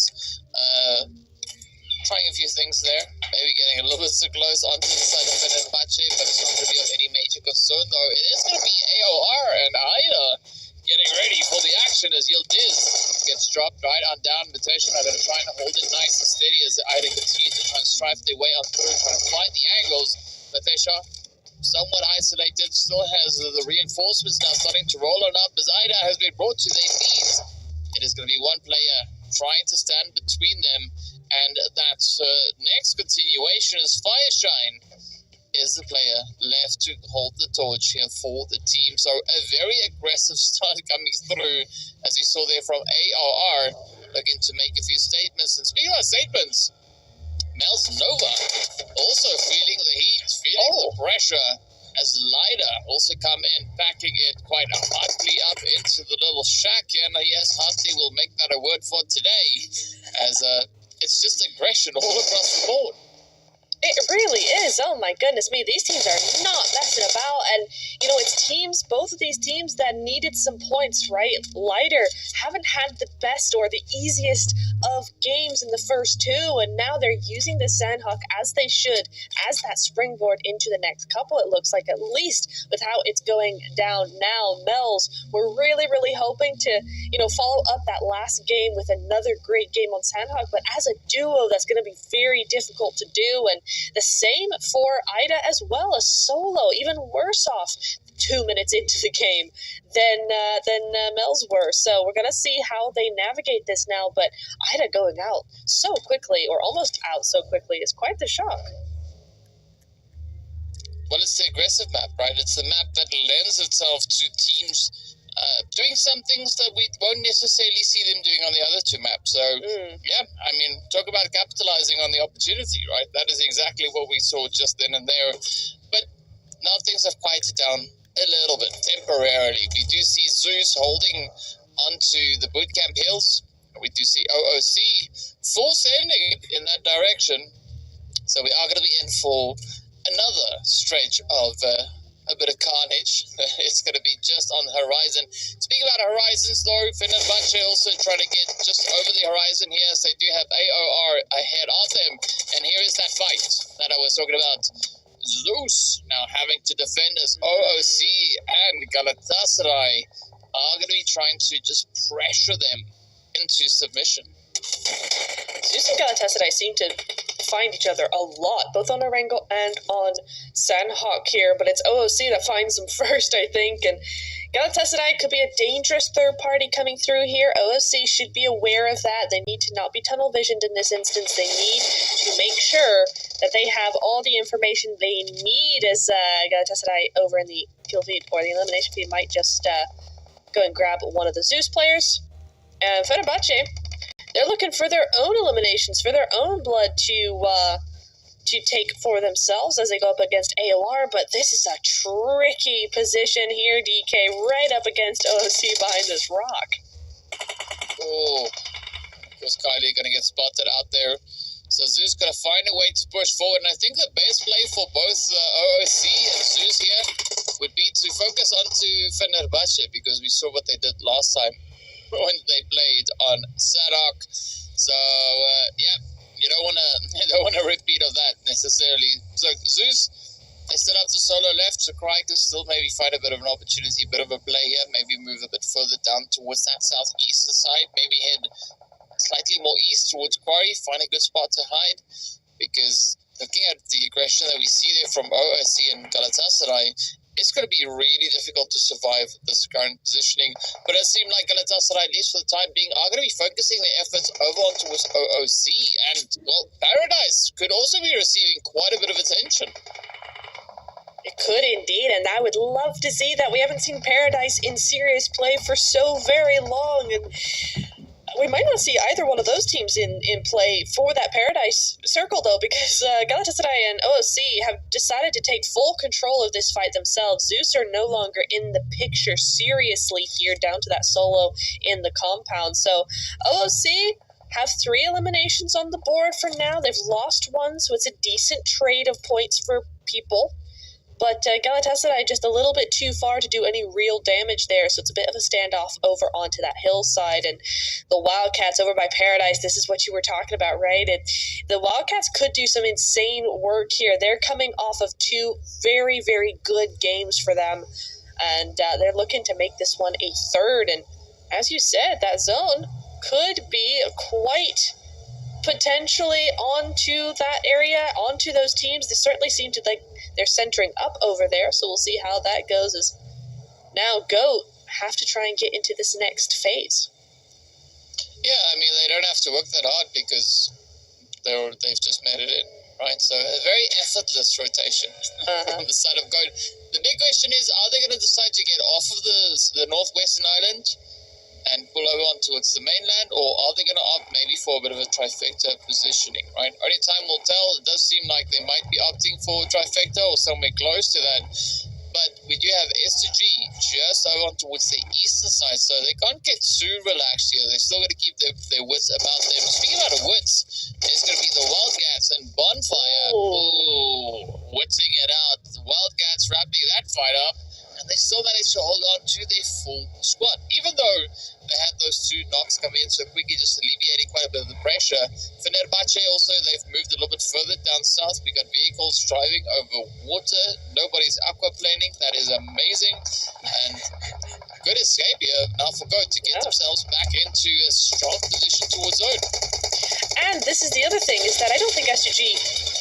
No, they didn't expect this at all. They were not expecting anybody to be on that island after so long. They cleared that a long time ago, right?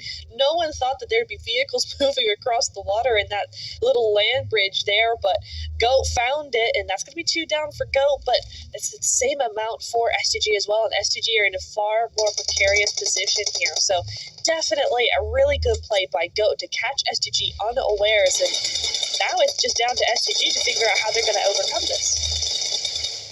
Well, we'll see pretty soon exactly what the approach is going to be for this one. But here we have it. Nice bit of a reach. Oh, Dynasty getting picked up as Bolia reaches in with the M4. I like this aggression coming through from GOAT, really upping the ante. And unfortunate for S2G, I don't think that they might live much longer, as you can see. GOAT just ramping it up in a good spread here. I like this repositioning that we see from GOAT, trying to take as many of these angles as they can find.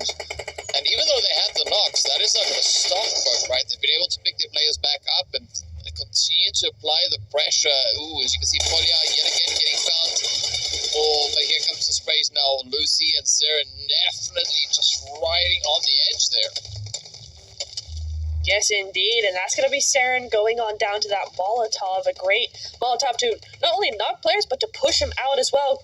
Nicely cooked nade from Litas. He's going to grab that final elimination. That's going to be for a full squad wipe and a full reset for them as well. So a brilliant, brilliant show of map knowledge coming through there from GOAT. They have a very nice position inside of zone now, up to the north side.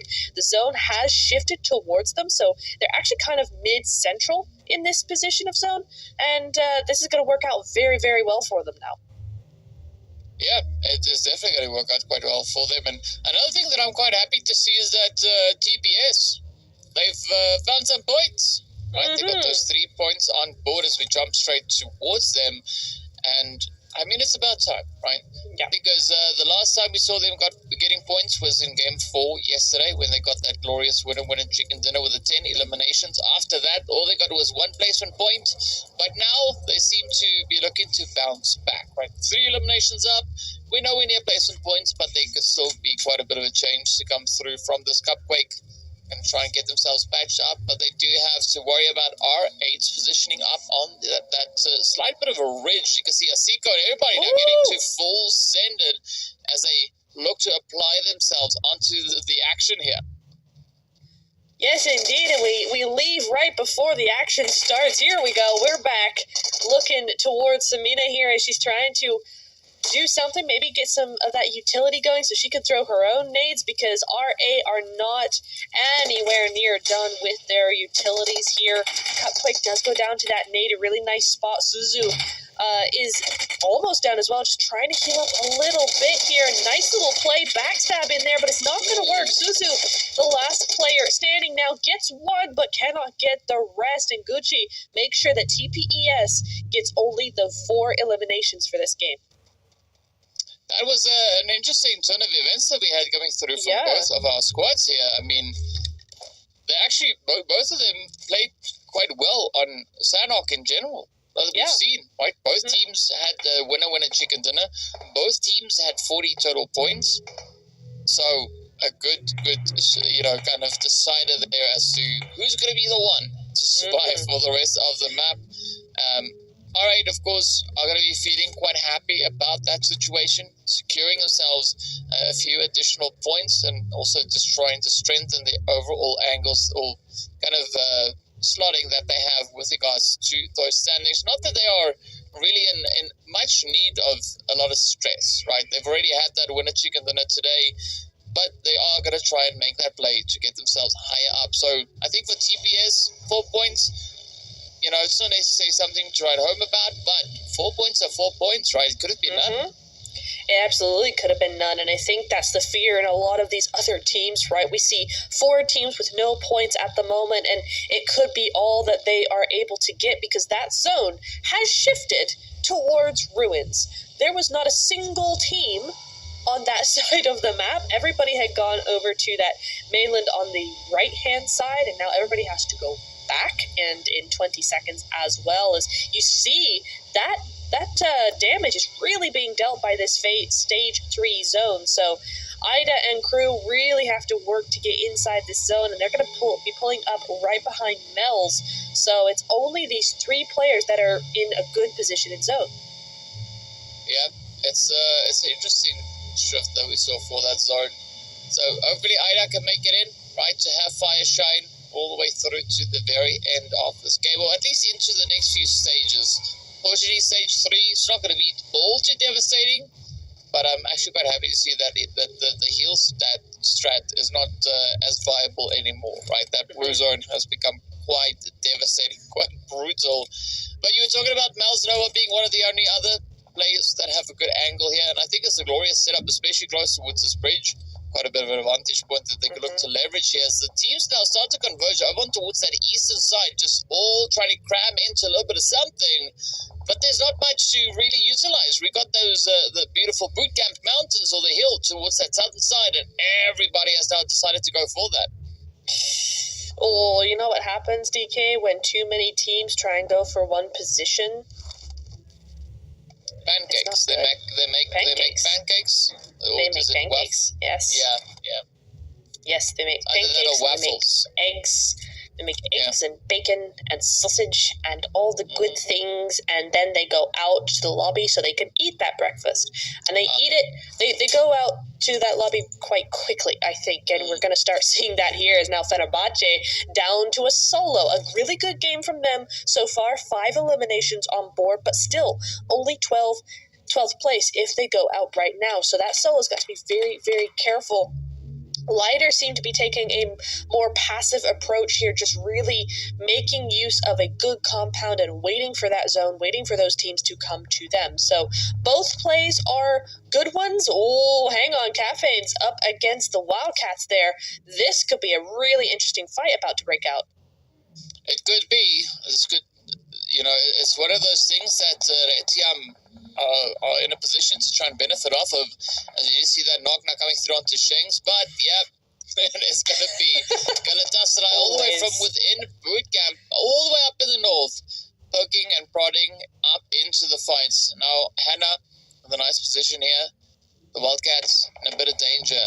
Not necessarily from Etiam, but from that blue zone. As you can see, Melcy, who performed exceptionally well in the previous match, now finding herself in quite a bit of a predicament in between a rock and a blue place, as it is quite a bit of a challenging one to get out of here. And the Wildcats, they can still make it out, right? It is stage 4, but as soon as that counter up in the top right hits 0, the damage goes up by quite a bit. Yep, it does. It's interesting that Tiam are holding on to this so much. There is that one player out in the zone, and I think that she might have gone down to that blue damage. And it's interesting that they make this play at the expense of their players' health like that, but it certainly seems to be working out for them so far. 2 points on the board. They will lose that one player, it looks like, but they have got that other one rezzed up. So we'll see how that works out for them. Galatasaray, of course, being a real pain. There's no other way to put it, but Hana shuts them down a little bit here as they move on forward. But Licious could be a thorn in Tiam's side. We'll see. Has she made noise? No, she hasn't. Kawhi has no idea. Now, the rest of the team move forward. This has got to be something. They still have no idea. Oh, DK, I don't like this, but now they have some sort of clue. Down she goes very quickly, not without getting that knock. So again, that is going to slow them down. They are inside of zone, but this allows OOC to pay attention to where they are. It allows Galatasaray to get that knock and also look at them. So Fenerbahce might not have gotten the eliminations or the points that she wanted, but she has jeopardized Red Tiam's game here. To some extent, yes, but I don't think all too drastically. As you can see, R8 also going to be applying quite a bit of pressure onto the side there of Galatasaray. But OOC, they're on the opposite end of the ridge. So it is going to take special goggles to kind of see them over on this side, which they don't have. So I think they're fine, right? Galatasaray also going to try and kind of push through the slight uphill battle they find themselves in. I think R8 also have quite a bit of a setup there over towards the northern edge of zone, right? Quite a mountainous position that they find themselves in. But speaking about mountains, they're going to have to start climbing as the blue zone just ramps up in damage. Galatasaray going to try and clutch it out. They do find Hannah. They don't get the confirmation. The follow-through is there. Scully gets dropped on down, but Hilal tried to hold on, but was not going to make it out just yet as the pressure is there. And Galatasaray walk away with only 2 points. Only 2 points, but Tiam walk out of this fight with 6. 6 points on the board, topping the leaderboard in terms of those eliminations taken out so far. A really, really good game, and time and time again, we do say, Sandhawk is for those players that haven't built that momentum up yet in the first 2 games, that want to turn the tide for the last 2 games, and this seems to be the team that wants it the most. This is Red Tiam moving forward, gaining that momentum, using what they can to now push on through, but for Kawhi, this vehicle is being very obstinate, very sad indeed to see it as Zeus cry. Just puts her out in the blue zone just a little bit there. I think that might be a loss here. And Tiam, just down to that duo, there is no way Kawhi gets out of this one. Well, unless the team can somehow miraculously find a way to just kind of cry down. Otherwise, Kawhi is going to cry about this position out in the blue. Oh, well, there we go. Something herself, right? Ends the play. They go like, okay, cool. That mosquito has now been taken care of. Let's move on to the next. As a quick swat came in there, but I don't see Kawhi making out of that one. It's a little bit late for that HP bar. Maybe still somehow. Yeah, it's not going to happen. 4 eliminations, though, is going to look pretty decent there for Kawhi to walk away with here. And I think this is that play that we were waiting to see from Red Tiam, right? That opening section for them to kind of start to bounce back. And they still have Tiger and Hannah left, who I think could still also do quite a bit of work here. We've seen them kind of prove themselves in those previous matches as well in the prior weeks. But let's see how this one plays out for them. Tough position, though, here for Tiger. Extremely tough. I mean, thankfully, on that left side towards Goat, the trees are kind of blocking her from their view, right? So she can kind of focus over on R8 as Lighter do eventually go out, but I worry for the team behind him. OOC lurking in the back seats there. Going to be moving on forward. She does notice this, but that just puts her position in that much more of a predicament, and Hana does go down here. Yeah, I mean, there's not much that we can say. There's nothing positive really about the spot that Red Tiam find themselves in. Mm-hmm. There you go. It was just, I didn't really see any feasible way of them surviving that, right? With Goat pushing up from the south, OOC pushing up from the north, R8 being over on towards the opposite end. I mean, talk about a tough spot, right? That is a very uncomfortable sandwich to be in right then and there. But now it's going to be Goat. Looking to see if they can maybe find a little bit of something there. Leora, though, getting lit up. It's up to the Yagi to keep that play going as Rose gets absolutely lasered on down 7H. Going to be holding nice and steady. They could still maybe be a bit of an opportunity here for Yagi to get that raise, but it is going to be Rose to be taken on down, and R8. They just waiting for the play though as 7H gets the finish. That is Goat out of there with 8 eliminations to their name. And now it's a solo standing between R8 and a potential victory. Not just a potential victory, a second win of the night for them. That is what's on the table here. And OOC 7HHQ, she's the only player standing in their way. Interestingly, R8 are separating themselves so that she could kind of get this kind of one by one. Molly gonna have to be very careful with how she sprays this. Those two on the outside, but that's gonna be enough cover there, and that should be one down. But no, she cannot get those sprays off in time. And R8 Sapphire going to be our winners on Sandhawk. A brilliant match coming in from them. Yeah, I mean, that was quite the performance, and that is exactly what this map allows, right? For teams to just come in and, guns ablazed, look to see if they can find yet another winner chicken dinner. So, all right, as you said, getting their second victory for the day, but I think also a good increase with regards to the overall points. I mean, they've been just continuously trying to find as many of these points as they could muster, and coming into the game, they were sat on 38 points, which is not bad, all the way in 7th position, but based on the performance that we just saw, they might have just leaped up quite a bit. Mm-hmm. Absolutely. It's going to be a real game changer for not only them, but for many of these teams, right? We saw a lot of great plays coming in, Lighter being one of them, right? They came in into like top 6, top 5, and the first 2 games we hadn't seen that much from them. So a really, really good show and a really good, game changer, a builder of momentum into the next 2 games. So I will want to see how that leaderboard shakes out. Well, you talk about shaking, let's shake it up as we move in here. R8 with the 8 elims and 1100 damage. There we go. Yes, I did say 11, but I said that on purpose, but here we have it. He always does. Some great performances coming through. And again, not a crazy amount of damage being taken here by R8. We saw a very similar thing, right? Match 1 was 500 and a bit of 500 and a little bit damage that they received. So yeah, a good consistency. I think game 1 they also had 8 elims, if I'm not mistaken. So they're just up there. They're just keeping that momentum going. Well, in fact, they had 11 eliminations all the way back in game number 1. Game 2, they got dealt that donut, but they bounced back. As we can see, of course, that play 184 meters, not the craziest one that we've seen on Sanhok before, but still a decent one. But it just shows you how condensed the fighting was coming through in this particular match, right? Because the health is not that low. We didn't see a lot of throwables being used. There was no opportunity for that to happen. The teams were just like, go, go, go, go, go.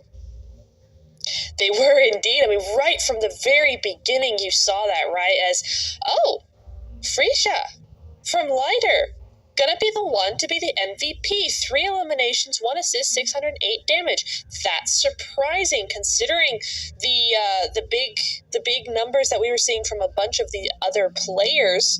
Frisia coming in, sneaking in that MVP of the match, and I did mention them before, didn't I? I said they had a really good game, much better than what we've been seeing from them before, and this is the proof of it. MVP, GG's Frisia, but yeah, interesting. I wonder how that's going to shape up both the leaderboards and the next couple of games. Well, only one way to find out, right? You got to get that calculator out and start mathing, because yeah, that's the only way we'll know. But a good result coming through from OOC, as well as Goat and Tiam and Lida, all hitting those double digits. But I like the 13s across the board. A very healthy dose of a very healthy serving, rather, of points, making its way in. TPS, as we mentioned before, also needed a few points for the day, and they got their first 4 right there. So everybody, at least for the day now, have been able to secure points. So I think it's looking pretty good here. I mean, Lida, TPS, the only 2 that were yet to do that, and they went over and beyond, right? Got 4, got 10, so it is looking pretty positive. And of course, still, Galatasaray not getting the 20 ridiculous amounts of eliminations this game around, which I think is quite good, at least for the morale of the rest of the teams. But as you can see, things are now starting to even out a little bit more towards the top of the board, right? We don't have 40 points anymore. We are down to, 36-point difference? No, that's not 6, that's 34. 34 points difference between first and second. So the gap is slowly starting to close. But I think it's going to be up to the teams chasing for pole to see if they can actually catch up to Galatasaray today still. Yeah, because I think going into day 3, it's going to be very difficult for any of these teams to do a lot. I mean, yeah, it's still 5 games, but I think Galatasaray are going to be back to putting on their winning faces. And yeah, I think you have to be as close as possible. You're right. So we need to see how much that gap can close in the next 2 games. The player focus nowhere near being different than it has been from the beginning of the evening. But again, that all could change in the next 2 games. We just have to wait and see. Yeah, we definitely will have to wait, but I'm pretty sure that the teams are going to put in a very strong effort to try and change that. Right, from what we've seen so far, just the pacing in general, working through the day, I mean, it's looking pretty positive. The teams are doing good work, getting a very steady flow of points. I mean, the Wildcats, prior to this last match, they had 41 points already accrued for the day, right? Just in 2 matches, they had 41 points, right? So, hey, we might be onto something. We might be onto something indeed, and we'll see if the teams are onto something in the next game. Gonna be Miramar. But first, of course, we're gonna take a short break. Go grab your popcorn, go grab your drinks, and we'll be right back in a few minutes.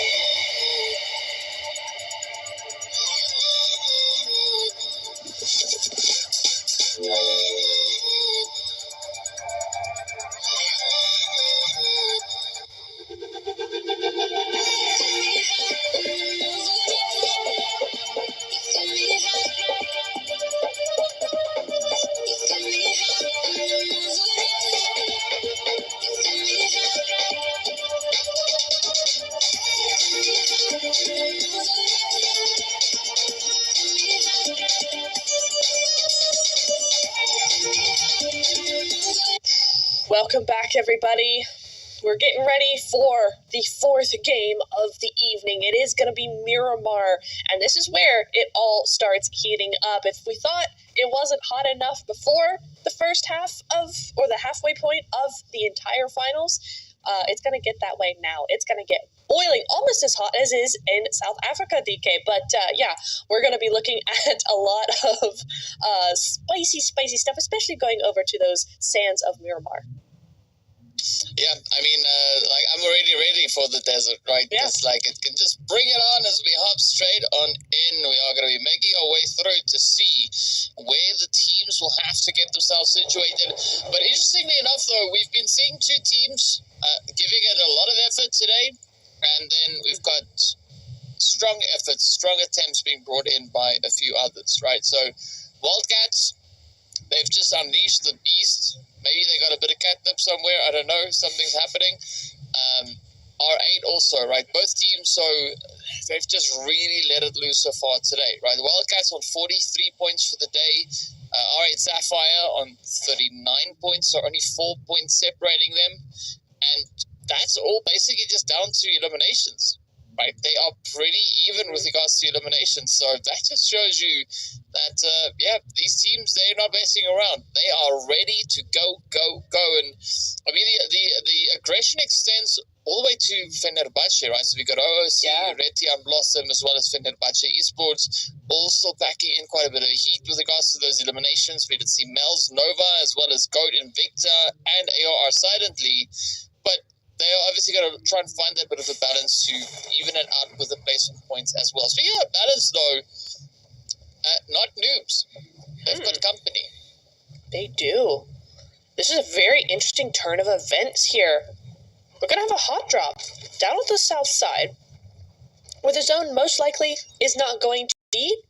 And both these teams, I mean, R8, there's no way R8 doesn't know that not noobs go here. So this is a purposeful hot drop here. R8 are looking for early eliminations here as the zone goes all the way over to those cliffs of southeast side. But sheesh, manish, Batman, we are in for a game here between the zone and between these two teams. It's going to get spicy. Who's Batman? I'm Batman. But where's the voice? I'm Batman. You're going to do the whole, I'm Batman. I'm Batman. There we go. Yes. Mm-hmm. I almost believe you now. Anyway, so, yeah, I mean, for not noobs, this is not a spot they want to find themselves in. They've only had 4 points so far today. And a big majority of their points came through from placement.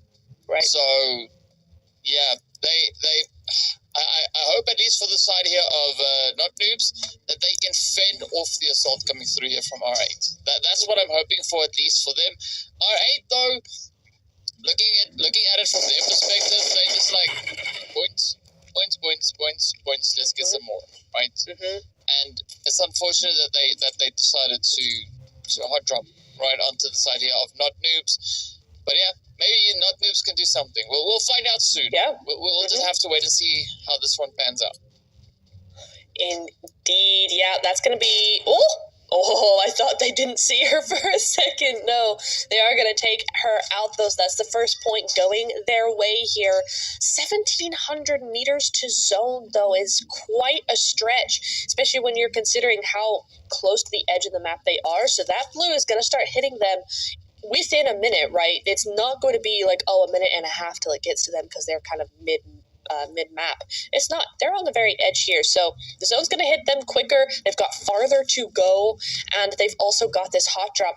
From what I understand, the only hot drop on the entire map. Yeah, no one else is really anywhere within shooting distance of each other, and they're all kind of spread out, focusing on getting that loot before they go elsewhere into the map. But yeah, this is going to be quite the one to watch.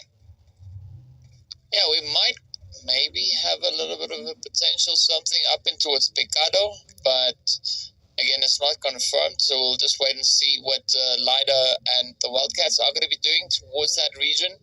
They are moving closer, but they've not necessarily committed to anything just yet. So we'll be keeping an eye on that.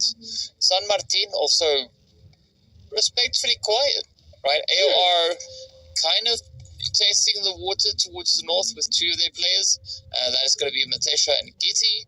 But other than that, yeah, it is pretty quiet across the board here. So it's up to what Not Noobs and R8 can kind of bring through to this. And I mean, even if R8 decide to disengage from here, they've actually hampered quite a bit of, or rather impeded quite a bit of the looting process here for Not Noobs, because as you mentioned, the Blues going to catch up with them, and now that they're on the defensive, they can't really move around too much. They can't loot up and get what they need to get themselves into those next few phases. So, yeah, this is an interesting decision being made by R8.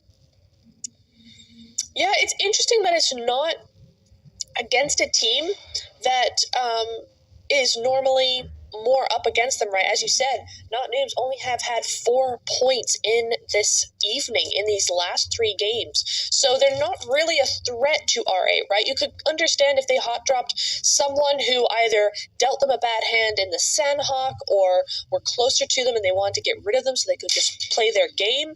But in this case, it's not the case in either of those scenarios. So it's an interesting reaction from R8 for sure. I think possibly you're starting to see R8 back off a little bit. They thought that maybe if they could get that one knock, they get that momentum, right? But it does look like they've separated a little bit, and with that zone now coming in, I think the wise thing here would be just to go, okay, we've got that one elimination, and I think we can just leave now. Yeah, I mean, that would be the play that makes the most sense, right? But, I mean, who knows? Maybe Not Noobs can still find a way to rise to the occasion. Maybe they can still beat out the side of R8. I like that they've gone for a bit of a flank. Not Noobs, right? They've got one player up on that bridge. So that could maybe help them gain a little bit of leverage onto the side of R8, as Lara has taken quite a bit of damage. But Not Noobs, though, not necessarily in a position to do all too much with the current angles here. But that bridge, I think that is going to be the position to look for. Absolutely.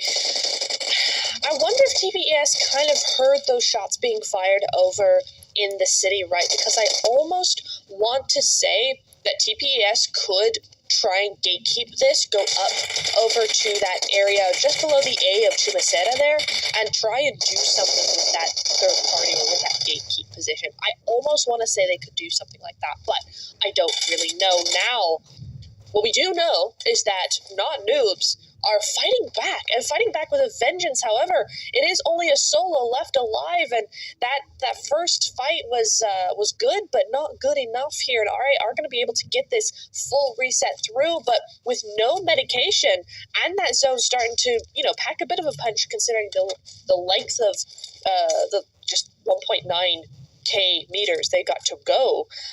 This is severely slowing them down.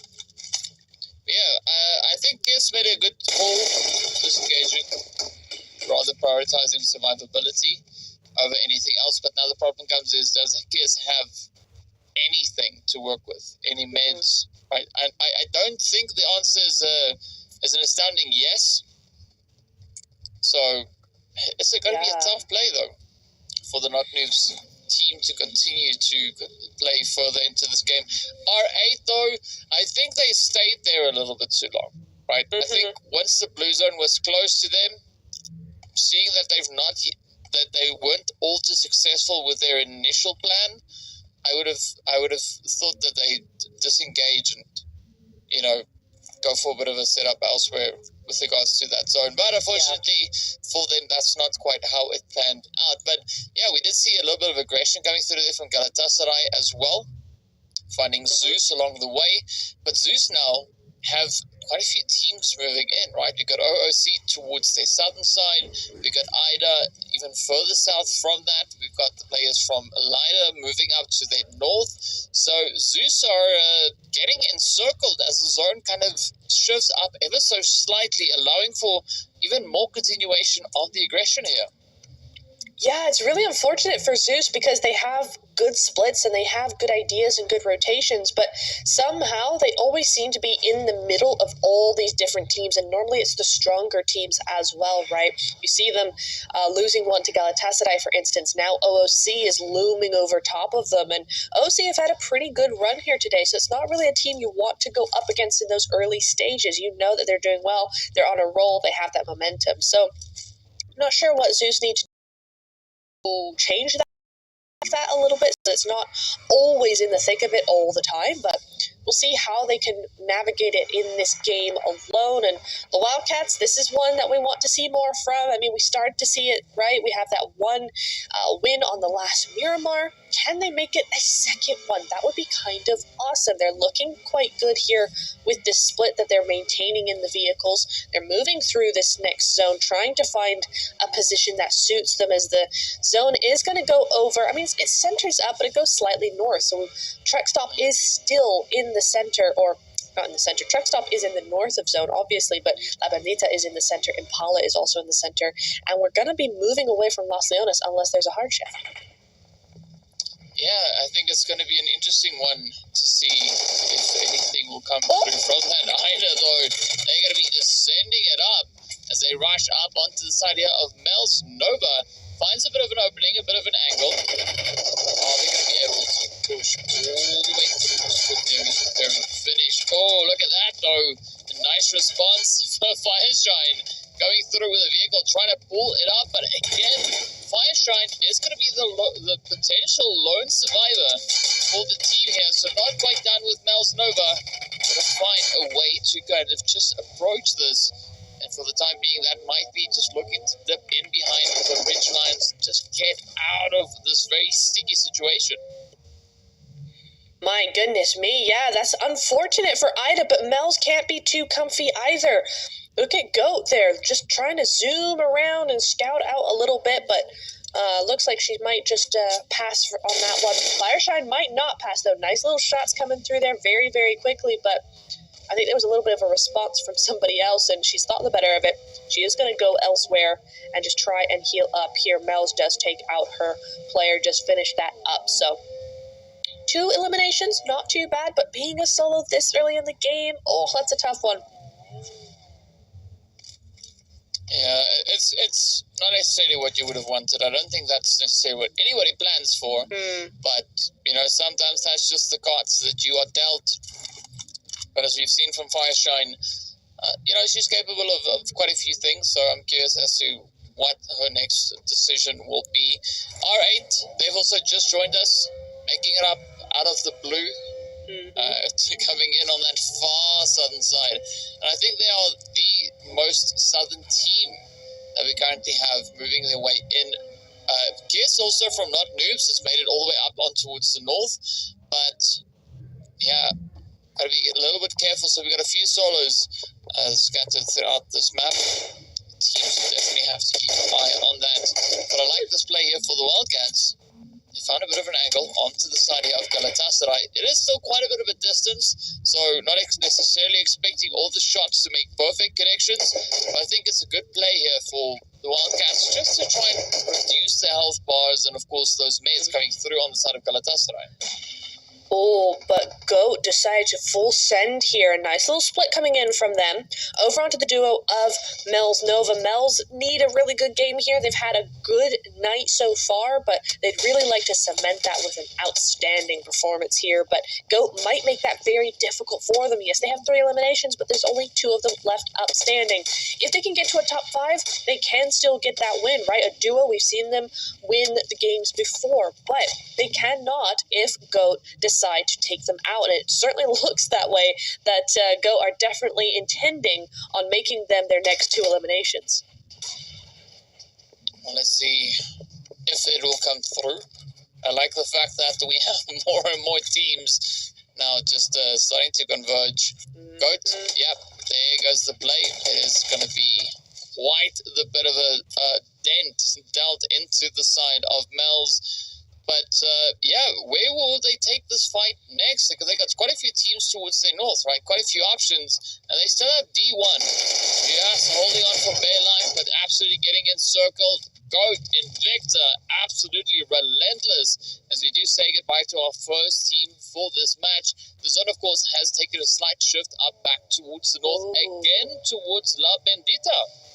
I love La Bendita. It's such a fun place to play, and we rarely see it in esports, so I'm very happy that it's coming over here. I was going to mention before that zone shift that Fenerbahce, one of the few teams that were an outlier compared to the rest that all went for that central position, and it's paid off for them, right?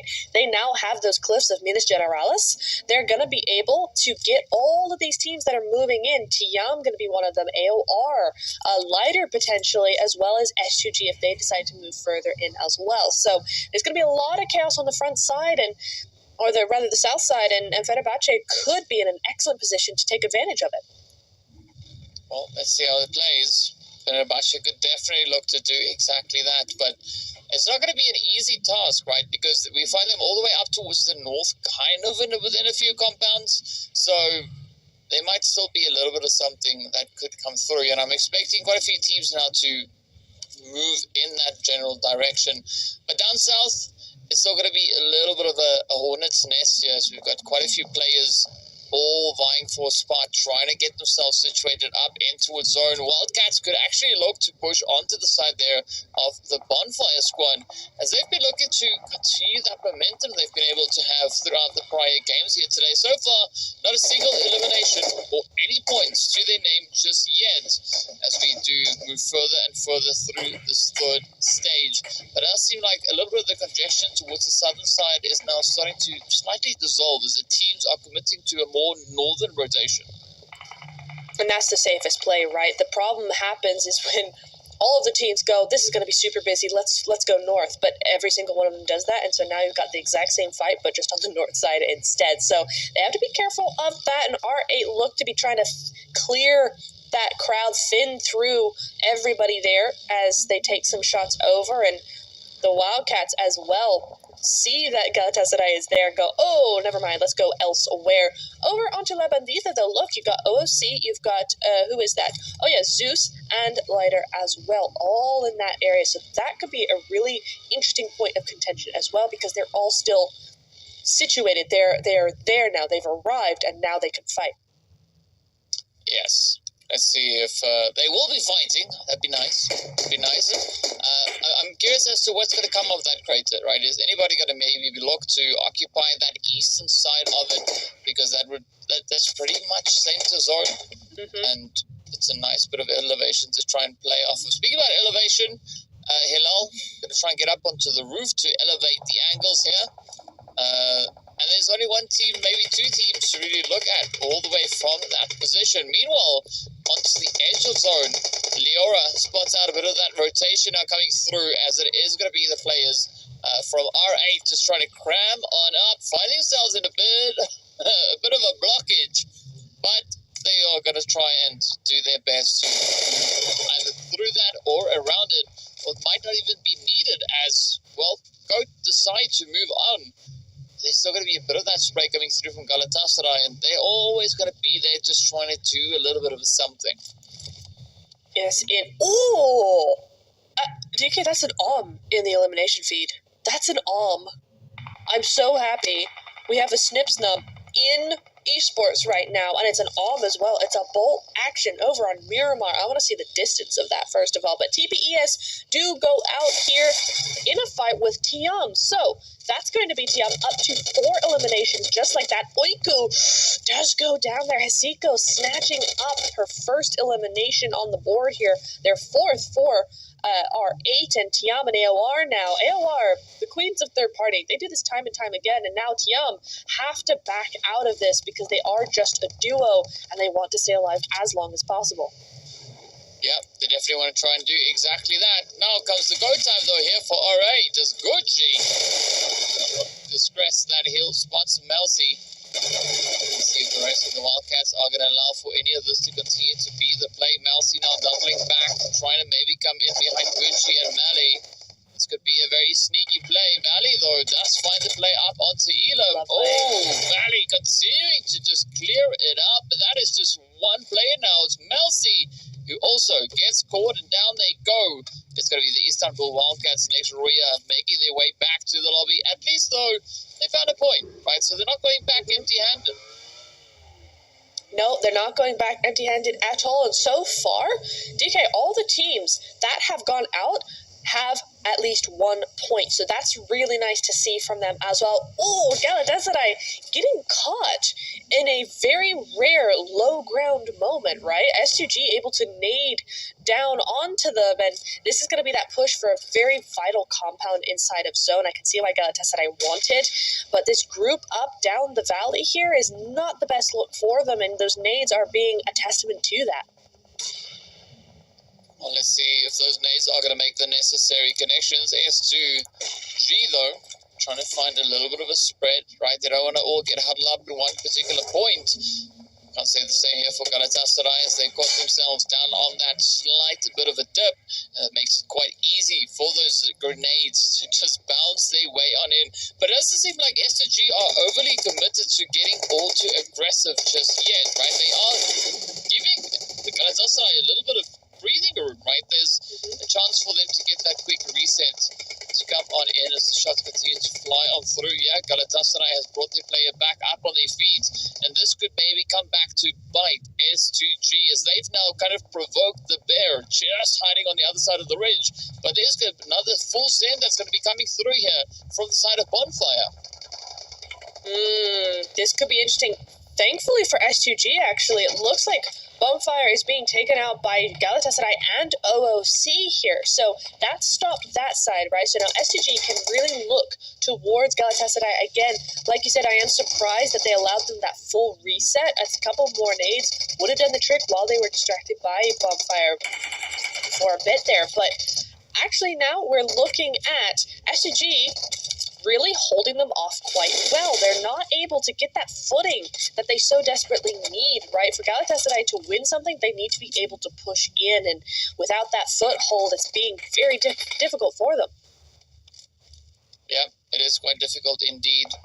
But let's see if this one is going to maybe come out with a bit of a different outcome here.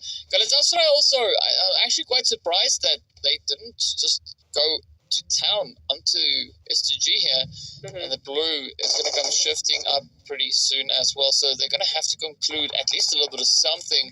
Bonfire as well as OOC still going to be keeping a nice tight position, but I'm looking towards OOC to really try and capitalize off of these three teams below them, because they have that elevation up towards the edge of the crater. Yes, the zone has moved up towards the north, but OOC can just ride that ridge back into safety. So I think they have quite a bit of an advantage here, and I'm actually surprised that they've not necessarily jumped at the opportunity. Speaking about opportunities, GOAT, they're going to look to risk it as well, right? They want a little piece of that biscuit as they now take their push up towards zone, and they might come in right alongside Kiss there for not noobs. It might indeed, and Bonfire trying to do the exact same thing as I think everybody's doing now. The zone is in, it's too late to wait now, and R8 do go out. 7 eliminations, but they still go out early, right? OOC in full control of that ridge. Go as well, stopping Galatasaray, and as much as Galatasaray try, they're just not able to move forward whichever direction they want to go, as S2G now, it's their turn to be taken out by OOC.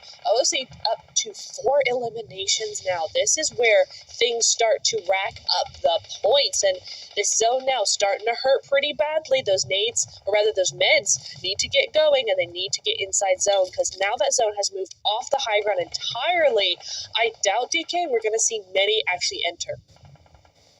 Yeah, I do have to agree with you on that. It's going to be a pretty tough run, especially looking at that shift. But I think this is where the edge of the crater is still going to be the prime position to try and play for, because there's no compounds within that zone that we can really see. So it's all going to be down to positioning, and then some positioning alongside that as well. So yeah, the pressure is on, but who can climb up and rise up and claim their stakes here?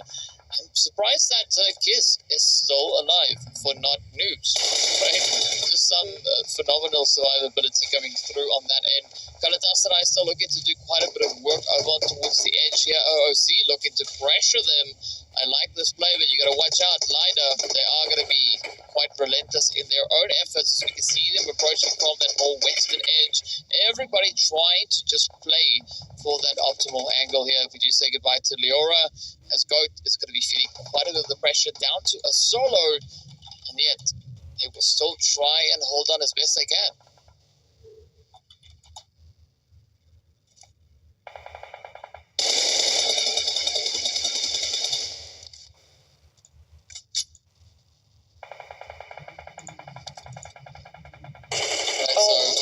We have it. Yeah. My thing froze. Go ahead. Oh, yeah. You got to put it on. How can it freeze if we're in the desert, right? It doesn't make sense. I guess it maybe does. But either which way, here we go. Fenerbahce is still in it. Oh, and out they go. A very quick response coming through as ALR just reaches in. That is going to be the end for Kiss as well. Goat following hot on their heels. So we went from a few teams down to only 3. It's going to be Lida, Tiam, and AOR still in it. But who will win it? We don't know. That zone is absolutely tiny. As you can see, Red Tiam, they've got Kuwai and one more player left. That's going to be Hannah. So the formidable duo now left to try and hold on. AOR already quite battered and bruised, but can Kitty make that one work? The fire is not going to help it whatsoever, and out goes AOR. We're down to the final 2.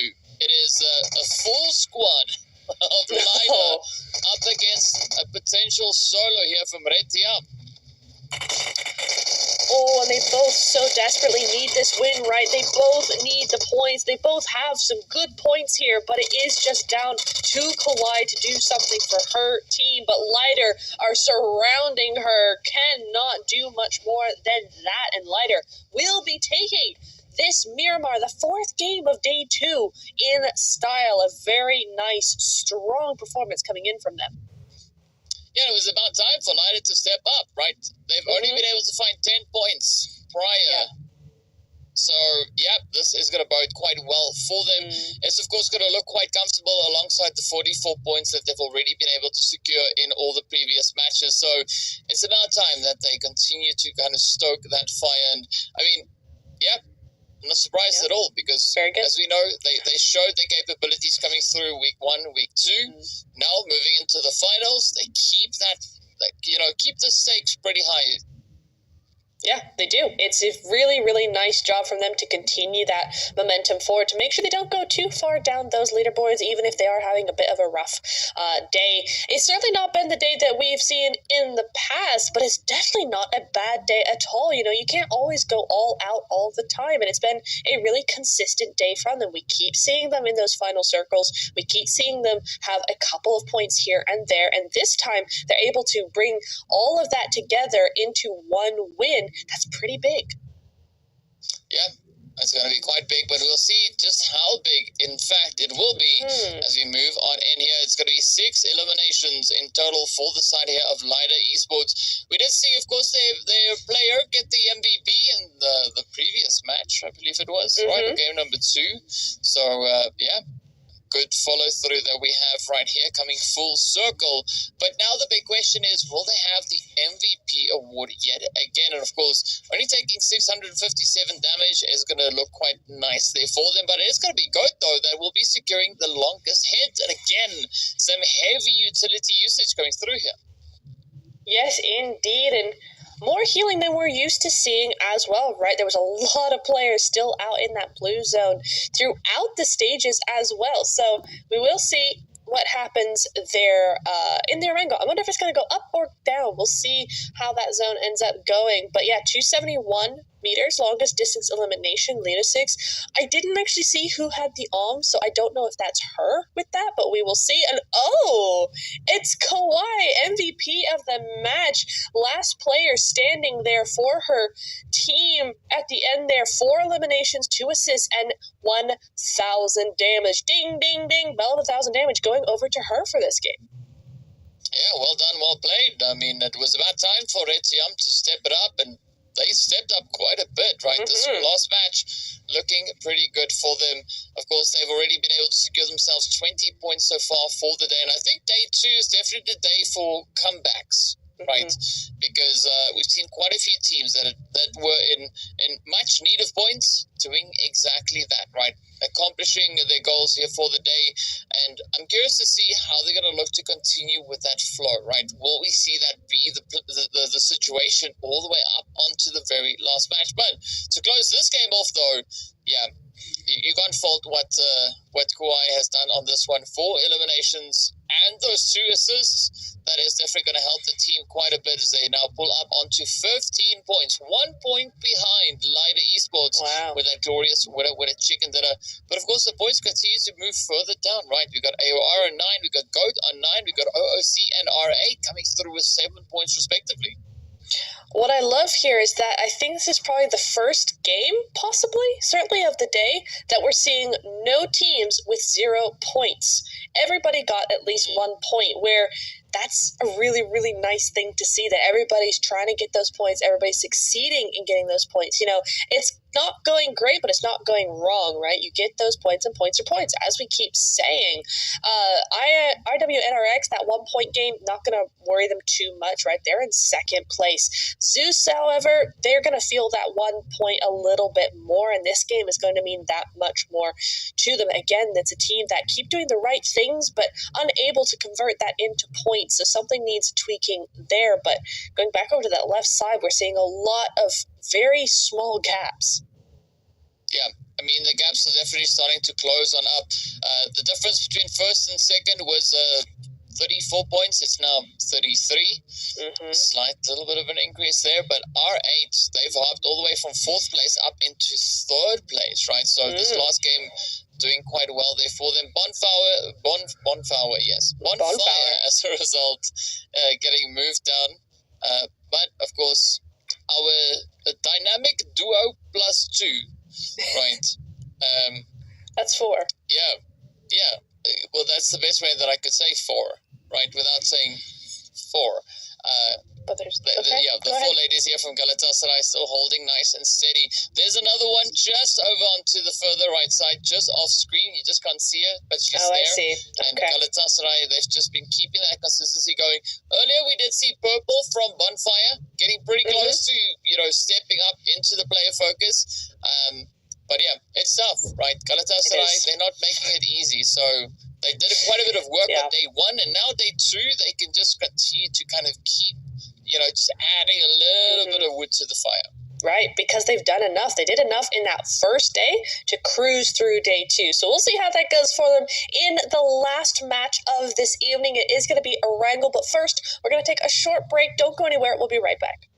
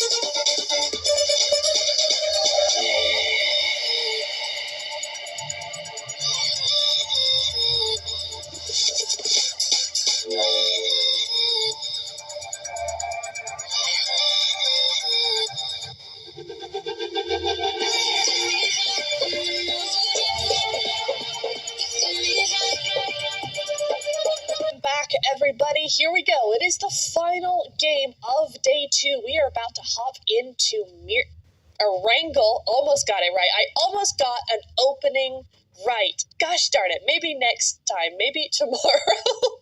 But we are going to be hopping into Erangel. Don't leave me.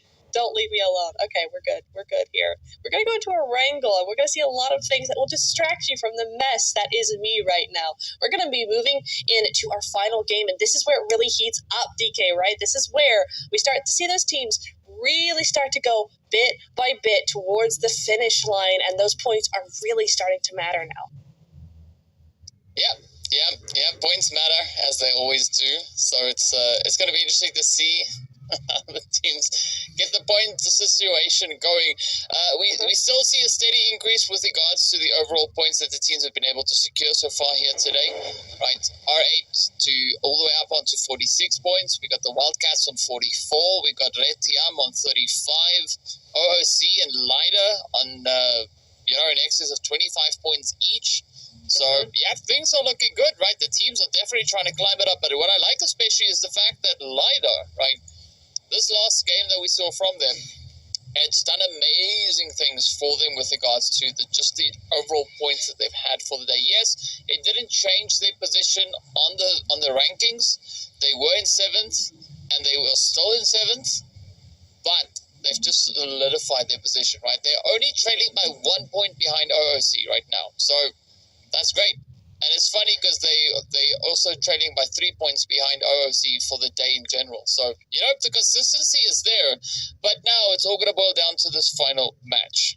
And I'm curious as to where all the teams are going to be looking to go, and as well as what that zone is going to be doing, because the last few zones that we've seen have all moved up towards the north. So luckily it does seem like the flight path is maybe going to change that, as we could maybe go down to Quarry or Pmewl School over towards Prison and Shelter, or even all the way down to that southern island.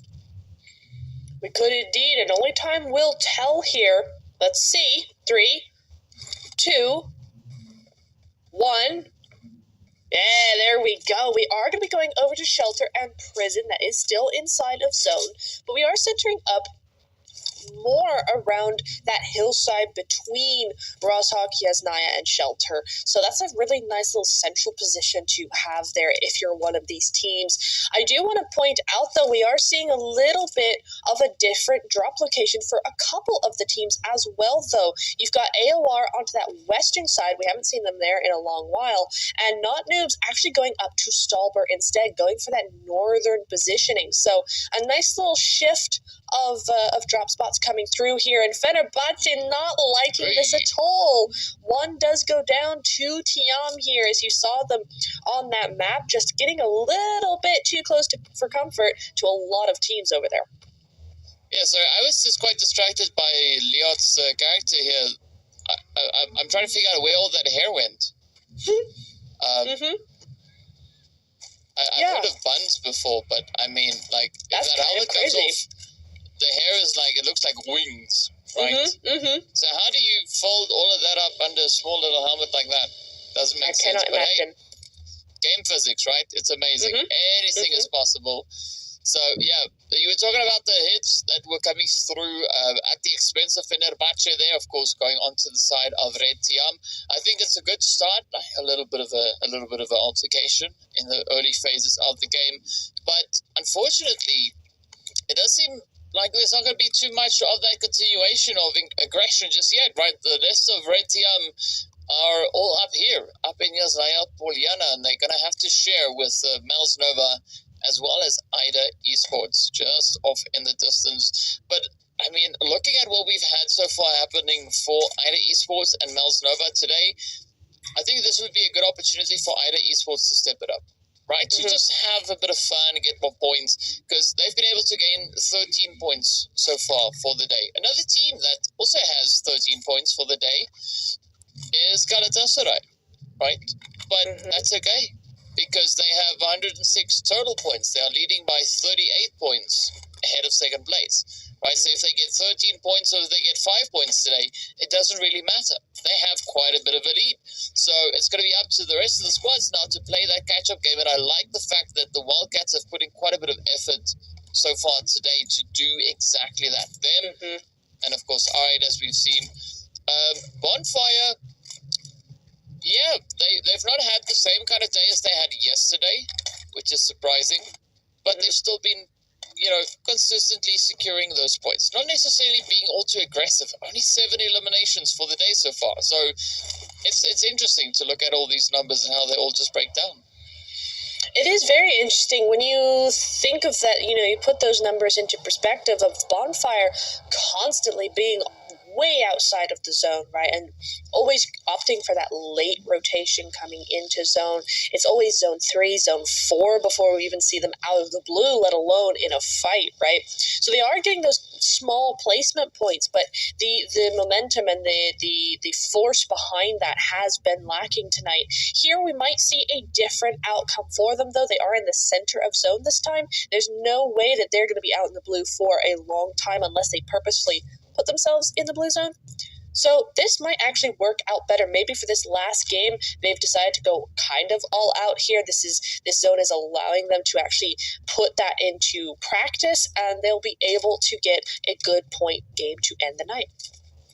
Yeah, I mean, that could definitely be the case here. Right, we'll find out whether or not that is going to unfold. And fortunately, we still have a decent chunk of time to see how all of this plays out. So, interesting positions and angles that we have across the board.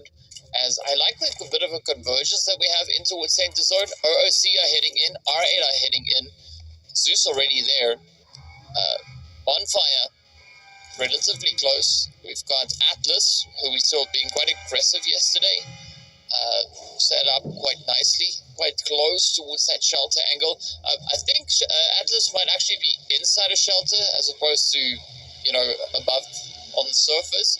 But we'll find out in due course exactly what's going to be happening. But it does seem like we've got a mass migration. The big exodus out of Yasnaya Poliana. Everybody is like, leave, right? We've got loot, and let's get going. And there's only one team left, and that is Red Tiam. They are still in Yasnaya. Everybody else is left.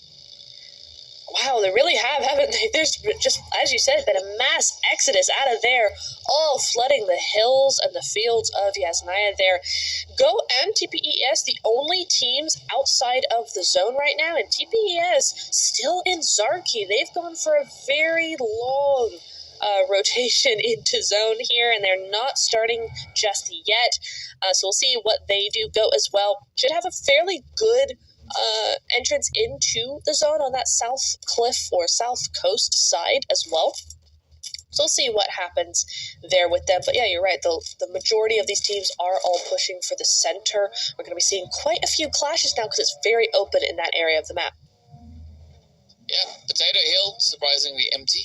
Galatasaray are going to be happy with that, right? They can just knock themselves about and see what they can do. Very sparkly skins that we've got right here, looking interesting. I'm not quite sure if Max would be jealous of those sparkly skins, but sure. Probably. Right? He's always like, oh, look at the car skins, look at the car skins. He's a sparkly guy. I mean, yeah, and it's a Bentley, right? Why not? Zooming in on the name so we could see the undercarriage there. Thank you so much, Zero. But in the meanwhile, we're going to hop back over onto Not Noobs, who are also on the bandwagon of Let's Play for Center Zone, right? Getting pretty close towards that. You know what would be hilarious if the zone took a hard shift, like, I don't know, to Lipovka or Malta Power, maybe over to Pachinki, somewhere that's like just way out there and just completely outside of where the teams thought the zone might potentially go. That'd be quite funny to see. I don't think the teams are going to like that all that much, but, yeah, maybe. Since when do we care what they want? Yeah, we just have a bit of a sick sense of humor sometimes, I guess, right? But speaking about sick, though, look at this. Whoa. It's going to be R8 and Not Noobs having a bit of a stare down here as they, Not Noobs, decide to move into the museum, right? Just going to appreciate a little bit of the art that we have inside, maybe. Yes, indeed. Oh, yes, indeed. Looking for some refined, tastes in amongst all the chaos of this zone and of these games coming in. They just want some peace and quiet for once. I personally would love if I'm sure there's tea in there as well. Oh, I could go for a cup of tea right now. Girls, invite me, please. I want a cup of tea in the museum. What I was going to say is I'd love to see, speaking of hard shifts, I'd love to see the zone actually go up towards TPS and go straight hard shift to Rozhog. TPS only girls in zone, and watch the rest of them just fall apart because they're like, oh my god, what is this? We did this so perfectly. We have the perfect position in zone, and then you hard shift? I mean, that would be kind of fun, but I don't want to be too toxic, okay? We're not here for us. We're here for them to showcase the amazing talents of these girls. And so to showcase that effectively, they have to have the correct zone. So hopefully all the teams get all the zones that they want. And we'll see how Not Noobs go forward with this one. Because for them, they did go over to Museum, as you said, but they're not satisfied. They're looking up towards Shelter, and they actually want a bit more of that high ground position. So good for them. We'll see how that goes for them. I do want to bring to your attention, though, DK, AOR still have a split over by Milta Power and that entire area to the east of Milta. You do start to see them come in now, but still, they're still very much out there. Yeah, I mean, and after all of that, Neb zoned out a little bit when the zone shift came through. It went over to the west, right? So not an aggressive shift, but Potato Hill is pretty much smack dab center. Speaking about center, oh yes, indeed, Hannah has now centered up that scope onto the side of Fireshine. As Fireshine gets snuffed out, and that is Ida down to a two-piece. It's going to be Athena and Yildiz that are going to be looking to find the next bit of a safe haven. Maybe over to the east they could find exactly that, but they're going to have to contest against the side of TPES. Maybe even apartments, but that is where the Wildcats are lying in wait, right? They've engaged that stealth mode yet again. So curious to see how that one's going to play out as Pinky goes popping, sends it up into the side of R8, and Purple also just claiming a quick little bit of a sneaky elim right then and there. And it is absolute chaos, carnage, and mayhem down on towards the southern side of Zord. Isn't it just? And God, that's what I up ahead have just these teams that probably are going to be limping in. Hang on, Lila using a horse? Using a horse as she comes through, and those teams are unable to pinpoint her down. So there we go. Sita, there we go. Manages to get that vehicle onto the right side. Purple does, in fact, and now she's going to go straight for Kiss here. Does get the elimination. GG's, perfectly placed there. And now the rest of Not Noobs, they're going to have to find another way to do this, because you got this big, strong defense coming in from Bonfire here. We're starting to see this team inch towards a better placement. Ooh, but that was an interesting play, though. I mean, Kiss getting Kiss with a vehicle, right? Not the kind of Kiss that I think Kiss was looking to get there, but like, hey, it works.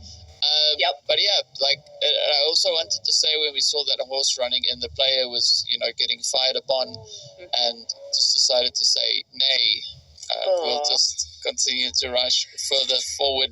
But yeah, Bonfire showing some decent aggression right here, trying to lock it up as they essentially put down their anchor, right? They're like, well, this is going to be us, at least for the time being, and see what the rest of the teams are going to look to do as they also yet need to move on forward. S2G, though, all the way up on the far north. They got TPS not too far away from them, but I don't see TPS necessarily posing any immediate dangers, at least for the time being. AOR, they've kind of condensed that split. They still have Anissa all the way out towards Malta, but Anissa is going to be trying to climb back up the hill to join the rest of the team over in the lumberyard. Speaking about lumberyard, it is going to be S2G and TPES throwing some logs at each other. As you can see, the utilities now just sending it out all over the place, and these two teams now to try and vie for this compound, and it could be quite a bit of a controlling position up towards the north of Zord.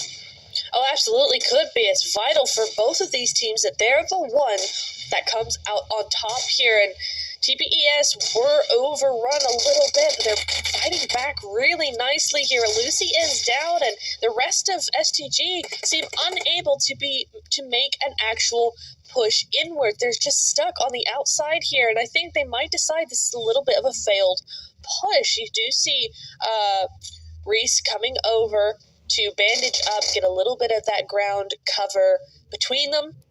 But it does look like, I don't know, I kind of feel like this is going to be a retreat now. They're inching towards their vehicles. They're boosting up. They're going to be getting in their cars. And yeah, this is going to be a push away. They cannot continue this fight. They tried it and it did not work. So now back to those buildings. Yeah, I think it's a good call, but of course that rotation needs to go a little bit wider and a little bit south, because that's where the zone has gone, and that's what you call self-defense, right? As SCG come flying into what was surrounding that building right then and there.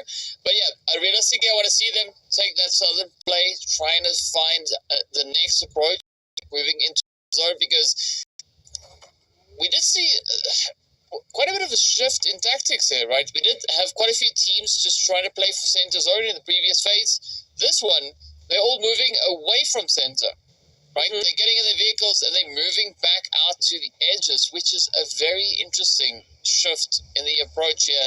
Of course, quite a few teams still towards that southern side find themselves in pretty close proximity, so I'm curious as to how that is going to play out for the time being. And the Wildcats getting really close to Fenerbahce here, so you got to watch it. Fenerbahce could definitely throw a few spanners in the wheels.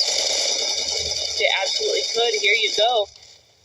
That's going to be the first coming through there for them, and I kind of wanted Fenerbahce to actually make some noise towards them earlier than this, because now, by their silence, they've given Wildcats, they've given them an opening into shelter. They've given them that space, whereas if they had shot at them a little bit earlier, they could have warded them off like they're doing exactly now to TPES, right? They're saying, oi, get out of here, go away, we don't want you, shoot.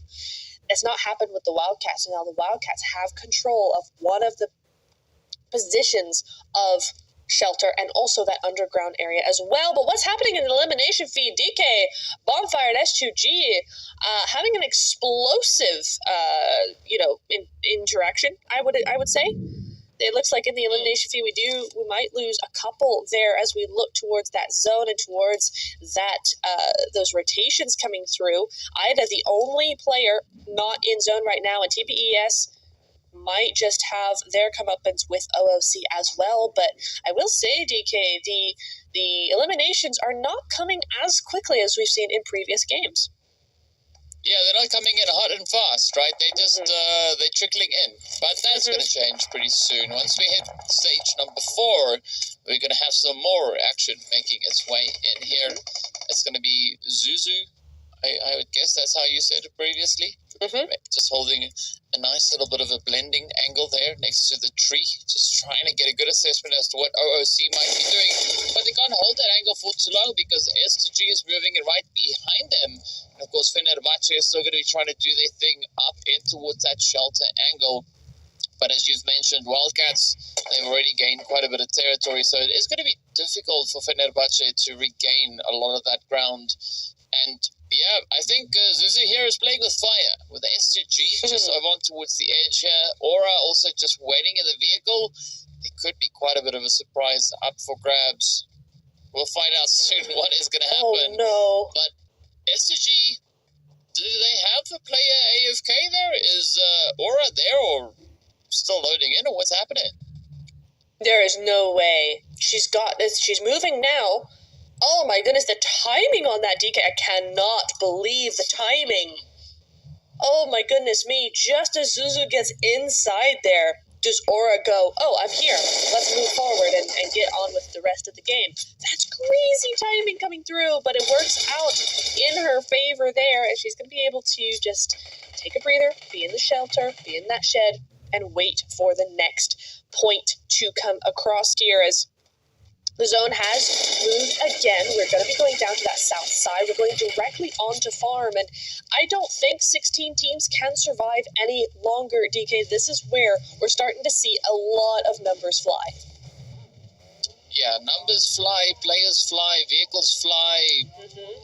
Anything and everything is going to start flying right about now as we have an absolute hot mess down on towards the southern side of zone. Yep. Well, in fact, the entire zone is just a hot mess. 16 teams, 51 players, all trying to cram into the little bit of easy space that they've got to work with here. It is going to be tough, and see who will be the toughest, right? Who will be able to survive? As you can see, those knocks now starting to light up in the feed. TPS, we've got the players there from Bonfire feeling the heat.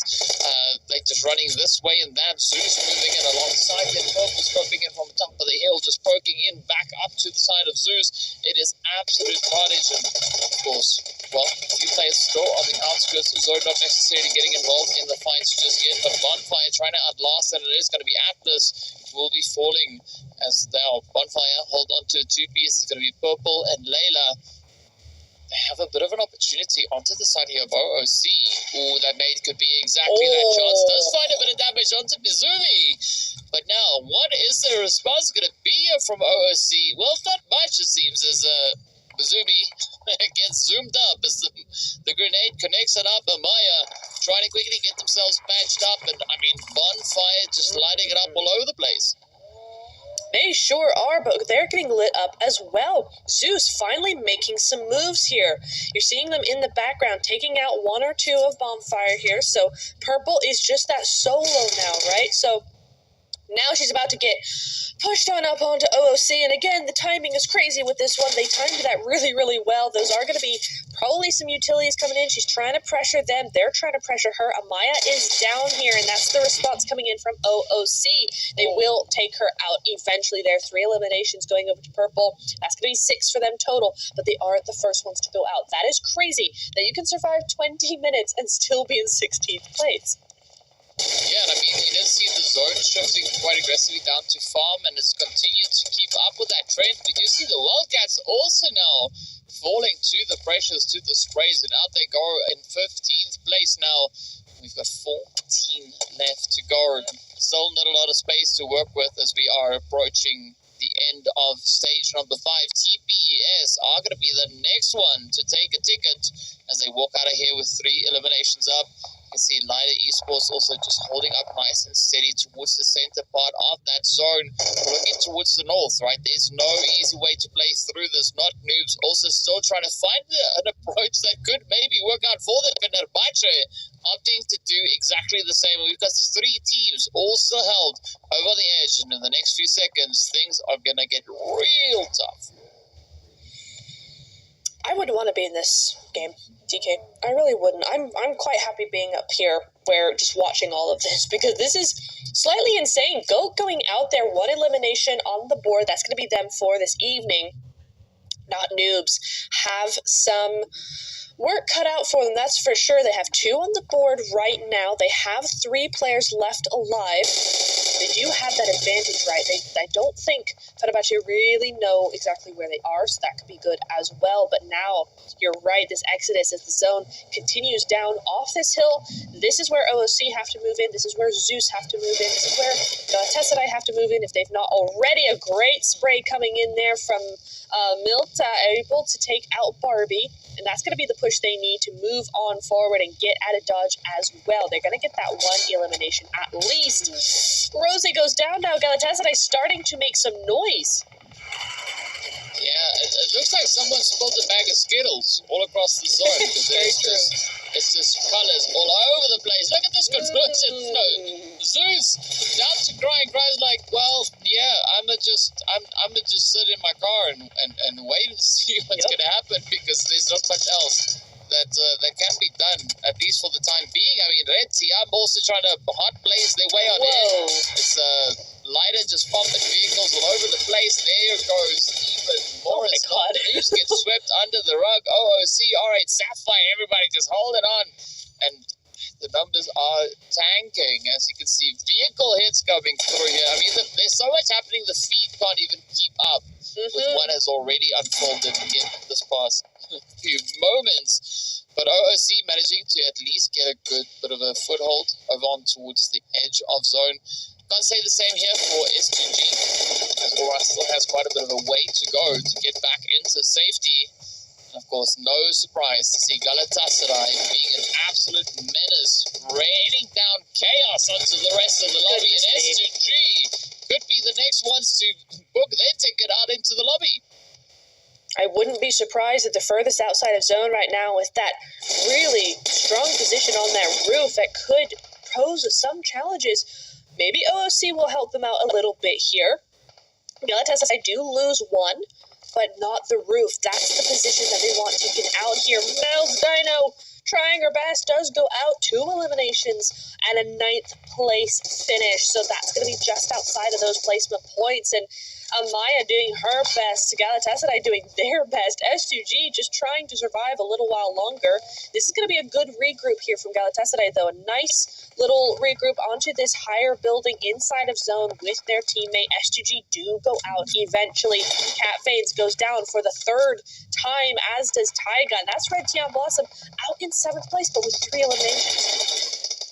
Yes, they're going to look quite good for them. Ida are going to be the next one, but they go out with a bag of donuts with regards to those elims.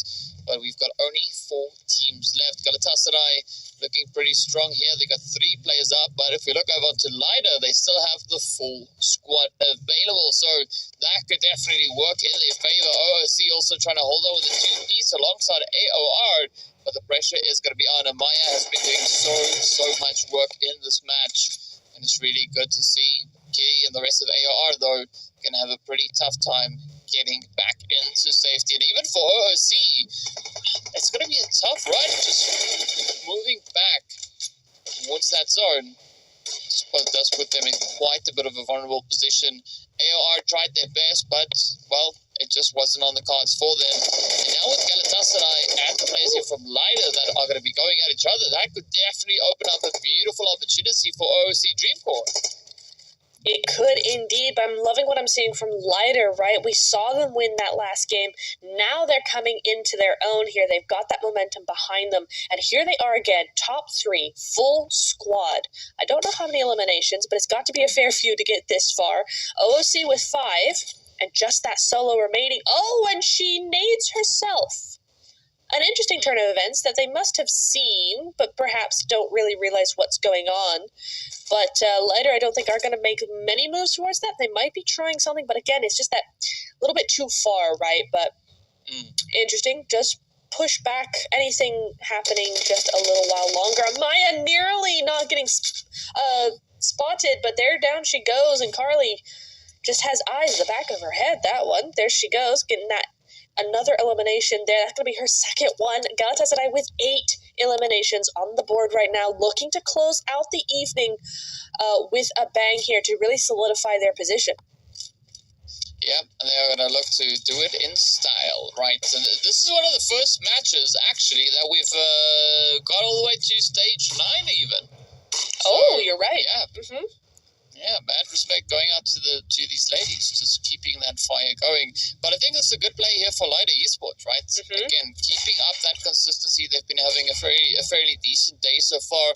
We did see them get that winner with a chicken dinner in the previous match. So are they going to try and double down, go 2 for 2? Well, there's only one team that has a say in that, and that is going to be the side there of Galatasaray. But up they come, getting ready to kind of just end this game already as now. It is going to be Lida with quite a bit of damage down to them. But a quick response onto the zeros. Carly trying to ride the rage, does find a bit of an opportunity. The damage. But down they go. Galatasaray do reign supreme as they decided, you know what, it was fun, but we're going to take the chicken now. Yeah, you know what? You've had 4 games. We're going to have a game. And I think that's so important. A big GG's going over to Galatasaray. It's important because it sets that tone for tomorrow. You know, they needed that. They might have needed that after a day of more of a passive sort of style of gameplay. They may have needed that win to just go, you know what? Now we've got to win. We're back in business. We got to go again. We got to get that momentum going today so that we can go tomorrow as well. So just some mind game stuff going on there, I think, but a very, very good game going on. And DK doesn't agree with me, but I don't care. So I'm just going to continue with my point.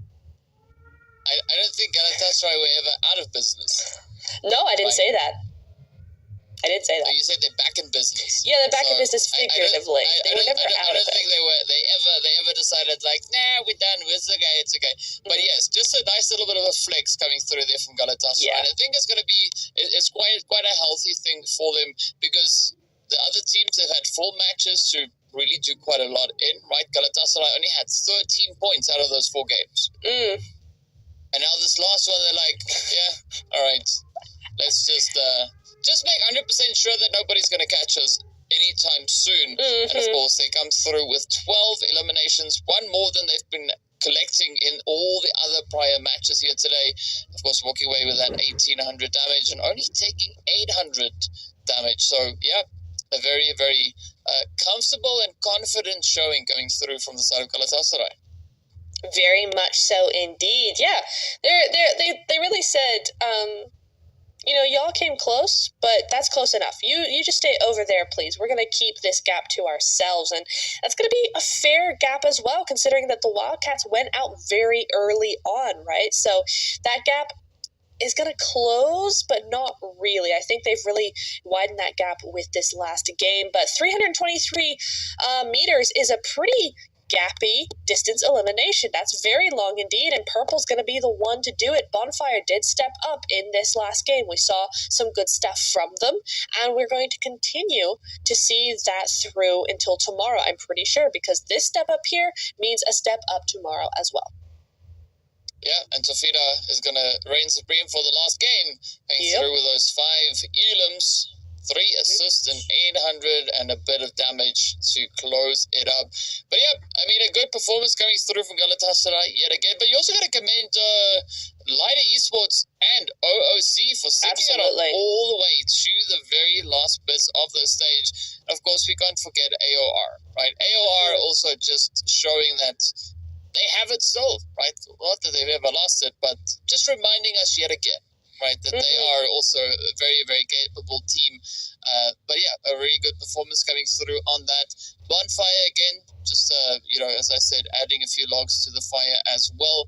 So a good general play. You mentioned that the Wildcats went out quite early on. And I think that was unfortunate for them, because had they been able to kind of keep that momentum going, this whole situation would have looked slightly different. And yes, that's quite a few points that we have there. That's like a 53-point lead that they have.